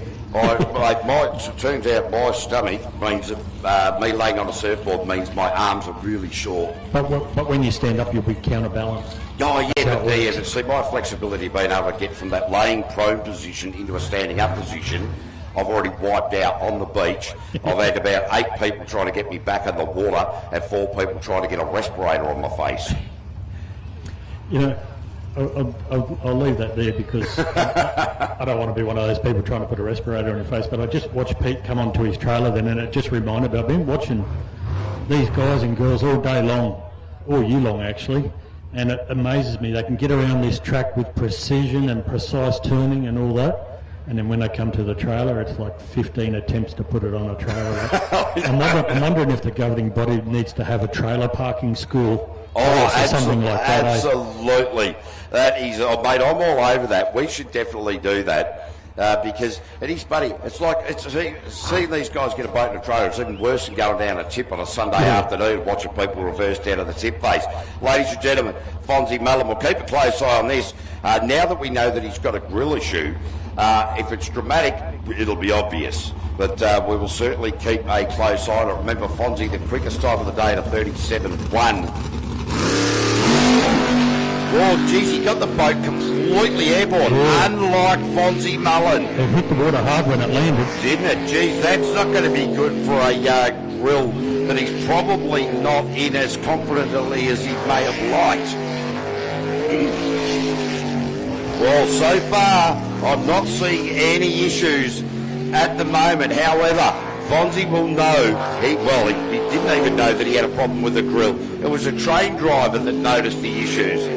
So Fonzie Mullen flying at the moment into the latter part of this lap. Where's it going to land? Fonzie Mullen. Where's he gone? Oh, he's into the 36s, ladies and gents. 36.429. Quick time. You wouldn't know that boat had a grill issue. No. Although I wonder, does he play those sneaky games and go, no, actually, Fonzie's always brutally honest, isn't he? Yeah, I don't know. Yeah, like, I mean, I did go down there and he did have he had Nate under the blanket there doing a bit of welding, so there was sparks coming from underneath the boat. So certainly exciting. But that rounds out qualifying round number 4. Now we are going to go top 12 of the LS. We have another round of qualifying for the Group A and the Unlimited, which is optional. Then we go down to the top 6 across all 3 classes. So we are now in finals time for the LS category. If you're not the 6th fastest in this particular top 12 shootout, that's the end of the day. You spend the rest of your day with the trailer, the boat on the trailer, if you can get it there, and sitting up on the bank. Yeah, that's it, if you can get it on the trailer. Now, just looking at this top 12 for the LS classes, there's actually going to be a top 13. Yes, because James of day Ismail. licences and all that. So James Ismail is in. Good to see. Drop BB. There might be a little bit of confusion with people wondering what's going on, but there will be A drivers out first. B drivers will come out towards the end, and everyone else in the middle. We will run these boats just in number order. We're not going from fastest to slowest just yet. That'll change in the top 6. We'll do that. Yeah, great. Yeah. So if you're a little bit confused, don't stress. It'll all iron itself out in the next round, that's for sure, when we start going slowest to fastest. So we are definitely going the B drivers first. A drivers first. Thank you for clarifying that for me. That'll make it a little bit easier for me because I'm the one that you were talking to. Ladies and gentlemen, they all understand it. I get struggled. So we might invite the crowd up into here so they can help you out, eh? Oh, mate, absolutely. And I'll tell you what, no, don't do that because otherwise... but anyway, I'm going to take a short break while we're waiting for the boats to come down onto the launch ramp. We've got Mick from Tyre Power up here. We'll have a chat to him in a minute. Ladies and gentlemen, we're going to call the commentator's curse brought to you by Tyre Power, by the way. Yeah, I'm going to go and have a drink of Penrite, so I'll see you after. Right, cheers. Grant Burke, ladies and gents, race director. We'll take a break. Back in a moment.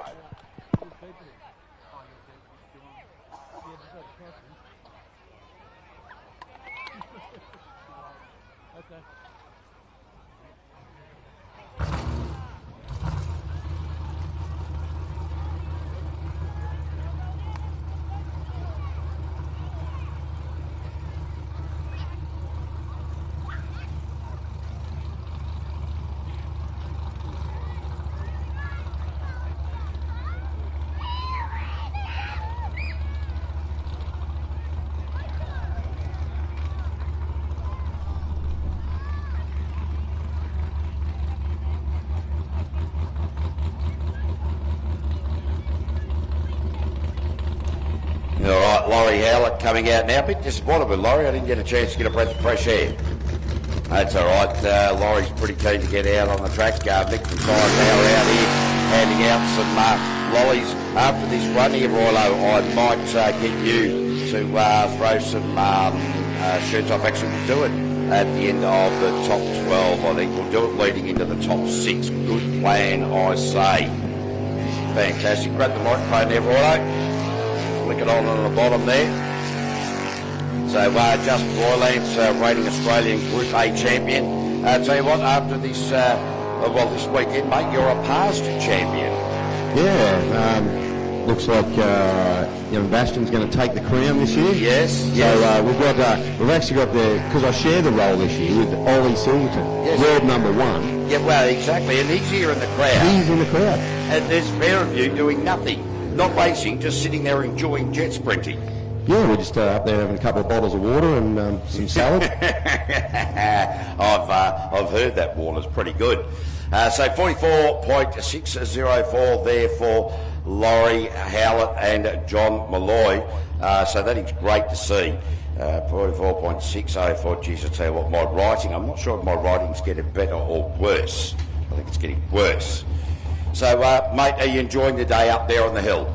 Yeah, no, definitely. Been catching up with a few of our sponsors as well, and been drinking a few waters with them. Hang on a second. You're hanging out with the sponsors? Yes. Oh, geez, I'm not sure if that's a good thing or a bad thing, mate. They might just go, that Roylo bloke's a bit dodgy. We should change the subject and look at this. Look at this. Who we got out here? Not even it's sure. Darren Pollard. Darren Pollard. Hey, I'll tell you what. He's actually been giving Jade a bit of a hard time from memory. He's on a number here too, by the look of it. Yeah, he's been doing incredibly well because normally we throw a bit of shade at Darren because Jade is better, but I reckon Darren, to be fair, has sent the navigator Jamie into the gym. They've lost a bit of weight between them, and I'll tell you what, he's just said, no, I've had enough of that. I don't want to play second fiddle in the team. Well, whatever they've done, it's worked, and I'm very surprised because Jade usually belts him. Yeah, and, look, he's been right from practice this morning, has been super aggressive. So Darren Pollard crossed the line there with a 42.663, so that's his best time of the day. I mean, he was in the 42s, but that's actually really good. Yeah, absolutely. We're at the important part of the day. This is top 12, isn't it? Yeah, top 12 LS. So what makes it confusing is because we don't have 12 in Group A and 12 in the Unlimited, the Group A and the Unlimited get another qualifying round. This is sudden death for these. From 12 we go to 6. When we got 6 across all 3 classes, from 6 the 3 fastest move forward and then they shoot it out. So it's kind of, there's kind of a lot going on here. So we've got the Knackers A team now. So that will be Andrew Atkinson. And I'll tell you what, there's actually a good squabble on for the minor placings as well. I know some of the, in the top 3s in each class, well, it's not decided for Unlimited. I'm not sure what it is for LS, but the minor placings, there's some good squabbling going on there too, so everyone's putting everything on the line today. Oh, they have to, mate. And this is the thing, is we haven't got all the latest updates, certainly because the way that all the point system work, it's a little bit of an abacus calculator. We need a supercomputer to kind of work it all out. So as we get closer to the finals, we will get Taylor Elphinstone up here with the computer to start working out the points and working out who could be where and how it could unroll. But in the meantime, Andrew Atkinson, he's having a really good day out there. These Knackers team, they're really acquitting themselves beautifully here, righto. So Andrew Atkinson across the line there in a 44. Wow, that's his best time of the day, right time of the day to do it. 44.654. I tell you what, his split, his half-track time was actually pretty hot as well. He's not far behind drop there. So very, very close. I tell you what, they're going to be duking it out. They're almost identical times, Kate. Yeah, look, this LS category, we know is such a tight-knit field. There's not much that separates the top from the bottom here.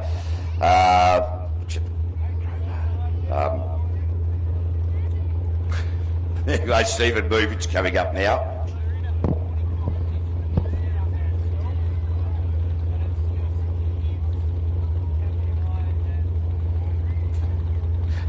All right, Stephen Movich now, and Jose Guevara. No, that's not his name. I've just lost his name. I had a good chat with Steve. Now the rumour is that he's got a new boat on the way. Is that right? So Steniel Guevara.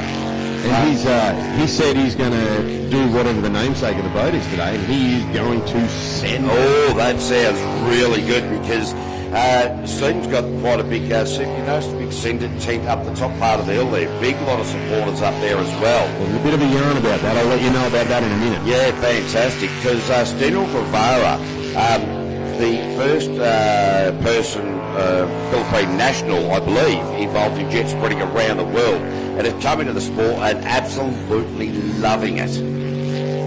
Yeah, mate. No, they've got a good combo going on here, and I tell you what, been watching Stephen drive. He's improving every time he goes out there. Isn't he? He's cracked a 43.439. Yeah. And I tell you what, absolute cracking split. He's up there with Dazza on the split, so with a 19.8. So, but here's the thing, he has been within half a second all day. So each time he's come out, he's ripped 0.1 or 0.2 of a second off. So that, it just shows the confidence that the guy he's driving with. And, considering he was a navigator only last season, to see what he's doing now, it's super impressive. Oh, Jody Sock, Steady Eddie, Will Cartwright.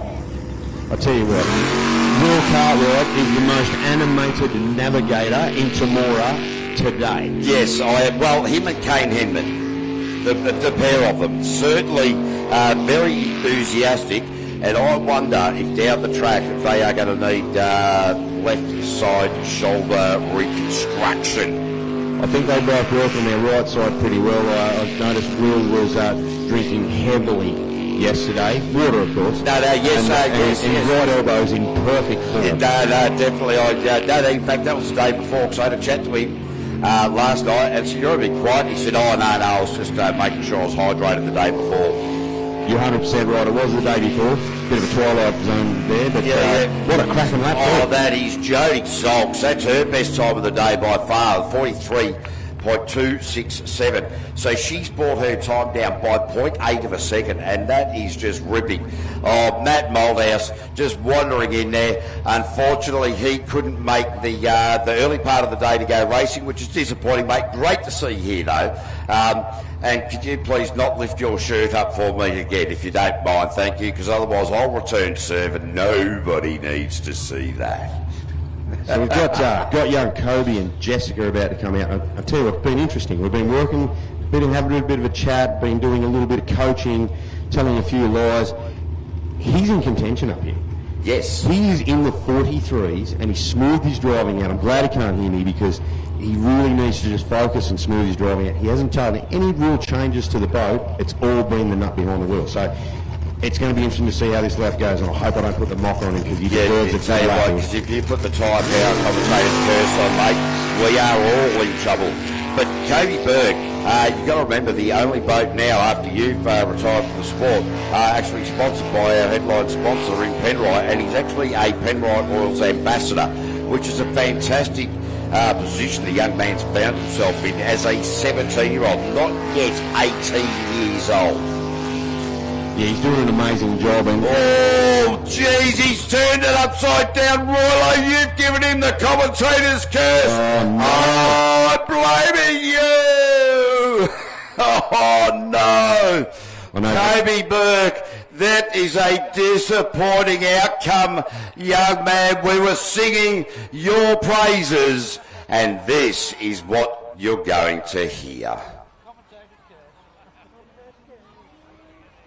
Yep, I don't think that played as well as I was hoping to, so maybe these speakers out there aren't working, but that was wipe out. That is a real shame. Oh, it really is. He's done well, and we were talking about what lines to take up the back straight there, and he had a bit of a wiggle through there. Mum Vanessa is going to be seething out there. Sorry, Ness. Very, very disappointing. But you know what? That young man who is a Penrite Oils ambassador always just goes, you know what, mate, that's cool. I get it. That is racing. Has an incredible aptitude towards disappointment. And I just find that from a 17-year-old who is an ambassador for an massive Australian product is just phenomenal. So, in the meantime, instead of we're going to get some giveaways to do here, righto? We are, but there's just a real quick one. We've got the Sender tent up here. It's actually there's no relationship between Stephen Mervich and the Sender tent up here. The Sender tent was here before the Sender boat turned up. Oh. So, and it's actually quite interesting because there's a sign on there that says sinking tins here since 2018. It was way before that, but I think the sign writer stuffed it up. So that's Darren Burgess. His brother Paul is actually a racer. He'll be watching today. Yeah. Paul's coming back as well. Oh, great news. But we've got some thank yous. So Daz really helps us out in the ACT. He goes around, does a bit of promotion for us, gets some posters out there, talks to people, and we've got a big lot of Canberrans or ACTians here today, so thank you for making the trip, guys. But he's got some special thanks. So Burson's at Fishwick and Tuggeranong, Luke's Truck Stop on the Hume, good tucker there too. Yeah. R&J Batteries in Fishwick, Road Tech Marine in Fishwick, and I tell you what, they're going to be sending it all afternoon. So good bunch of guys, larrikins. So thank you so much for your support, guys. Yeah, perfect day. Ladies and gentlemen, please put your hands together for Kobe Berg and Jessica Little. Disappointing end of their season, but I'll be back to find another season. In the meantime, we are going to grab that microphone off your Roylo. We've got Mick here from Tyre Power. He's got some giveaways. And Roylo, would you mind grabbing a handful of T-shirts as well down there? The Penrite Oil T-shirts. We're going to give a few of those out as well. Yeah, I'm going to and how bike works beautifully, righto. All right, so kids, pop up this way towards, I don't know, towards this way, west. Yeah, go. You should go and get yourselves a, what is it, a compass. Go and get yourselves all a compass and you'll work out where west is. Now, what we're going to do is Mick is going to hand out the lollies gently, because what we found in the past is we throw the lollies out, then the big kids beat up the little kids, and we don't want that, okay? So please be gentle with the little ones here, you big uns, right? So Mick's going to do that. Roylo, on the other hand, he's going to do something with these Penrite. Hey, these Penrite all T-shirts, does that come in triple fat, bugger? No, they're only medium. No, you can throw them all away. Hey, Jaden Myers coming out now in the fired-up jet sprint boat. So there we go. Hey, fantastic. And so Jaden Myers absolutely flying. Hey, take it easy out there. Geez, Roller, you're trying. I don't know what you're trying to do. Take everything out here at the moment. In the meantime, better get back to the top 12 in the LS category. Fantastic work, love it. So what I love here is Mick here is handing out the lollies, and well done, thank you for being patient. Great work, Roylo. So our Western Australian out on track at the moment needs to be in the top 6 fastest out of this run to be able to feature in the top 6. Jaden Myers, or into P2, that'll see him move forward into the top 6. The man from Western Australia, great run.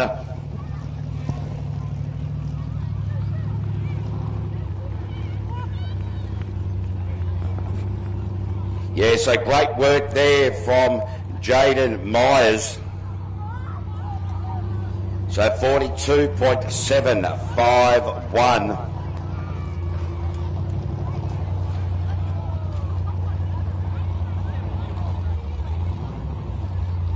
Yeah, their best time of the day, 42.751. So now it is a Toxicity coming in to have a play with James Macon, Louis Borg.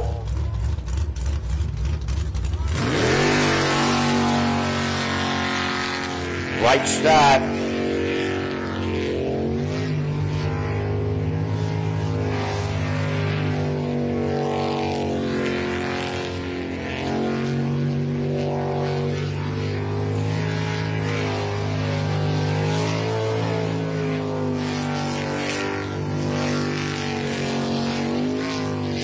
Yeah, geez, I tell you what, James Macon really doing a fantastic job out here at the moment.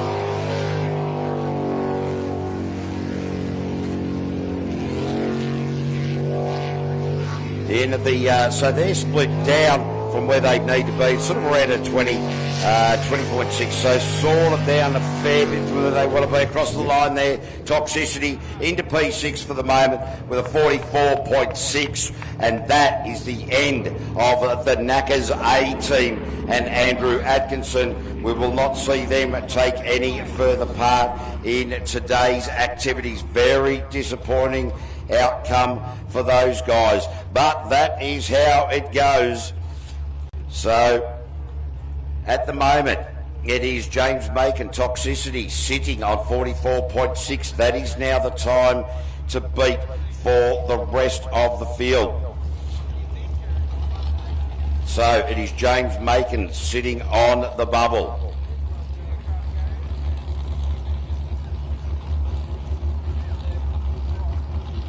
All right, now it is Rodney Norton, the garlic farmer, Matt Wall, the Stinger Hull, the Hot Shot is the name of the machine. Needs to be bringing this down to his fastest time of the day. Has he been dialing up the wick? Has he been rolling in the pressure? Well, I'll tell you what, Rodney Norton, a little bit of a hesitation there. Just the boat carried on a little bit, had to be getting quick onto the steering, really hook that into that corner. So, Hot Shot, Rodney Norton, absolutely flying. He's got the foot mashed into the floor, trying to squeeze the pedal to the metal and right through the floor of this Stinger Hull. So, Naughty, the garlic farmer. So as we come to the final part of this lap, Rodney Norton, where's he going to find himself? Oh no, into P8. That will be the end of the day for Rodney Norton. In fact, went slower. In fact, that was his second slowest time of the day, so went backwards at a great rate of knots. That'll be the end of the day for the hot shot. So, look, that's a disappointing end to that. That means that James Macon, sitting on the bubble, is fighting and holds place at the moment. But as I said, sitting on the bubble, the time that Nate Mullen needs to beat is a 44.6. Nate Mullen has been well inside that, right down into the 41s. So Nate Mullen, the reigning Australian co-champion in this category. Kirsten Shuey Schubert doing the navigational duties for Rip Shift, Sign Perfection, GCG, and Motorsport, Ramjet, Turbo Smart, Gill Engineering. And I'll tell you what, Nate Mullen, certainly, this is only his fourth go out on the track today, so missed out a few runs, been working on the old man's boat, Fonzie Mullen's boat, so certainly got up to full speed and getting the normal runs that we would expect to get in today, but it does, a little bit of an oversteer, drove the boat just a little bit deep, separating the two islands at the top, but Nate Mullen, he won't be too worried about that. And he had a bit of a shocker at Griffith a couple of rounds ago, broke his ankle doing a backflip off the bed before racing, and Nate Mullen coming back now straight to the top of the table, 41.168. So that is the end of Toxicity with James Macon, and puts a drop bear A team, Laurie Howlett, sitting on the bubble at a 44.604. So yeah, Nate Mullen, prior to the round at Griffith 2 rounds ago, was in the motel room, said, have a look at this, did a backflip off the bed and broke his ankle. Had a bit of a rough day at the Griffith event. That was the event that Jade Aitchison won that event. And, well, I'll tell you what, he's come back pretty strong. And speaking of Jade Aitchison, this is her right now. And I'll tell you what, this young lady, we are so impressed with how she goes about her work. Erin Kearney doing the navigation, previous best at a 42.4. Disturbed is the name of the team. The splits for Nate Mullen in grip shift to be down to an 18. The splits for Toxicity, as an example, at a 20.6. What will Jade be able to achieve here on the split? 19.3. She's really right where she needs to be. In fact, if she continues this pace, she will be right up there with the A driver, Darren Pollard. And will this be a return of the fortunes of the lady from Disturbed Racing? Will she come back? Darren Pollard been leading the charge largely today within the team. All right, Jade Aitchison into P2, 42.184. So here is how it is looking. We've still got two more to go, but Jade Aitchison quicker than the B driver, or the A driver here, by 0.479. So at the moment, Rip Shift, Nate Mullen, that lady there, Jade Aitchison. Then the B driver of that particular boat, Darren Pollard, Jaden Myers, Jody Socks, Stephen Movich. So that is that's the end of the day for Laurie Howlett. All right, Laurie, disappointing end of the day, but mate, great to see you back on track, mate. It really is wonderful to see you and Kara and the team after such a bloody horrific thing up there at Cabba, mate. We love you. Awesome. We'll see you next time. Drop Bear Racing B team, James Ismail. The time he needs to beat is the time of the boat owner, Laurie Howlett, at a 44.6. I think James has the ability. Will he have the confidence? A brand new package for him. Having a look at how this is rolling through at the moment. Looking pretty good here. Oh, the boat porpoisey. I reckon that is the end of James Ismail. It only takes that little bit just to knock you down. It's going to be a hard mountain to climb from here. So James Ismail, well down on the split, and I dare say that it's too hard to come back from there. Just got to bog down, and that will be the end of James Ismail as well. Disappointing into that 45.726. Got bogged down in the right-hander just in front of commentary, and just didn't come out of it. So that is the end of Jot Bear Racing for the day. I dare say the team, they'll pack up quickly. They'll be parked up on the hill. They'll be knocking a couple of coldies back. So disappointing end of that for James Ismail. Now we have the final boat to come out for the top 12. And this should be Aggravation B, Tyler O'Day. Last time out, Tyler O'Day brought the boat back with a DNF due to steering problems caused by the old man, Ron, when he parked it backwards into the hay bales at the top part of the track only moments earlier. So, Tyler O'Day, he wants to be beating the time of Stephen Movich of a 43.4. Tyler O'Day has the ability. Will he be able to just piece it all together?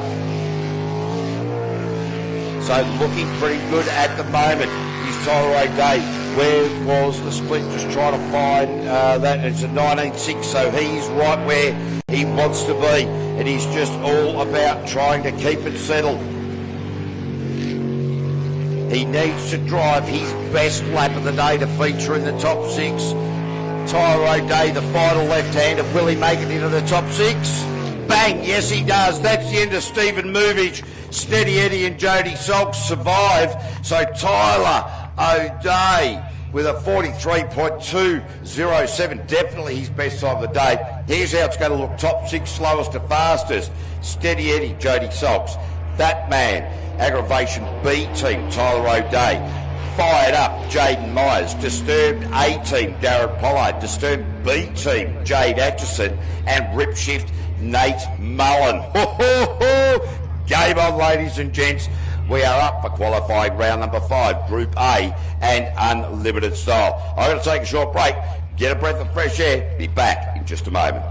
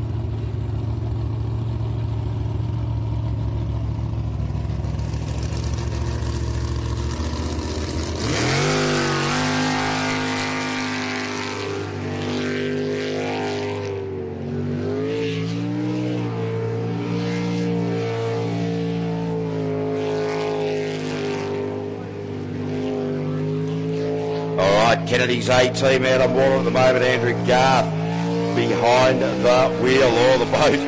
Just struggling around that right-hander. Getting a little bit of air under it, if you like. Group A style qualifying round number 5.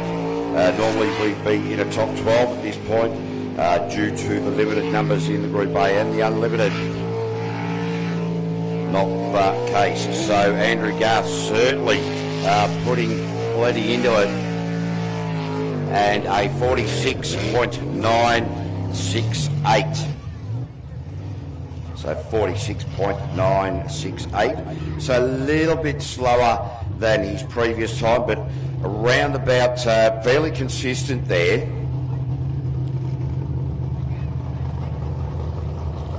You can see Kate Kesper down there in the Mexican. Bastian Mullen coming down for another run pre-finals. Danny Nappig out there for KMC Performance. Cliff Bamford out there on the launch ramp as well. Can't see beyond that. Somebody's got a big silver van parked in the way.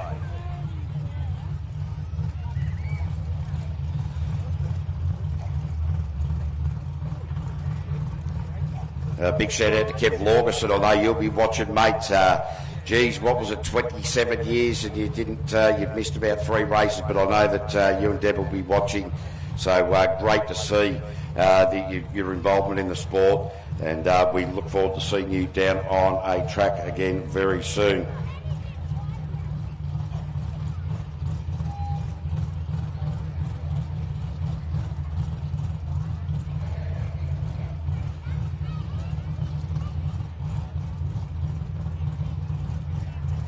All right, so just waiting to see who is going to be. Yep. We've got Safety Pete down there, the bloke in the very bright orangey green hat. He's the guy that checks to make sure that the wrist restraints are in place, that the belts are tight, that the Hans neck device is on securely, the helmets are done up. All of these things imperative. Making sure the gloves are on the drivers, making sure that all of the personal safety equipment is being worn correctly. This is another one of the safety aspects within this sport, and he does that to each and every racer, making sure that they have everything done up, because there has been times in years gone by where there's been those little things that have been forgotten. I remember one particular lady having a rollover here and her helmet went flying because the helmet was not done up properly. This is what prompted, right throughout the world of jet sprinting, all of these safety checks prior to these boats and drivers getting out onto the race course. Now, these wrist restraints, they are actually part of the seatbelt system. Now, the wrist restraints, in case of a rollover, stop the arms flailing outside of the boat and breaking arms.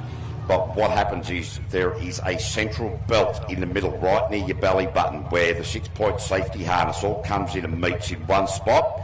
You pull a handle and all of the belts come off together, as well as the wrist restraints, so that you can escape rather rapidly should that be required. That's what Safety Pete was doing, was making sure that Bastian and Talia Mullen were making sure that that was all sorted out. They were all right. They've been down into the 39.8 second category.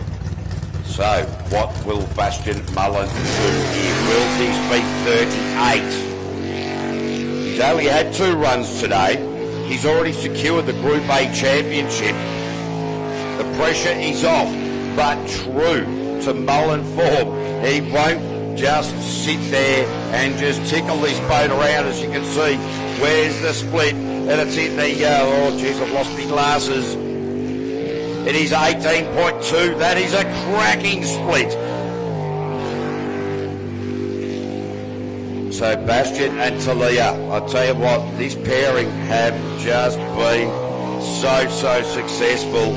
So Bastian Mullen across the line, bang, 39.783. Don't think there's too much more in that. He's only 0.1 quicker than his previous best time. So they are absolutely wringing the neck of that Group A style vessel. All right, next out will be Kate Kesper. She's got her father sitting in the silly seat, Kenny Kesper. Now, I have mentioned this before. Kate started off at a 59, then went to a 57, down to a 55, then a 51. Well, what is this young lady, first ever time behind the wheel of a boat, going to offer us here? Qualifying 5 in the Group A category.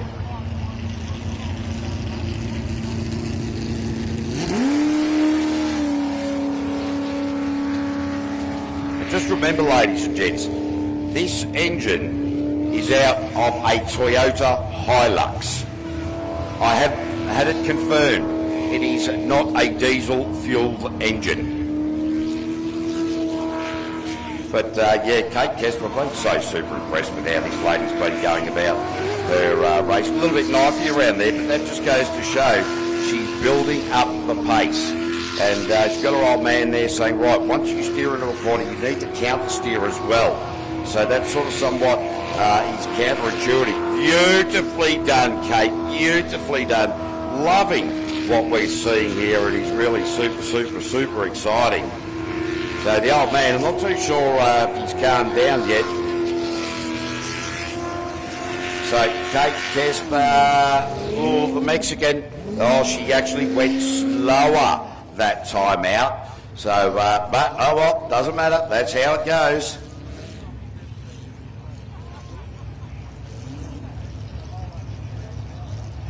All right, next out is Toughen Up, Danny Napick. There is only, each of his last 4 runs, there has only been 0.4 of a second difference between all of those runs. So incredibly consistent is the man from KMC Performance. Right from the outset today, he's been putting the foot down, been driving beautifully. We've had one of the Justin Roylands and try to win the Talk It Up Cup. All the commentators' curves brought to you by Tyre Power. Nappy, the water ski racing driver, knifed it into that first sort of left-hander at the top part of the track, into the Hey Diddle Diddle. But Nappy certainly pushing it as he knows that no other way. Oh, just bombed it there going into the split. The split blew out to a 19.7. This is not a tidy run. This is not what we used to see Nappy doing. So the pressure is on the final qualifying round.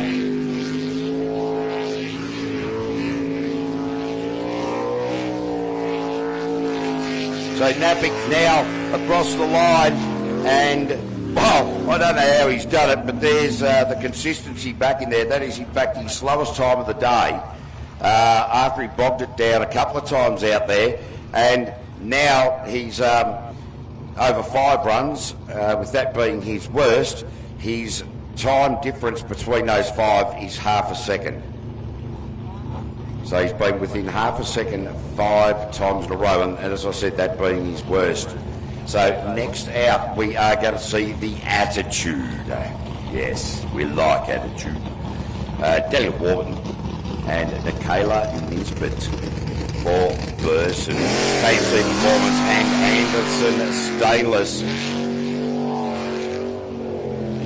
And Dan Warburton really just throughout the course of this morning has just been sneaking through it a little bit. And now what we're starting to see is that the confidence he's built, the speed he's working. Geez, a few of those boats coming to that right hand are really starting to porpoise up a lot, because they're that cross-washing there, that washing machine effect, really starting to build up.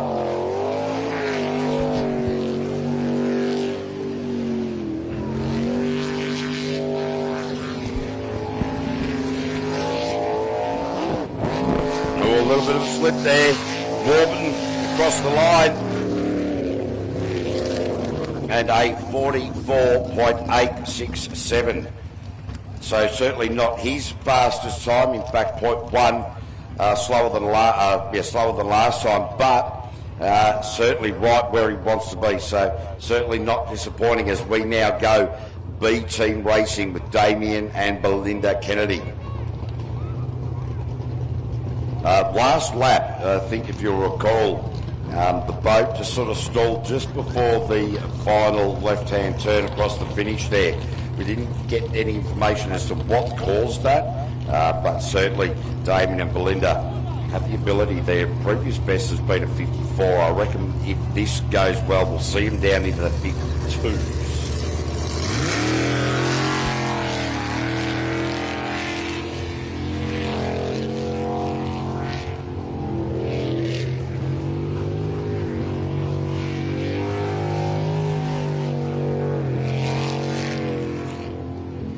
So Damien and Belinda Kennedy from the Brisbane region of the world. Where will the split be for Damo? It is a 25, so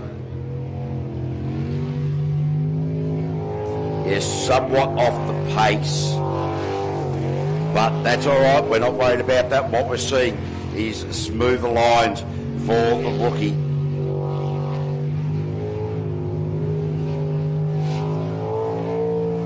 Yeah, this is going to be reasonably tidy. Oh, a little bit untidy across the bottom there. So Damien Kennedy with a 54.711. So in fact, his best time of the day. So really well done there. They'll be happy with that coming into this top six. So now we switch our attention to top six. Sorry, my apologies. Qualifying 5 for the unlimited category. I'm not seeing Brooke Lucas down there in the troublemaker. Fonzie Mullen has not come out of the tent. Grant Burke might be able to hear me, the race director. Will Fonzie be completing in this round? Qualifying round number 5. He's about to find out. Thank you, Grant. Sorry, mate, I should have asked you that when you were a lot closer to that tent. But I can see Peter Munger on the ramp. I can see Daryl Hutton on the ramp, and also Tyler Finch on the ramp. So Brooke Lucas may be sitting out, qualifying round number 5. In the meantime, our attention will be drawn to Daryl Hutton, to Mick Parry, and J Batteries.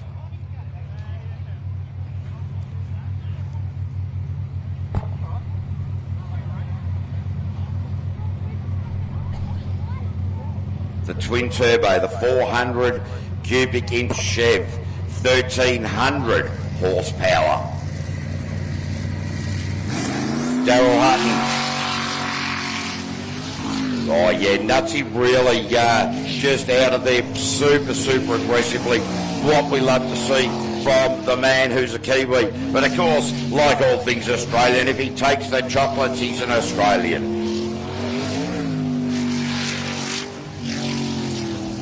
So Nutsy out on track at the moment. Right, I lost, we're 17.8 on the split. So Daryl Hutton, the boat just porpoising that tiny little bit around the U-bolt. So this is fantastic run. Oh no, geez, I tell you what, he ran that wide there, Daryl Hutton. Oh, he was lucky to get away with that. And a 39, oh no way, 39.408. So Hutton has gone 2.5 seconds quicker than his previous best time.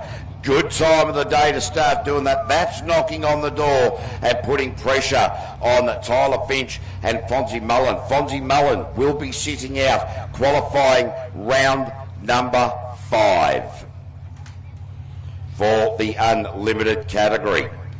So, Peter Munger is it next? No, we've got the fire in the belly of all 3 boats down there. Hutton will turn off. Finch and Munger. Who will it be?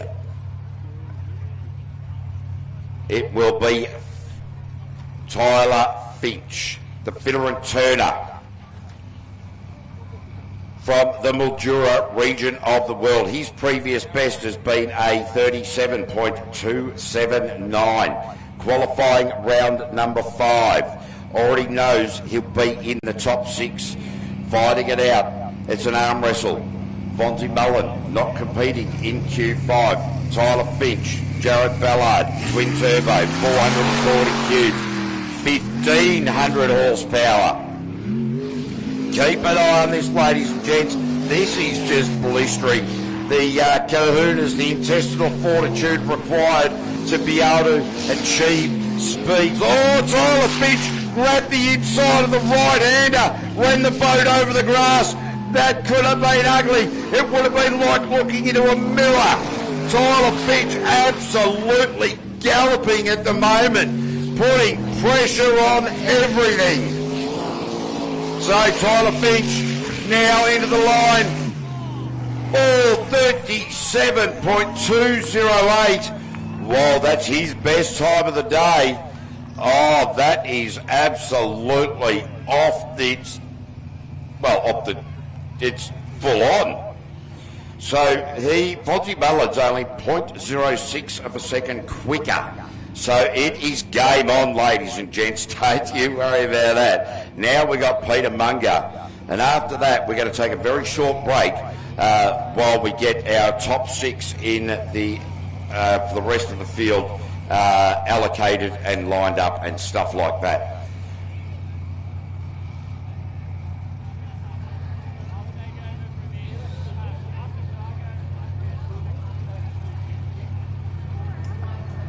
All right, so Peter Munger. So Tyler Finch having a bit of trouble getting the boat up, square up the trailer. And fair enough too, after that, the adrenaline would be surging through the body. It would make your hands shake, and it'd certainly get the nerves rattling around, I'll tell you. So, the incredible pressure on these drivers, not just mentally, but physically. These boats pulling up to 6G forces, which is more than an F1 fighter plane on takeoff. So it is phenomenal, the pressure that is on the equipment, on the body and on the mind. As we now go, Peter Munger. This is our final qualifying round for the Unlimited. Peter Munger, Zach Craven, 454, big block. Oh, geez, that sounds like a Spitfire. Or is there a Spitfire overhead? I'm not too sure.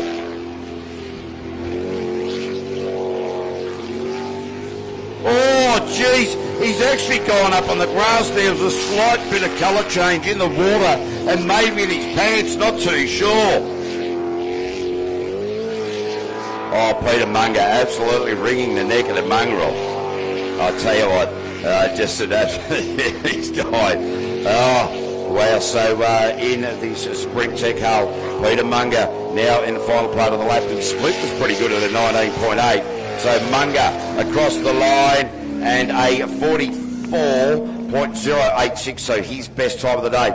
We are going to take a short break in commentary once we get set to go top 6 LS style and across all 3 categories. We will be back.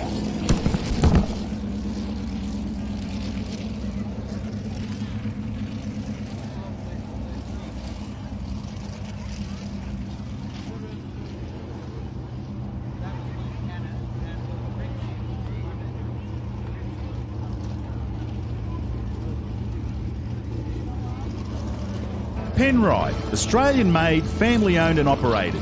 Make premium quality engine and racing oils, warranty-approved coolants, automatic transmission and manual gear oils, a complete range of engine and fuel additives, heavy-duty and industrial products for every application. Visit penriteoil.com for more information. Penrite, Australian-made for Australian conditions since 1926.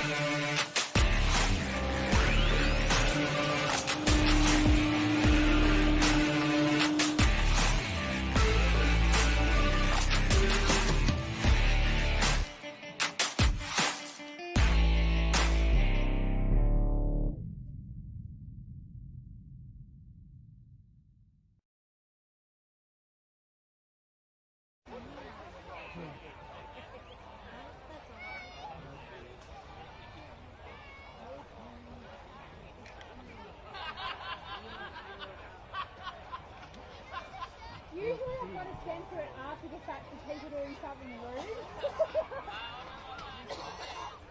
Well done.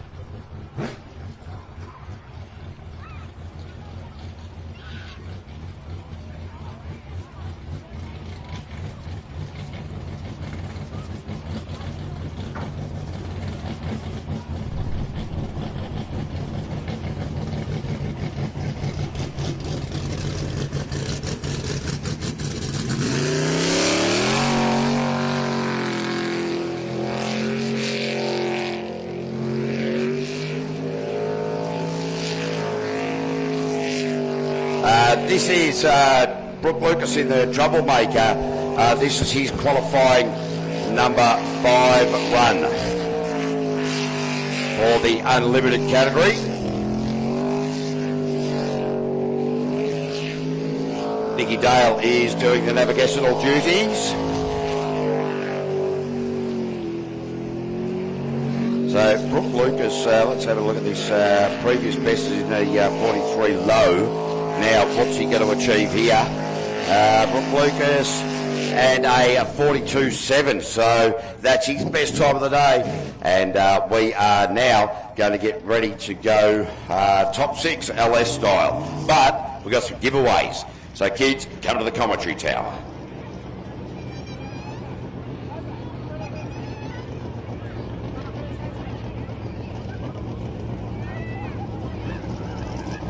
Alright, so what we've got here, Mick from Tyre Power, right, he's going to hand out some yo-yos. Do some of you kids know what a yo-yo is? Oh, that's good. I thought you'd all be on your devices or something. So, now be gentle with one another. Mickey's going to hand them out, and when Mick hands you a yo-yo, say thank you, Mick. Actually, before we hand them out, let's go 1, 2, 3, thank you, Mick. 1, 2, 3, thank you, Mick. And what do we also say? Tyre Power, the place to go when you need tyres.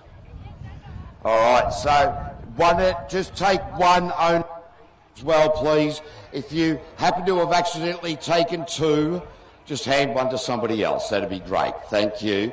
And so, mums and dads, tape up your windows. Kids are going to get loose with yo-yos. I remember doing walk the dog years ago. Walk the dog straight into the sliding door. Bang. Mum wasn't happy. Yes, yeah, that's it. The baby, the cradle the baby. That's the other one. Yeah, they were pretty cool. Hey, and by the way, kids, you've been fantastic and been very polite. And so I think that just goes to show the wonderful community that you've been all brought up in, because, you know, it's just fantastic to see how you guys have been polite and have a chat to Mick. Mick will get it sorted out. Hey, Mick, this young fella's yo-yo here, it seems to be jammed. That's it. Have another one. Perfect. Good work. So, just ladies and gents. Oh, there's another lady coming over, young lady coming over to get the yo-yos. There was walk the dog, cradle the baby, around the world. Don't learn how to do around the world, kids, unless it's outside. Yeah, around the world I did that. Mum discovered that the other part of the sliding door was broken. Yeah, decided that the best place to try yo-yos was not, apparently, in the lounge room near the window. So we will just wait. Oh, now our LS category boats are now down onto the ramp. We have our adjudicators up here. They are working diligently to have a look at how the LS category is rolling out. We haven't been getting too much information because it is quite a difficult formula. It got difficult when we started putting letters in with numbers. Yeah, that was just weird, that. I don't know why maths did that.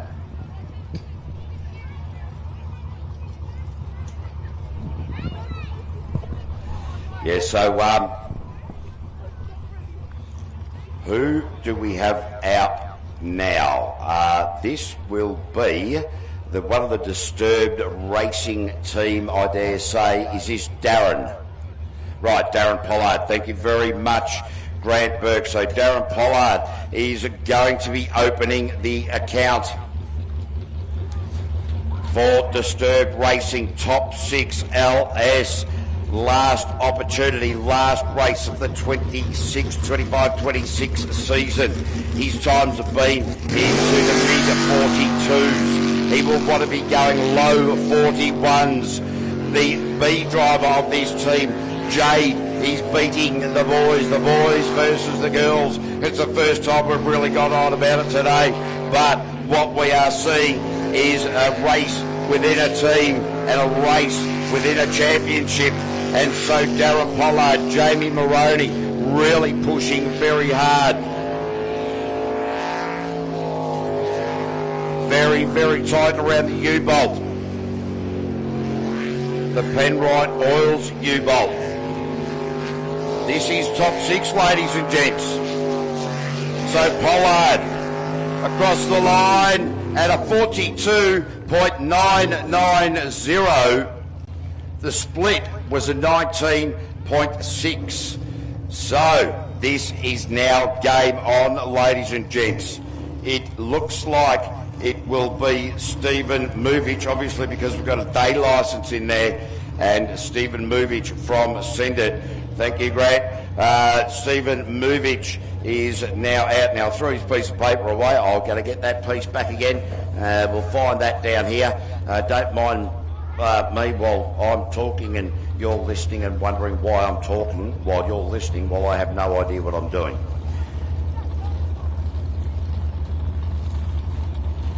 And of course it is in the last place. Look. All right, so Stephen Movich and Mr. Guevara. All right, what will Send It provide here? Send It needs to beat a 42.9. He wants Movich, needs to bring it down into the 41s. He's been pushing hard all day, wringing the neck of this machine. Does it have any more in it? It's hard to know. It needs to be pinpoint accurate. It needs to be perfect. The split is better than Pollard. No, it's not. It's 0.3 slower than Pollard. So, Mr. Movich. I like to Movich. I like to Movich. Where Will is putting boat a little bit popsy, not as smooth as he would have liked. Movich into a 43.5. Stephen Movich just having a little bit of a play, realises that time may not be quick enough to get into the top 3.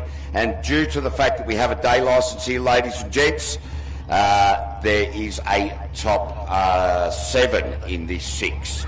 So a day licence can't interrupt the championship. Will fight for the round points and the trophies. Fairly standard operation. And if you know it, so Jody Socks. We've got Jim down there pretending he's a truck driver on the horn.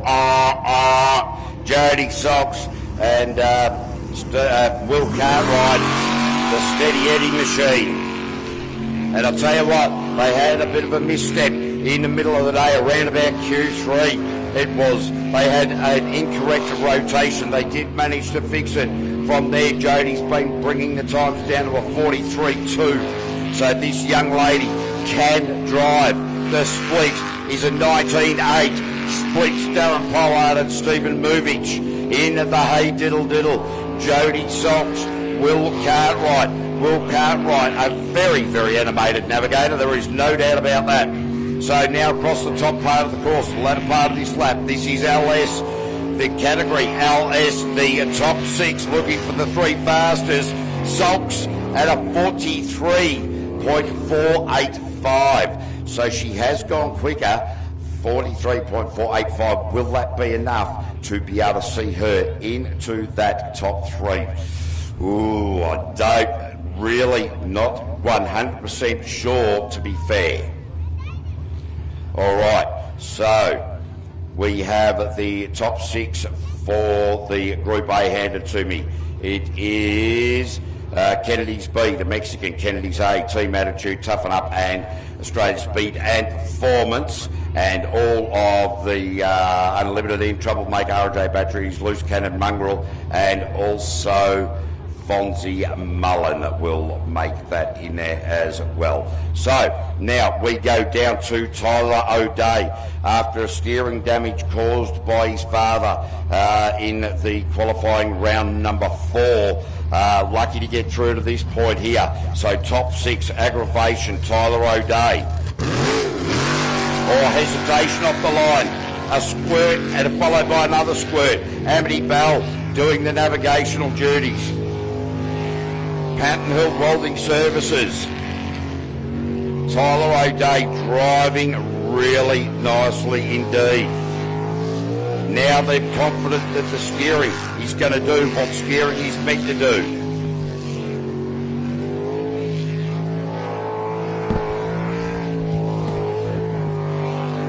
Oh, beautiful work around the Penrite Oils U-bolt there, ladies and gents.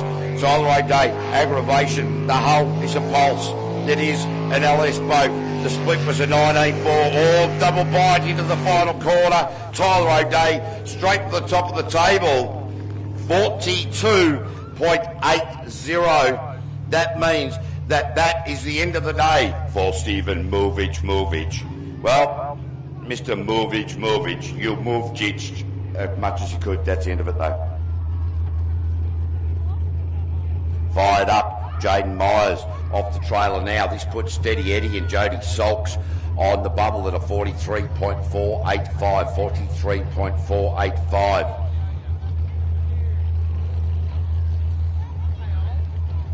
There's still 3 to go. So Darragh Pollard, not guaranteed. Jody Sulks, not guaranteed. Tyler O'Day.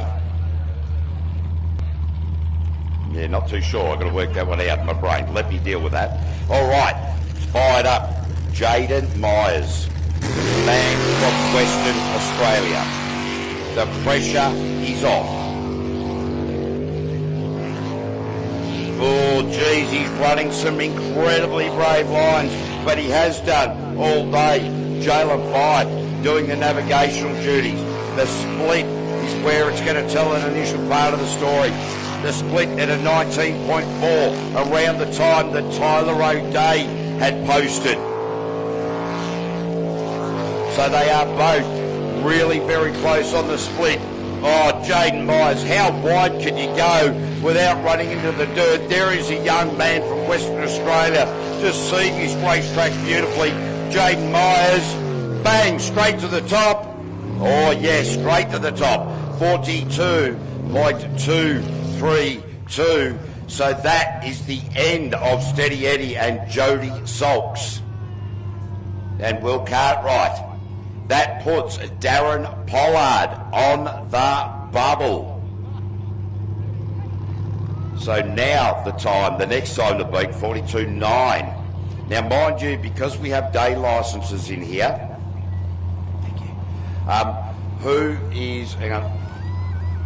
All right, we'll go to Nate Mullen first. Nate's it's just been joined back in commentary with Roylo. And, mate, the abacuses are out there. Nate Mullen, I'll tell you what, the way he's been going, and we don't want to do the time how commentators curse. And Nate, you do the commentators curse because you did it on Copenberg. Mate, this young man, I'll tell you what, he's been around the sport forever. And, geez, doesn't he drive well? Mate, he's a fantastic little driver and he's got some beautiful lines and You know, he's made a couple of errors this year. I heard you talking about backflips a little bit earlier and busting his foot and whatever, but you know, he's really matured as a driver and a young lad as well. So it's good to see him out there having a good crack. You can't take anything away from him. Oh no, absolutely not. I tell you what, Nate Mullen in this rip shift machine, just you know, he's a great young, fiery young competitor, and straight to the top for Nate Mullen. That's the end of Darren Pollard. Tyler O'Day now sitting on the bubble with one to go. So, or is because who is the day licence in here? I've got to work that out. So Nate Mullen. Tyler O'Day is on the. He's got the O'Day licence. Tyler O'Day's on the O'Day licence. Right.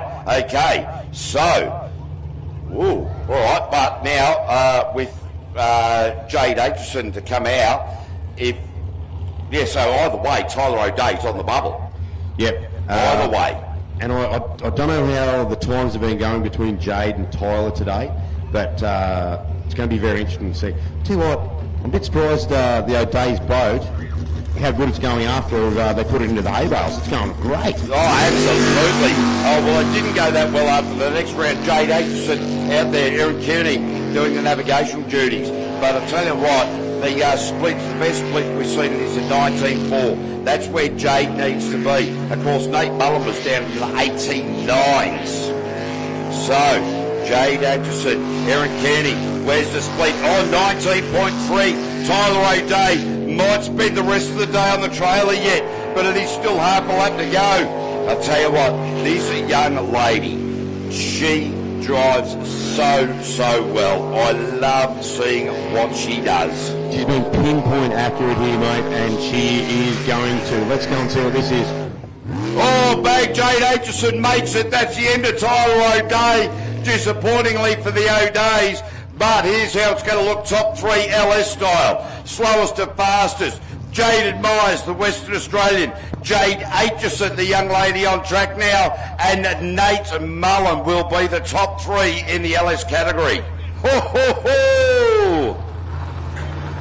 So that is the end of Darren Pollard and Jamie Moretti. Jamie, he was looking up here. He's gone right.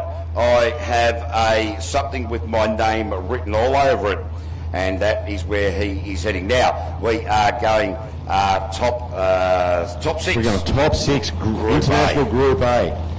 Oh, got Dan Warburton out here. He hasn't been out here all year, so it's fantastic to see him here for the final. He's had a few other projects on the go.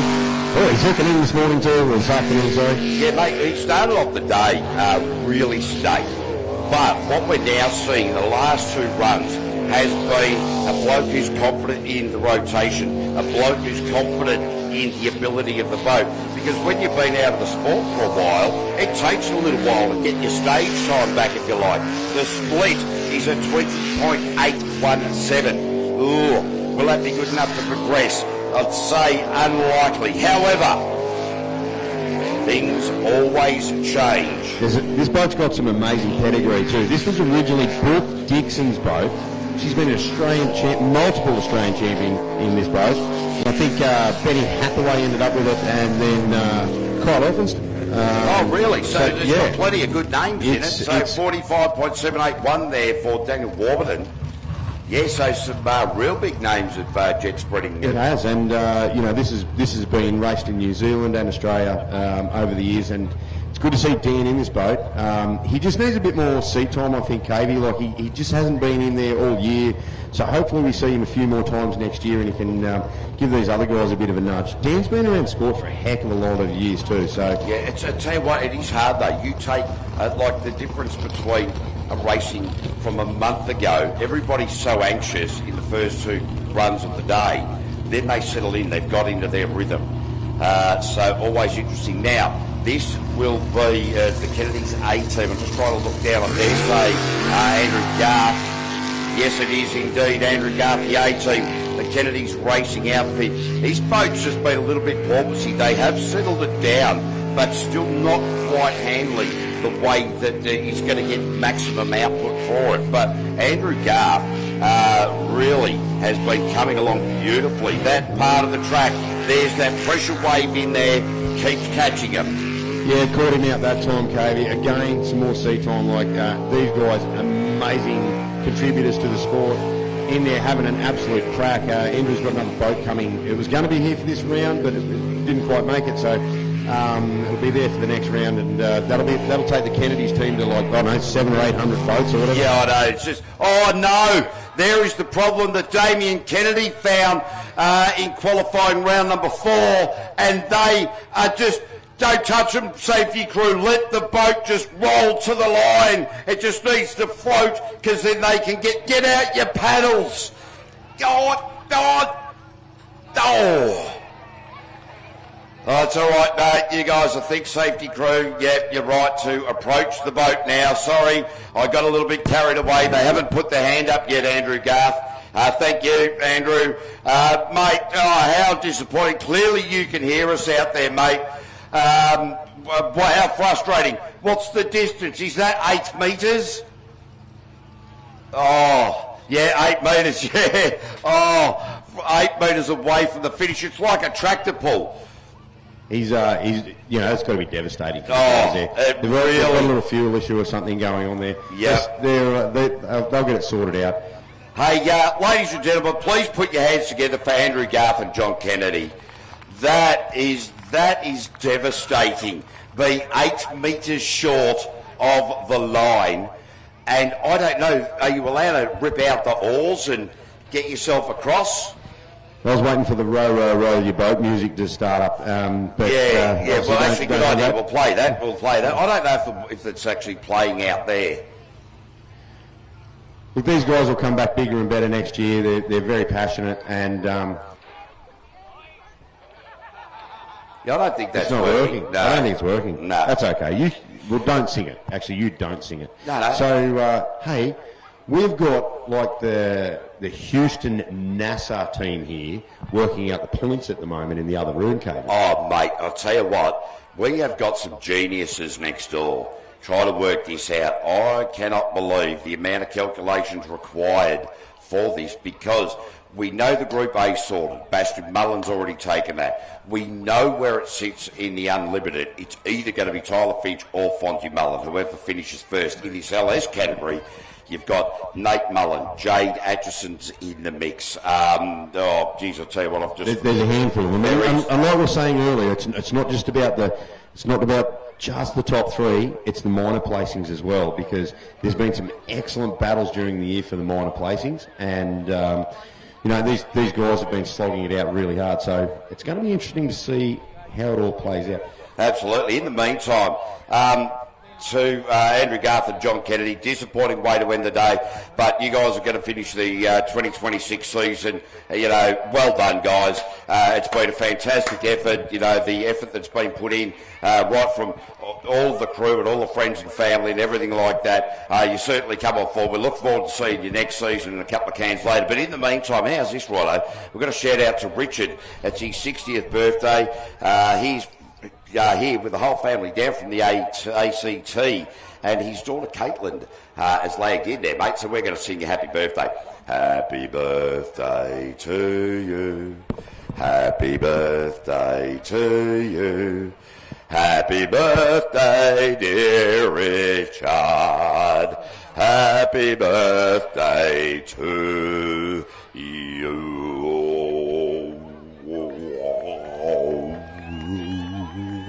Hey, how good is that? That is just wonderful. I don't know why you guys have got your fingers in your ears. That is just beautiful. So, Richard, happy birthday, mate. Fantastic. Oh, there he is in the front. Yeah, he's in the front there. Oh, bro, good on you, mate. Fantastic. That is so awesome. And, we love being able to send out those messages. Nobody likes me singing, although I do. Mate, there's news.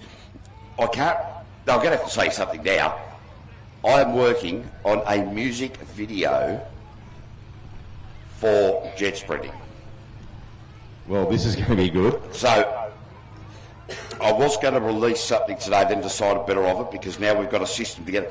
I'm developing a song for jet sprinting, and I'm thinking that I should be the lead singer. And after that, ladies and gentlemen, after that happy birthday rendition, what are your views? Should I be the lead singer of a song? Give us a shout, yes. Give us a shout, no. I'll sound a 50-50 to me. I think it was the same lady that said that yes and no. All right, we'll leave that alone. I'll tell you what, I've heard that song about you and Leighton in New Zealand. The radio guys did that song for you. Yeah. Cavey and Leighton. I mean, how'd that come about? Oh, I'd love to have a beer with Cavey and Shrek because they are our mates. Yeah. Cracking song. Oh, it is. Is it still number one over there in New Zealand? Yeah, mate, absolutely it's number one. And the stubby holders that have been for sale over there too. By the way, at the end of today, I have a new song that was written about me that at the close of today, if I can find it, we are going to do it. But in the meantime, it's Kate Kesper and Ken Kesper, daughter and father. About time someone knew how to drive this boat. The old bloke's been doing no good for the last few years. Oh, I tell you, Kate's Kate's driving it like an ace. Oh. I mean, okay, he's not quite the fastest out there, but pinpoint. Yeah, just so smooth. In fact, actually, she made a slight mistake last time out. A slight mistake. And when you consider this is her first ever time behind the wheel of a sprint boat, it's just phenomenal. She's given it some jandle here, Katie, too. She's having a crack. Geez, you're starting to throw in the... How many years you've been spending in the land of the Cuzzy Bros if you're throwing out the jangles, brother? That's probably because I've been right next to the chili bin all day. Yeah, well, there you go, mate. You've got to love the old chili bin. So, Kate Kesper, the old man sitting alongside of the boat, is the Mexican. And as you've heard so many times today, they ripped this engine out of a Toyota Hilux. So, Kate Kesper in the Mexican. Oh, no way. Her best time of the day by far, and she's gone 2 seconds quicker than her previous best time. Well done, Kate. You know what? Oh, we've got some amazing young women in this sport. Oh, we love it. Absolutely love it. They're better drivers than the blokes. Absolutely. They're better looking too. Well, there's no doubt about that. You know what I find sometimes is that with the ladies that do drive, and we've noticed this in this sport, motorsport in particular, this sport allows women to flourish because it is celebrated. And anyway, look, it's we're talking about good-looking people. Yeah, this Danny bloke Nappy is not one of them. Danny Nappy. We love you, Danny. Yeah, we do, mate. Cliff Bamford. I'll tell you what, he's been within point. He's been within half a second each time out throughout the course of the day, and he keeps cooking a little bit up that top left there. A little bit. He's washing a little bit of pace off. He's washing a bit of pace off coming in here into the split as well. What will he do here? Not so that time. That was actually through there. He took a really nice line there, Katie. Yep. He carried the speed through there. So Danny's had a drama this year, and it wasn't with the boat. We had a look at his data, and it was more to do with his right ankle. Oh, really? Yeah, there was a bit of an issue there where it was only about 70% throttle. But I'll tell you what, he's making up for it today. I mean, this is the day that it matters, that it is the finals, and he has... Oh, yeah, bang, straight to the top, and 42.576. And again, he's within that 0.5 of a second, so that's his second best time of the day, and the difference is 0.07 of a second. No, 0.007 of a second. A fracker. A fracker of a second. Fracker. Glad you said that. There's some other ones I just had to PG it. Yes, no, we had to. I was sitting there going, "Oh, where are you going, man?" Because, woo-hoo. All right, so who have we got coming out now? This looks like Bastian Mullen now. So Bastian Mullen, this is top 6 Group A style. So at the moment, Kate Kesper is sitting on the bubble. It's the unfortunate end to Andrew Garth. So Bastian Mullen, well, he's going to beat a 49. He's been into the 39s.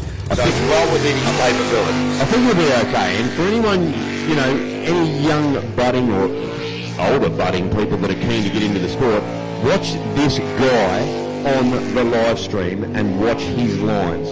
He is amazing. And everyone sort of watches his videos and sees what's happened. His onboards are unbelievable. There's very little real work. Very little input to make that boat do exactly what he wants it to do. So he's doing a good job here. And one of the things about Bastian I've noticed throughout the years is he will be watching the footage from the previous lap during that time before he runs. He'll get the boat ready and watch every single lap. So Bastian Mullen, straight to the top, 39. .680, quick time of the day, Group A. I think that puts him in 4th place in Unlimited. Yeah. So that is the end of Kate Kesper. And the way that looks, I think the top 3 is going to be Daniel Warburton. Wow. Well done, Dan. Daddy Napick and that man Bastian Mullen as we now head into our top 6 for the Unlimited category. What a day this is turning out to be. The weather is beautiful. The crowd, how good are you guys? One more to go for Group A. Sorry, apologies for that. Oh, yes, of course, Damien Kennedy. The B team for Kennedy's Racing because of the trot, but they'll have a bit of work to do. The boat stopped out there with Andrew Garth, so they've got a bit of work to do. They'll be on the time clock. I do believe it's 10 minutes. Cannot see that boat. There's a bit of a discussion over there at the moment with the Kennedy's team. They've got Safety Pete over there. He's ready to check the belts and everything like that. Nobody in the boat at the moment. There is a discussion going on. Damien Kennedy now stepping into the boat. Belinda Kennedy making her way. Yep, she's got a boost up onto the... She's just got a lift up onto the trailer there. So very, very positive video. Hey, Rilo, it's really good that we see ourselves on that little screen. Oh, my God. But the best part is, mate, that doesn't go anywhere else. We're the only people that can see that.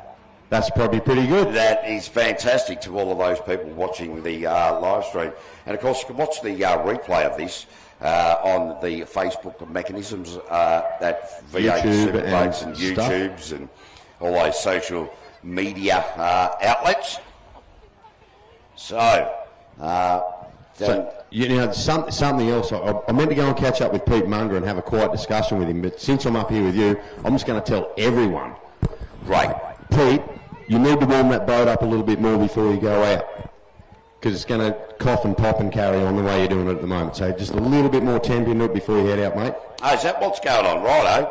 Yeah, because he's getting old. Tell you what, the fittest bloody 68-year-old I know. Mate, isn't he solid?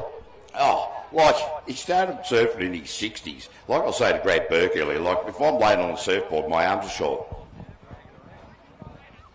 Okay, so, we've just had confirmation. They are doing a battery change in the boat. Just bear with us for a little minute. They are on the clock, and they've got the big boss down there cracking the whip. So, he's up there cracking it right now. Brad Burke, just keep an eye on it. We'll take a short break. We'll be back in just a moment with Damien Kennedy.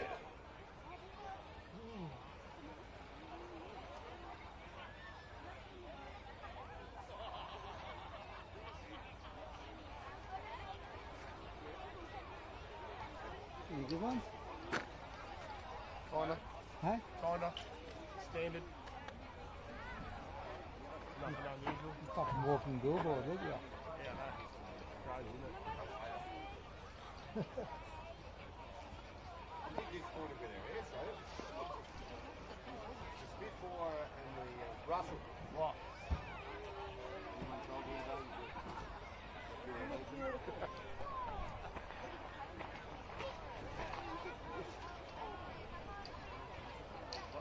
Oh, that's what I was thinking, exactly the same thing. You must have been reading my mind. I was thinking, it's a bowling ball.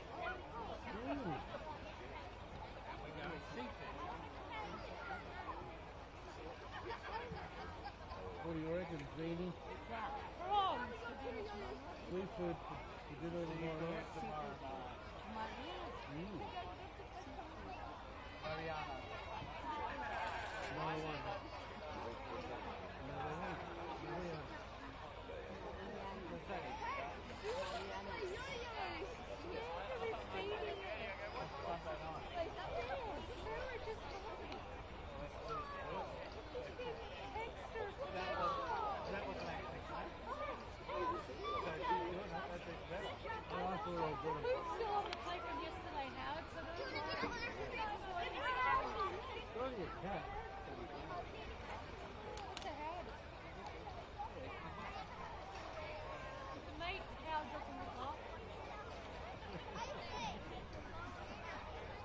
know how that feels.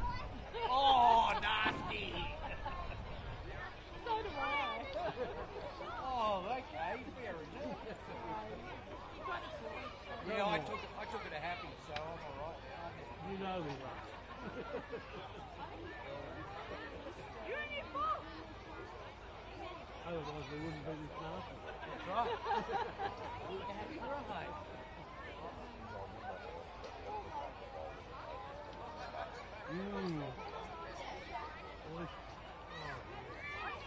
Patrick? Fresh. No. No, you like natural? All morning. Or Mornay. Oh, yeah, you're a Mornay person. I'd have a seal. No! Co-op, you can cook our own, do a barbie. Yeah. Does the caravan have a barbecue? It does. No desktop. I've got to find a little I reckon we go out. Yeah, I reckon so too. Yeah, go to the club. No one has to. Yeah, no one has to cook. Go to the club. There's the tiger moth. Go to the left. Why is it so long? Oh, tiger moth.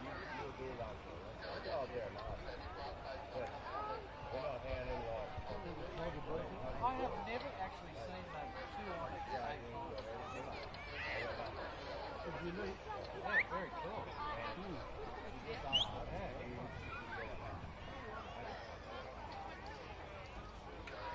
Explains why Yakko no baby in town. Is that right? No. 4 months. That's what I told her. She's so shy. Well, this is all you booked the caravan park when you did. And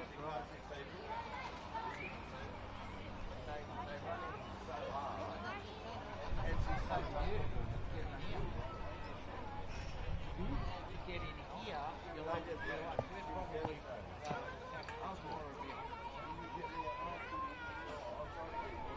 All right, ladies and gents, unfortunately the problems with the Kennedy's machine affected not only Andrew Garth but also Damien and Belinda Kennedy, so they will not make their final run in this top 6. They could not get that boat sorted out in the time frame as per the rules. Very, very disappointing end to that for the Kennedy's team. But that is racing, and you know what? They'll just sort of go, oh, well, look, it is what it is. They'll sort the problem out. Don't worry about it. So how it's going to go, top 3, Group A, slowest to fastest will be Daniel Warburton and Danny Napick and Bastian Mullen. How good's the attitude from the Kennedy's team, though, Oh, mate, love them. They just take it and on the chin and just go, you know what? Not a problem. We'll come back next year. Bigger, better, faster. Yep, absolutely. And that's the sort of thing that when we see how, you know, big teams, big positivity, a lot of, you know, we see sort of more singular, you know, when guys come into the sport and they're new to the sport, it's all that sort of nervousness. But when you come in with a massive team like these guys, just the positive attitude around the camp just keeps feeding one another and feeding one another. It's but that's what that this particular sport does. Is it's such a positive outcome for everybody that if anybody's feeling a little bit down, everybody else around them brings them back up again. Yeah, the old rising tide lifts all boats. Yes. And you know what? They will. They'll bounce back. And like I said, they've got more boats coming next year. And can you just imagine the logistics? Like we did it with 2 boats for the last couple of years. And, you know, Ollie and Beck did the same thing for us when we went over to New Zealand with those guys. And what a nightmare. Oh, yeah, you got like guys like Fonzie down there with 3 as well. 3 boats, yeah. You know, it's just hard. Jack. Trying to feed them. They take a bit of feeding too. Yeah, Caught up yeah. with a couple of the lads there yesterday. They were pretty good on the tooth. Oh, mate, yeah, absolutely. You know, it's quite amazing that you know, throughout the course of racing, that the teams, you know, they just bring so much, like just the food, the liquids, the parts, the oils, the fuels, the tents, the caravans, everything. Just amazing. So I've got to bring myself and a computer, and I nearly forgot my caravan myself this trip. I went to the shop, I got everything organised, I started driving down the road, had to do a U-turn and go and get the caravan. Whoops. Yeah. So, quick topic change. Right. Next season, we've got some really cool stuff happening next season. We're returning to Victoria. We're going back to Victoria and we're going to race at this mega city called Elmore. Yep. About 8 people that live there. And there's the Elmore Event Centre. Mate, those guys are unbelievable. They've built a track, they've grassed it. There's some bits and bobs that have got to happen. So I think we're there a couple of times next year. We're back at Temora a couple of times next year. Yep. There's a whisper that there's another track happening just around the area of Sydney there somewhere. Yes. So maybe Susan River Homestead up at Harvey Bay. Maybe they got held up by 6 weeks due to major flooding. That's the end of cyclones that's been happening up there. Well, apparently the diggers were going in, and then someone started a war on the other side of the world, and our fuel went to $1,000 a litre. So that's just held it back a little bit. But they had. I think Laurie told me they had 340 mils of rain in one day or something. Oh, that's going to fill up. 3 metres of rain. Look, if that happened here, we'd be flooded for 3 years. Oh, exactly. That's going to fill up the swimming pool. The pools are full. The pools are full. As the pools on the Titanic are full. They are still full. Still full. Still full. So, so we've got some amazing stuff happening next year. Here's Mr. Munger. Hopefully he's wormed this bad little 460 cubic inch small block out. Warmed it up properly. But we don't know with Pete, because he's got such a sort of carefree attitude. Takes it seriously, but has that sort of attitude of, no, we get... And that's what we love to see. Peter Munger, Zach Craven, the retired fire technician, 68 years old. I had to go into the age of being 67. Mate, I'm 68. And that's... it's still coughing. Yeah. And Maria, his wonderful partner, will be sitting on the edge of her lounge going, Peter, what are you doing? Just keep it in the water, make sure the cover fits at the end of the day, and get home safely. Yeah, he's, look, I don't know, there's something about this guy. Oh, geez, and he's aggressive. Oh, have a look at that. Oh, Peter Munger, I tell you what, Boiler, you come into commentary, you make comments, you are providing the tyre power commentator's curse. You're slapping it round the joint. Mate, it's not me for sure. Pete did that all on his own. Yeah, He was all elbows coming into that corner. And I'll tell you what, you know what he would have been doing? His grin would have been so big his helmet would have cracked. Yeah, that's probably about right, mate. So Peter Munger, and lucky to get away with that, to be fair, and a 45.698. So, not his best time, but he spent a lot of time in the hole in front of commentary, then got the boat completely airborne and nearly chucked it up on the dirt. So, Peter Munger, he's sitting there going, oh, what happened there? But he lives to fight another day. So, great work from Peter Munger. Well, Pete's thing is, if you can't be fast, be spectacular. That was spectacular. You've done all right just then. Yeah, he's always exciting to watch. Some other big shout-outs here. We got the Bruce Stacey over here. He's looking after our security. Big thumbs up to Bruce. He's just had a knee reco. He's been driving his wife insane. Worst patient on the planet. I could imagine too. But mate, he does a heck of a lot for this place. Also, the Cassidy family. Yes. All right, Cassidy. Shout out to her. And Mavis was pretty quick during the year. Yeah. She wasn't 100%. So it's great that she's bounced back. She looks fantastic. And have a check out what Keith's done here. Like, this bloke mows his place, waters the place, makes sure everything's right. Big shout out to Keith. So thank you very much to Keith and Mavis. Absolutely. As we now cast our eyes down to the troublemaker, it is a Brooke Lucas, Nikki Dale, and he was Australian champion way back in 2009, and in the 350 class. It's no longer an operational class anywhere in the world, but Brooke Lucas has been pretty consistent. His previous best time was a 42.7. The time he needs to beat at Munger's, he's well out of the 45. Lucas is very, very capable of that. Will it be enough to knock on the door of the top three when you've got the R&J batteries of Hutton, you've got the loose cannon machine, and of course the Ramjet machine. So, Brooke Lucas, Nikki Dale, where was the split at a 19.16? Pretty tidy indeed. Brooke Lucas sets the time, and it is a 42.347, and that is his best time of the day. So Brooke called on another dormant jet sprinter to bring some blades down, and I think he might have those blades in there at the moment. Still not pulling the RPM that he needs. So Mitchie Roylance dropped some blades off him today. Yeah, the brother. The Good little to see bro. the brother down there. The little bro. So he's made the big call. He hasn't even had a beer today, and he said he's going to get his butt back in that boat next year, Katie. Who? Mitch Roylance. Really? He's bringing out his Right. boat. 410 sprint car engine, same as very similar to Brookie's and very similar to Pete's. They're going to have their own little challenge going on. Oh, this is good. But I like this. I reckon Mitch will be pulling the blades back out of Brookie's. Yeah, I would have thought so, because you've got to do that. You know, here you go, mate, I can lend you them until I need them. That's just the way of the rule. That's the rule of the jungle. Hooters must have the right tune in it. It backed off the trailer by itself. Well, this is a very positive thing for the R&J Batteries machine of Darryl Hutton and Mick Parry. Mick Parry has been removed from computer programming operations for the engine for the remainder of the day, is what I'm led to believe. But he's out there with the Gregory's on his lap. Yeah, well, it's Or not UBV surprising. or whatever it is. Yeah, the old Melways, Sidways, whatever it might have been. I'll tell you what. The last time out, Hutton was a 39.405. I don't think we're going to see that time here from Hutton this time. I reckon we're going to see around about a 41. Purely and simply because he knows all he's got to do is bring his boat back to the trailer, be faster than the time that Troublemaker made at a 42. The split is pretty good though at a 17.9. I was going to say, you may well be right, but I beg to differ. He is one of the most competitive people I've ever seen, and so passionate about it. He'll be having a crack here, and he's given this little turbocharged 400-ish cubic inch engine.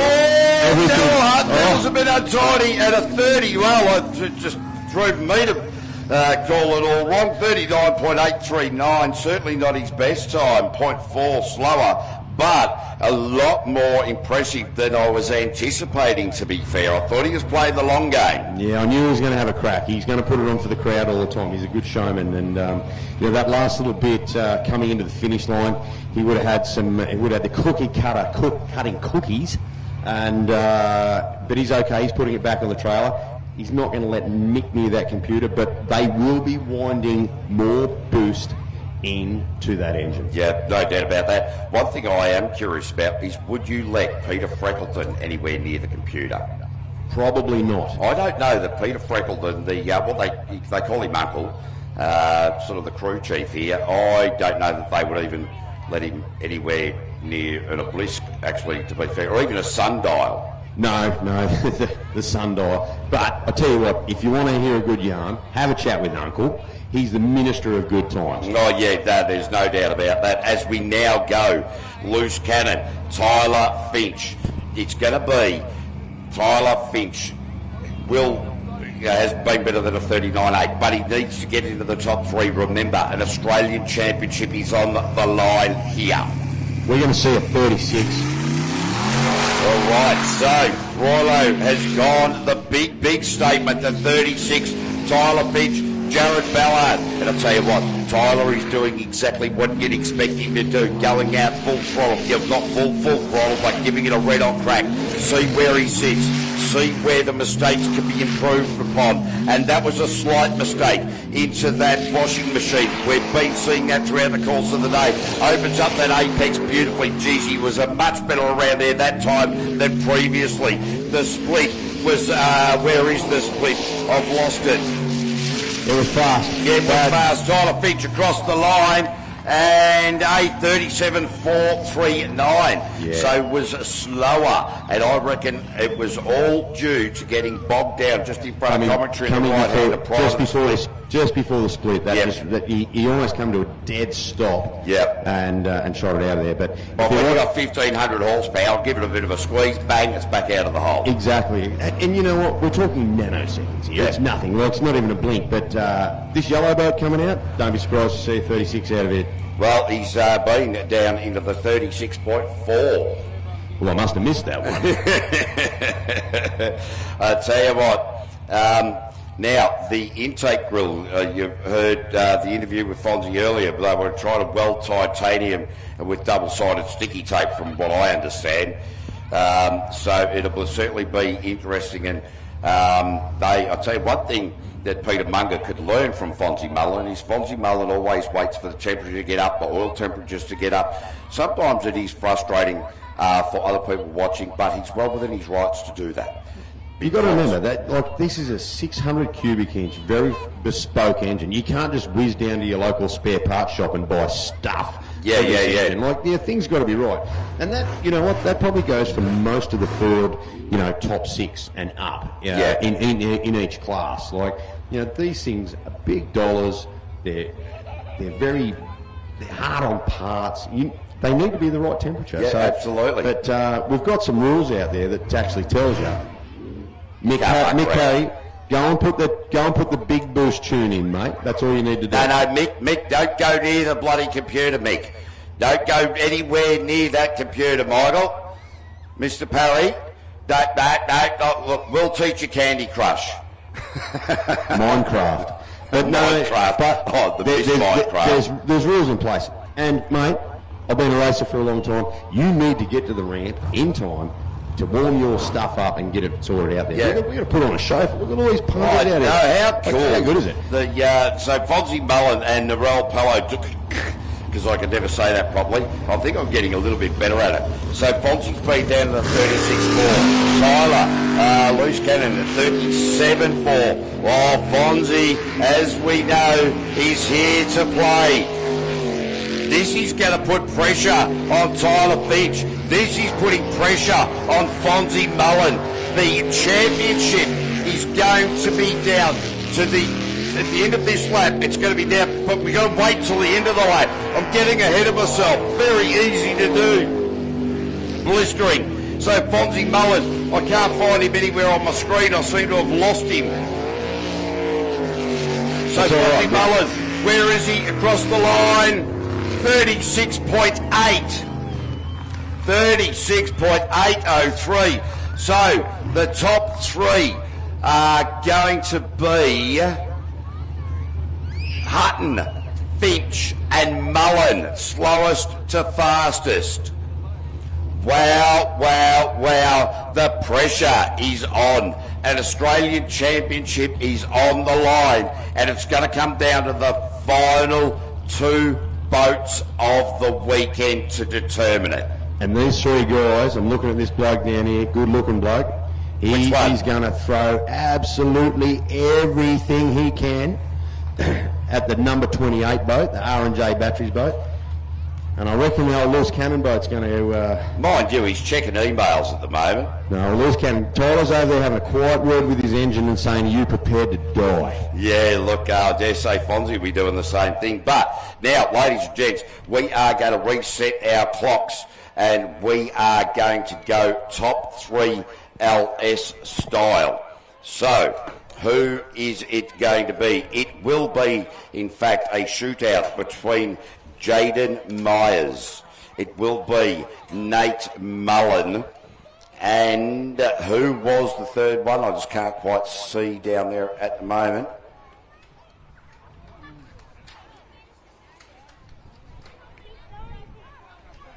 But we're going to take a short break. We'll be back in a...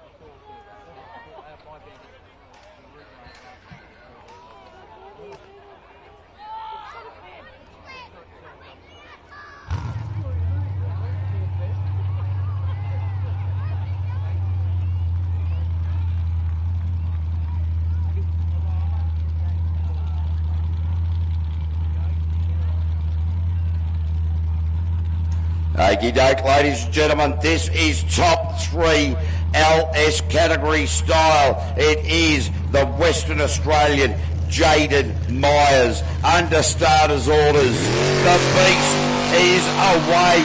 Jalen Fife doing the navigational duties. This pairing have been down in the low 42s, and the lines that this man takes are phenomenal. They are brave. They are direct. It is pinpoint perfect.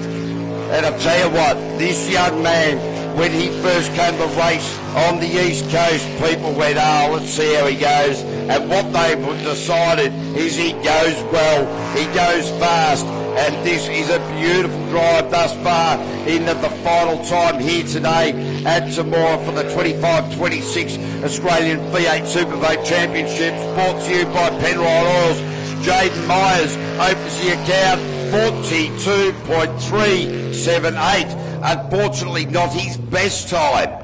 Not his best time. He was, in fact, 0.1 quicker, but that is now putting the pressure on Jade Aitchison and Erin Kearney. They now need to beat that 42.378. So, these ladies, KMC Performance, Aitchison Trucks, Central Coast Hino, all stone and glass. Jaden Myers has posted a 42.378. The girls have been quicker by about 0.15 of a second. That is in the past. It is all about now. Disturbed Racing. It is the B team. And away they go. Jade Aitchison, the lady who was leading the championship.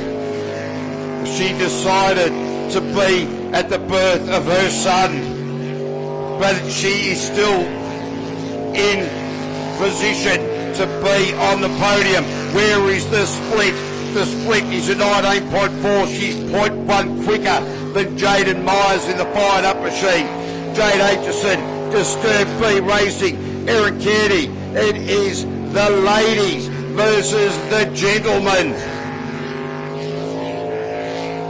So Jade Aitchison now to the finish. Where's she going to end up? Quicker with a 42.265. 42.265. So 0.113 of a second quicker than Jaden Myers in the fired up machine. Game on. Game on. Now, as we wait for the Disturbed team to make their way back to the trailer, the final run for the day in the LS category will be the rip shift machine of Nate Mullen. Kirsten Shuey Schubert is doing the navigational duties. The time that they need to beat is a 42.2. Nate Mullen, Kirsten Shuey Schubert, bang, and away they go.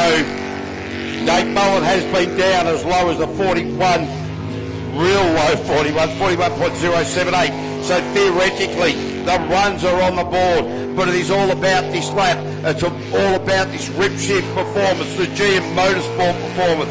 The young man behind the wheel who's had an up and down season and has clawed his way back in to taking yet another Australian title in this LS category.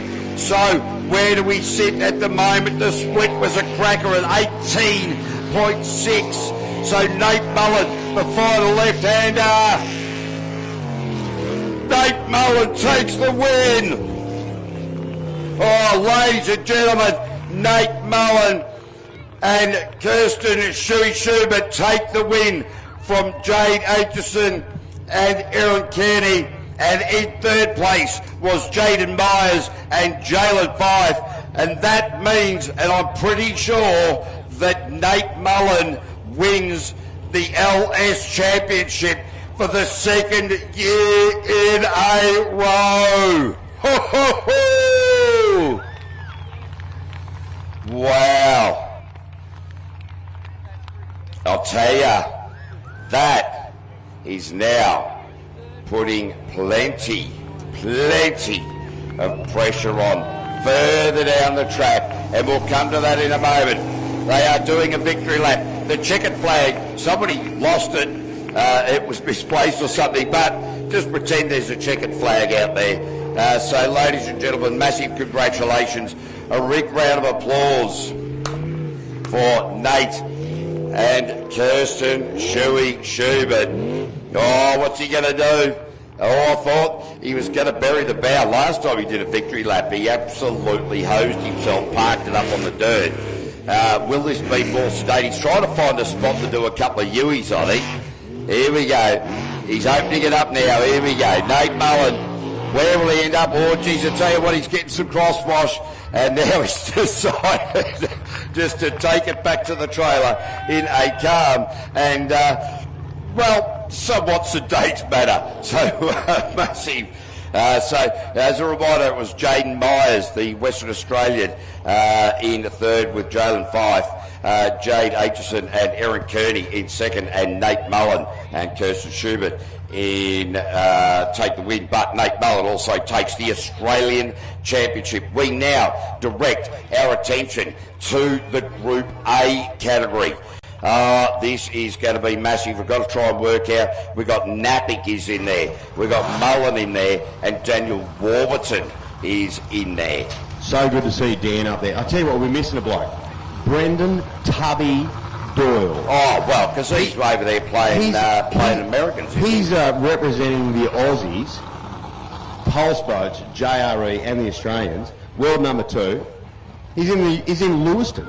And his boat has just made it off out of customs, and he's actually going to compete there tonight, our time.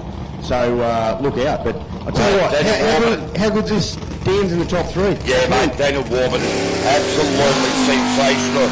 You know, he hasn't been around the sport most of the year, and coming back with attitude, and the boat is attitude. And I tell you what, this bloke, when he was just sort of cruising early in the morning, I thought, does he have it? But what we've been able to see and what he's been able to prove today is definitely that he does have it. The driving line, so much smoother in that right-hander. The split for Warburton was a 20.180. So the way that he dealt with that washing machine and that cross-wash is going to put him into a very good marketability position regarding time. He's going to be if he keeps this up, he's going to be in the 40s. Tell you what, Daniel, oh, geez, that was tight in there. And blew it out to a 44. No, that's his best time of the day, 44.147. Yeah, the back half of his track there let him down.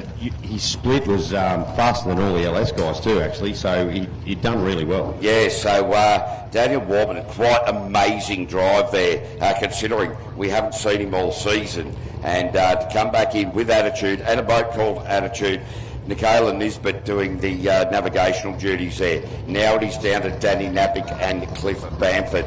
Now, as I've said earlier, these guys, the consistency has been in the 42s all the way through, within half a second each single lap of the previous. So the toughen up now for KMC Performance trailers, Danny Napick, Cliff Bamford. They're still being held on the trailer. Yeah, we're just going to wait for Dan to get back on the boat. Kiwi Pete's going to push him off. He's checked all of their safety stuff. I like that. Godspeed, gents. Danny is going to use his right foot properly this time. He's been going really well today. Big pat on the back to Danny. He's the first bloke to always help everyone out. Yeah. His competitors, his mates, even blokes he doesn't like, he helps them out. Yep. He's an amazing guy, and he's been around motorsport for a long time. And mate, he gets it. He understands what this is about. But now it all comes down to this lap right now. Absolutely, and I think he has the ability. So Danny Napick in the toughen up machine, Cliff Bamford.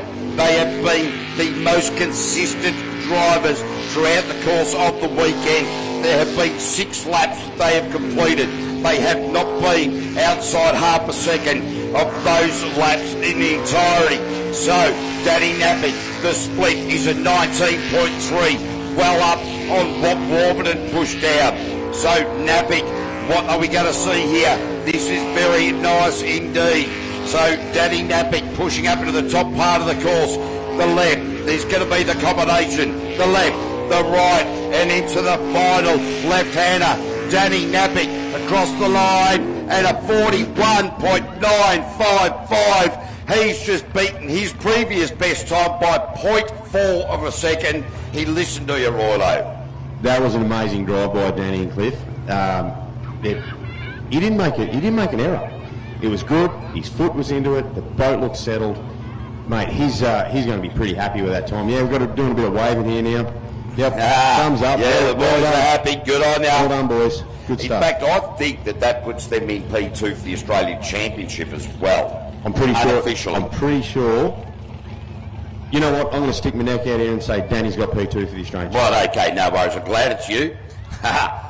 Well, I can't get sacked. That's right. Yeah. So thank you for taking the hit. Certainly appreciate that. Now, we have one more to go for the Group A, and then we've got the shootout for the Unlimited. So, Bastian Mullen, our final driver in the Group A for the 25-26 season, brought to you by Penrite Oils, celebrating 100 years of family-owned business. The best oils in the business for anything that you need. So, hey, just anyone inside of the other safety fence there in the main area, you need to get those kids back off the fence, please. It is imperative that they are not on the other side of the cables. All right, so Bastian Mullen, Talia Mullen, the final run. Bastian Mullen's previous best is a 39.783. He's already won the Australian Championship in the Group A category for this season. Back-to-back championships. Last year, co-owned a championship with his brother. 18.05, blistering. He wants to stamp his authority on the season. We might even see a 38 here, KV. I would not be surprised. There is these Mullen boys. They are off their noodle. So Bastian Mullen, Talia Mullen, across the line. Oh, 39.631. They take the win and the championship. Ladies and gentlemen, rise to your feet, give them a massive round of applause. Bastian and Talia Mullen take the final round win here at Temora for the 25-26 Australian V8 Superboat Championship, brought to you by Penrite Oils. In the second place was Danny Napick and Cliff Bamford in the Toughen Up. And in third place, Daniel Warburton and Nicola Nisbet in the Attitude Racing outfit. What an amazing year for Group A. We stepped out halfway through the year. We had an opportunity to retire or mothball, whichever. And Bastian was going great. So it's good to see Danny and Cliffy up there in P2. We want to see some decent donuts out of him. Yeah, we do. In fact, he's no good at donuts. No, he's no Bastian. He won't give him a red hot crack. He's trying to find a spot. Look, he's like a dog looking for somewhere comfortable to lay down. You know, when they circle. Yeah. You know, looking for that comfortable spot. The donut king is actually in the crowd. Ollie Silverton. He's the best donut. Actually, no way. I reckon his son's way better than that. Yeah, his son's a better driver too. Yeah. So, and his daughter. Oh, no, absolutely. Miss Tilly. Yeah, Tilly. Yeah, absolutely. Tilly's But ladies and gentlemen, well done. Bastian and Talia taking that victory lap. And it is funny because Nate, the younger brother who's just won the LS Championship and today's round, will do the doughies and end up spitting it out. He didn't today. Bastian was looking for a spot to do doughies. Went, nah, I don't want to do what Mate does. So now it is all down to this, ladies and gentlemen. The final runs of the 25-26 series. Daryl Hutton and Mick Parry will be the first off the trailer in this unlimited category. They have secured third place in the third place in the championship. So, Fonzie Mullen or Loose Cannon Tyler Finch, they can win. So, which means if one of them wins, one of them becomes second, which means that Daryl Hutton has secured third. Hutto P3, and he's thrown everything at it this year. The boat has actually come leaps and bounds this year. He's made a few changes. We're having a yarn about it over the last couple of days. So he has made a few changes to this boat, and but if he doesn't win today, it's all Mick Parry's fault, apparently. That's what he was saying earlier. Yeah, fair enough too. I don't blame him. I would definitely be throwing it all at the navigator. That is what the navigator is there for. Not to help you work your way around the track, to be able to take the blame. That is his job. Yep, you know, he's got big shoulders, Mick, too. Well, I don't know. He's pretty good at dishing it out as well. He's got bigger ears, hasn't he? All right, so ladies and gentlemen, Darryl Hutton and Mick Parry, the Harvest and Haulage Forestry contractor, and the Wimmera Mallee Waste man for Frex Air Conditioning and Refrigeration, United Fuels, R&J Batteries, A&C Forestry. Hutto's previous best time was a 39.4. Let's see if we can get down into the 38 seconds. And Darryl Hutton, wow, I'll tell you what, they have dialed the boost up in this Roylo. That exit from the top left corner of the track from commentary saw the pace come down to mid-track real quick. They have thrown the kitchen sink at it, Cavey, and they're still throwing it now. I'll tell you what, I don't want to put the mic on them, but this is bloody good drive too. Yeah, the split was a 17.6. So that is blisteringly, ladies and gentlemen, blisteringly quick. Darryl Hutton, Mick Parry in the final run for the line. And where's their time? Oh, 38.488, 38 and a half. He's dropped a full second off his fastest previous time, 38.488. I'll tell you what, Tyler Finch, Fonzie Mullen, not going to have it all their own way. Now, here's the interesting thing. Tyler Finch chasing his first championship. Fonzie Mullen defending, I think, his 11th or 12th championship. Fonzie Mullen with the experience and pressure. Tyler Finch with the pressure and the less experience. Both incredibly good drivers. Both incredible setups. But the pressure, imagine the nerves. You know what? These guys are cool as cucumbers. They'll be okay. There won't be any pressure on these guys. Well, they won't be showing it anyway. So no, not outwardly. No. But I reckon if I'm Tyler Finch or Fonzie Mullen for that matter, I'm sitting there and I can actually feel my big toe sweating. Yeah, the veins will be pumping in their temples and around their necks at the moment, and they'll be trying to get some oxygen in and having a real good relax, think about what's going to happen here. How do I get here, point to point? How do I smoke these corners? Tyler's nemesis is this corner before the split. Yes. And if he can drill that corner, that's game on. I think Tyler needs to go wider and the right-hander before the split. I think he's coming in too tight and it's causing the boat to porpoise in there. I think he needs to go deeper, lose a bit of distance, but maintain the momentum. Yeah, I think you're right, mate. Like, take that wider line instead of trying to shorten the track up. And sometimes that you carry that speed, it's a good thing. So, but look, you know what? These guys are no deals. They are going to go out, and we are in full send mode right now. Everyone, hang on to your hats. It's going to get serious. Ladies and gentlemen, hang on to your children, because these methanol-sucking monsters will suck small animals from trees and spit them out of the exhaust pipe. Tyler Finch, Jared Ballard, twin turbo, 440 cubic inch, their previous best 37.2. They need to be mid-36s. Oh, Tyler Finch is super aggressive, super quick. We cannot take our eyes off this for a second, but there's walls of water that wiggle the wobble, go deep. Oh, he's gone tight, he's lost it, but have a look at what 1,500 horsepower does the split, 17.1. So, Tyler Finch, Jared Ballard, absolutely throwing everything at it. They've thrown the kitchen sink, they've thrown the aunties, the uncles, they've thrown a washing machine at us. Tyler Finch into the left-hander, wall came in a little bit tight. Oh, 37.552. Oh, I don't know if it's enough. I don't know if it's going to be enough. Yeah. And Tyler's got an issue. He's just parked up on the bank. So now we've just been told Brookie Lucas is going to be doing a hot lap with one of our sponsors. So after Fonzie does his run in the final. Right. So not a competition run. There's a nice get. No. Ladies and gentlemen, put your hands together for Tyler Finch and Jared Ballard. We're looking for the towboat, Yeah, we're looking guys. for Scruffy the towboat. Nobody started that all day, so hopefully the battery's not flat in that. In the meantime, we are going to take a short break. This actually plays into Fonzie Mullen's hands. He gets to get all of the temperature up there. Not that he ever worries about being pressured off the trailer, but Tyler Finch now is sitting there, and it's a waiting game for him. It is. Now, where Fonzie was into the 40... What are we? 30, sorry. Yeah, by 36s. 36s. 36.4. Gee, that's a full second faster.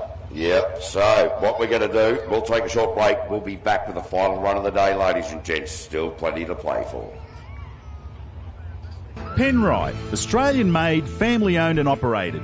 Make premium quality engine and racing oils, warranty-approved coolants, automatic transmission and manual gear oils, a complete range of engine and fuel additives, heavy-duty and industrial products for every application. Visit penriteoil.com for more information. Penrite, Australian-made for Australian conditions since 1926.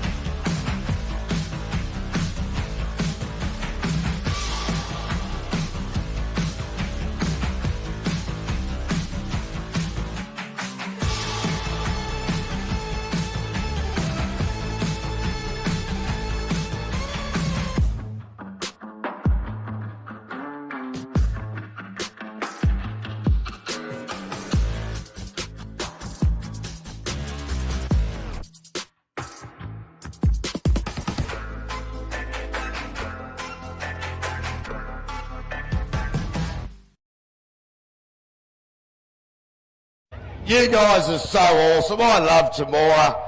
It really is.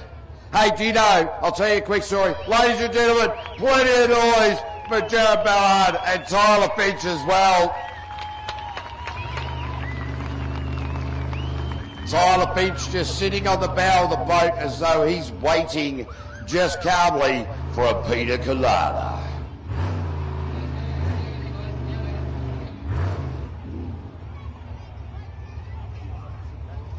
All right, so I'll tell you a quick story how the Mexican wave started. True story, MCG, right? Because MCG, Victoria, south of the border, right? Mexico. They were down there. They were selling hot pies. But we all know that the hot pies sold at the footy were never hot. Except for this one hot pie one day. This bloke buys his boiling hot pie, not expecting it, bites into it, jumps up, he's got hot gravy because there's never meat in the pies at the footy. He gets his hot gravy all over him, jumps up, flicks the hot gravy off his fingers onto other people. They all jump up going, ah, I'm burnt. And then all other people went to them, wow, that looks like fun. They all jumped up, and that's how the Mexican wave started. I'm pretty sure. All right, Scruffy the tugboat, he's been put back into the hole. Let's go back in, righto. I tell you what, I love Trev's registration number. Fooling around. Katie's going to put the headset back on, and he's going to give us some more genius discussions here, so hang on to your hats. All right, ladies and gentlemen, this is the final run of the 19. Geez, I tell you what year are we in? 2025, 2026 Australian V8 Superboat Series, brought to you by Penrite Oils. Wow, 100 years in existence, and it all comes down to this run for an Australian Championship in the unlimited class. We do know that Loose Cannon is on a waiting game now. They posted a 37.5. We know that Fonzie Mullen. Now, The boys, the two sons, have won their respective class championships. Never have the three Mullen boys stood on the podium throughout the season in these three classes together. Will it be 3 wins for the Mullens and 3 Australian titles? We are about to find out. Fonzie Mullen, Narelle Pello off the line. Phenomenal 587 cubic inch LS, producing 1,000 horsepower, hooking up beautifully. Mullen at the split is a 16.3. Phenomenal. Absolutely phenomenal. Can he hold it together? History would say yes, but it is now, it is this moment that he's going to determine an Australian championship. Mullen, Pello, bang straight to the top, ladies and gentlemen, with a 36.225. Whoa, the quickest time of the day. And ladies and gentlemen, the win, not just for the round, but for the championship in the unlimited category, a come from behind series win for number 12 in Australia is Fonzie Mullen and Narelle Pello, and history has been made in jet sprinting with 2 sons and a father for the first time standing on top of the podium after a round win, but also standing on top of the podium 4 championship wins. Nate Mullen in the LS, Bastian Mullen in the Group A, and Fonzie in Unlimited. Wow. And Fonzie just put on a clinic. That was unbelievable, that drive. So well done, Fonzie and co, and well done to the whole Mullen family. Top step in each class. Big effort, guys, and big raps to you guys. And in second place today and in the championship, Tyler Finch and Jared Ballard, and in third place today in Unlimited and in the championship, Daryl Hutton and Mick Parry. History today was made. As a reminder, the 3 Mullen boys, the 2 sons and the father, Nate, Bastian and Fonzie, all stepping on top of the podium for an Australian championship. Never been done anywhere in the world in jet sprinting. What an amazing series, Katie. It's been a pleasure watching you all year. And listening. And I'll tell you what, next year's going to be a cracker. If Tyler's got a couple of bits and bobs to do to his boat, it's a brand new boat, a couple of meetings ago. He's no deal, this guy. He's going to make it work, and he's going to give Fonzie a hard time. They're going to duke it out again next year. It's going to be amazing. Absolutely. Ladies and gentlemen, big shout out to Roylo here joining me in commentary. Thank you throughout the course of the season to our rescue crew. You guys have been amazing. To our race directors throughout the course of the year, to our timing people who under so much pressure up here, and our rotational experts. Brooke Lucas, he's going to take one of our sponsors for a ride. We want to also thank you, ladies and gentlemen. Thank you so much for being part of the sport that we love. We really, from the bottom of our hearts, love that you come down and share the excitement that we love so very, very much. Also like to thank our cameraman, our live stream crew, the committee, the board, whatever you want to call them. Each and every racer, from the person who makes the sandwiches to the engine tuner, to the person who helps make a coffee, to the families that understand that late nights working on boats are massive. So it has just been a wonderful season. A big shout out today to the Temora Shire Council, Tyre Power, Fuller's Earth Moving, Powerhouse Magazine, Intersales, and of course Kennard's Tyre, major sponsor there. Wish we had the time there on Brooke Lucas. That was his best lap of the day. By far his best lap. Yeah, and the sponsor ride. Just want to back you up. I'm no longer on the committee board, but I get to see what these guys do from the outside now, and they put a hell of a lot of work in, and they do it all for free, and they do it for all us goons driving boats. Big pat on the back, guys. So thank you so much for everything you do. You dig deep and get stuff done all the time. Yeah, well done and well said, Rilo. Ladies and gentlemen, again, keep an eye on v8superboats.com.au for all of our upcoming races in the next season. V8 Superboats is the thing. I have just had one of those beautiful things open for me. Thanks, Roylo. Much appreciated. Ladies and gentlemen, I'm Cavey. I'm going to play you a couple of songs if I can find one of them. Where is that one? I'll play this one, but then I'm going to play you a song that tells the story of how my nickname came about, because I can.